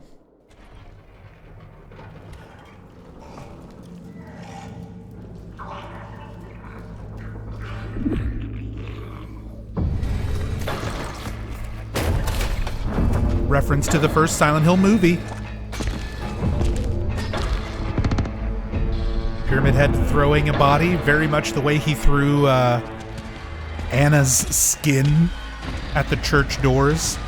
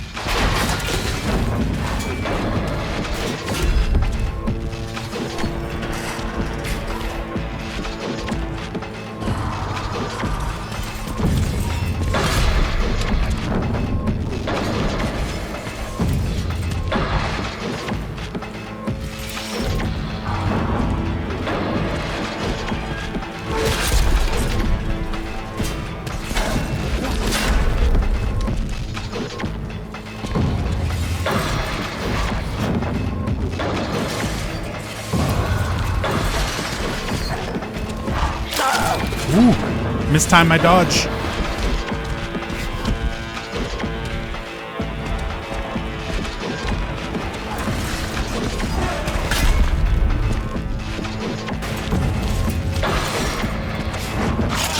Oh, two shot. So there's your answer, Where Whiskey. It's not an insta kill, but it's a two shot. It's a lot of damage.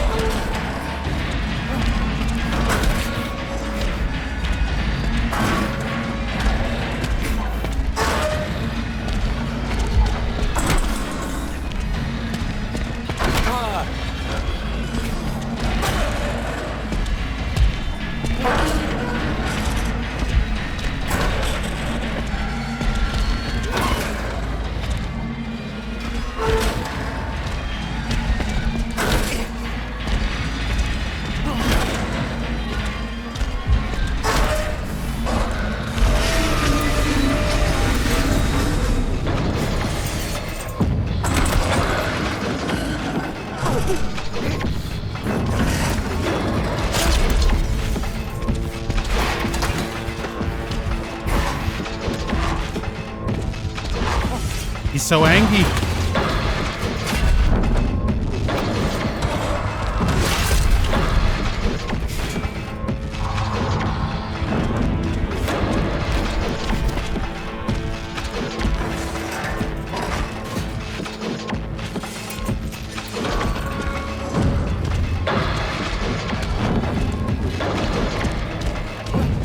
I'm looping him.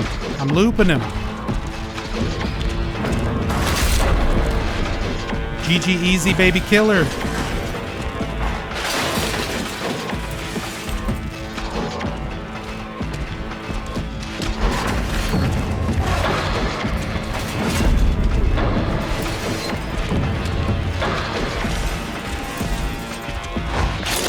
Ow. He's hacking. He's cheating.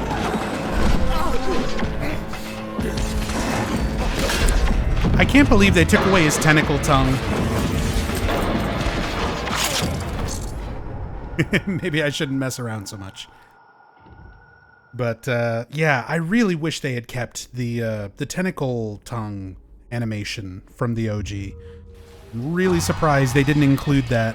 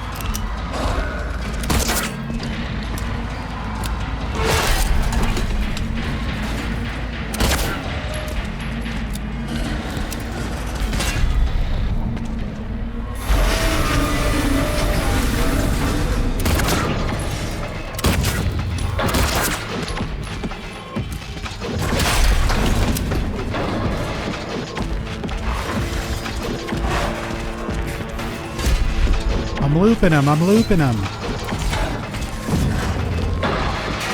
Dead hard.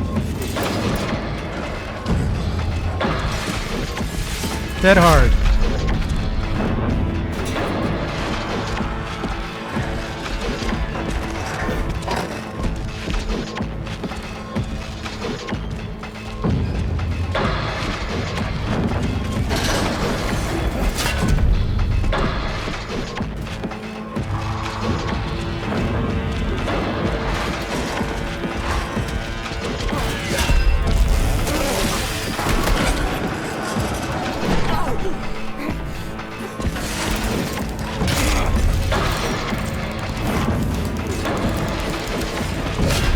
Oh, the rain very abruptly out of nowhere.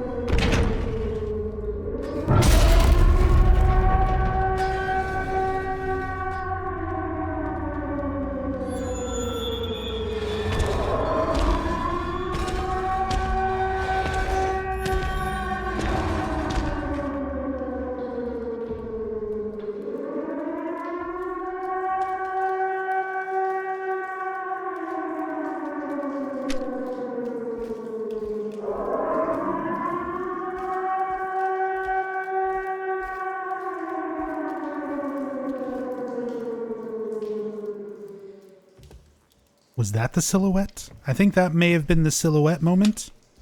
This window. You see Mary's silhouette at the window very briefly. I don't know if I was looking at it in time, though.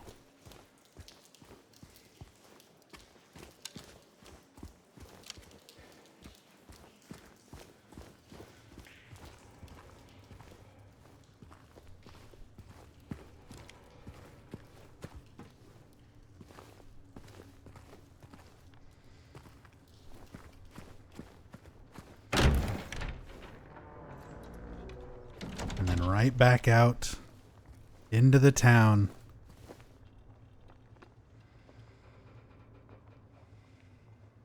Good fight. Good, interesting. Just the way they redo everything for the remake. Handling the way the layout is, the addition of the new puzzles, the emphasis on Blue Creek kind of being the other world. That whole sequence with Pyramid Head. It's very good. Very good. Richie90. Says, hey Nub, if there was one thing I could be sure of, you streaming the shit out of new Silent Hill entry would be a given. Speedrun, story playthroughs, etc. May I ask why you play so rarely? Do you feel like this remake is crap? If so, please just stream the OG. No, I don't think this is crap. I enjoy the remake very much. And that has nothing to do with how often I stream. Even if there is a terrible new entry into Silent Hill, like I stream Dissension every day for like over a month. The quality of the new Silent Hill entry has nothing to do with how often I stream. I've been having some health issues, so it's kept me from streaming as much as I want to. Trust me, I want to stream this far, far more often than I've been able to, but I've been dealing with a lot of health problems, specifically a lot of issues with my lungs and my throat and my vocal cords. So it affects my voice very, very heavily. And if I lose my voice, I can't exactly do what I do. I try to do streams where I don't use a mic and I do no commentary. I try to spend more time editing stuff for YouTube when I lose my voice and when I'm having health issues and I can't actively stream. But yeah, I've just been having some health issues that have been getting progressively worse over the year. And the last several months especially, streaming, especially for a long period of time. Like I've been streaming now for almost 5 hours.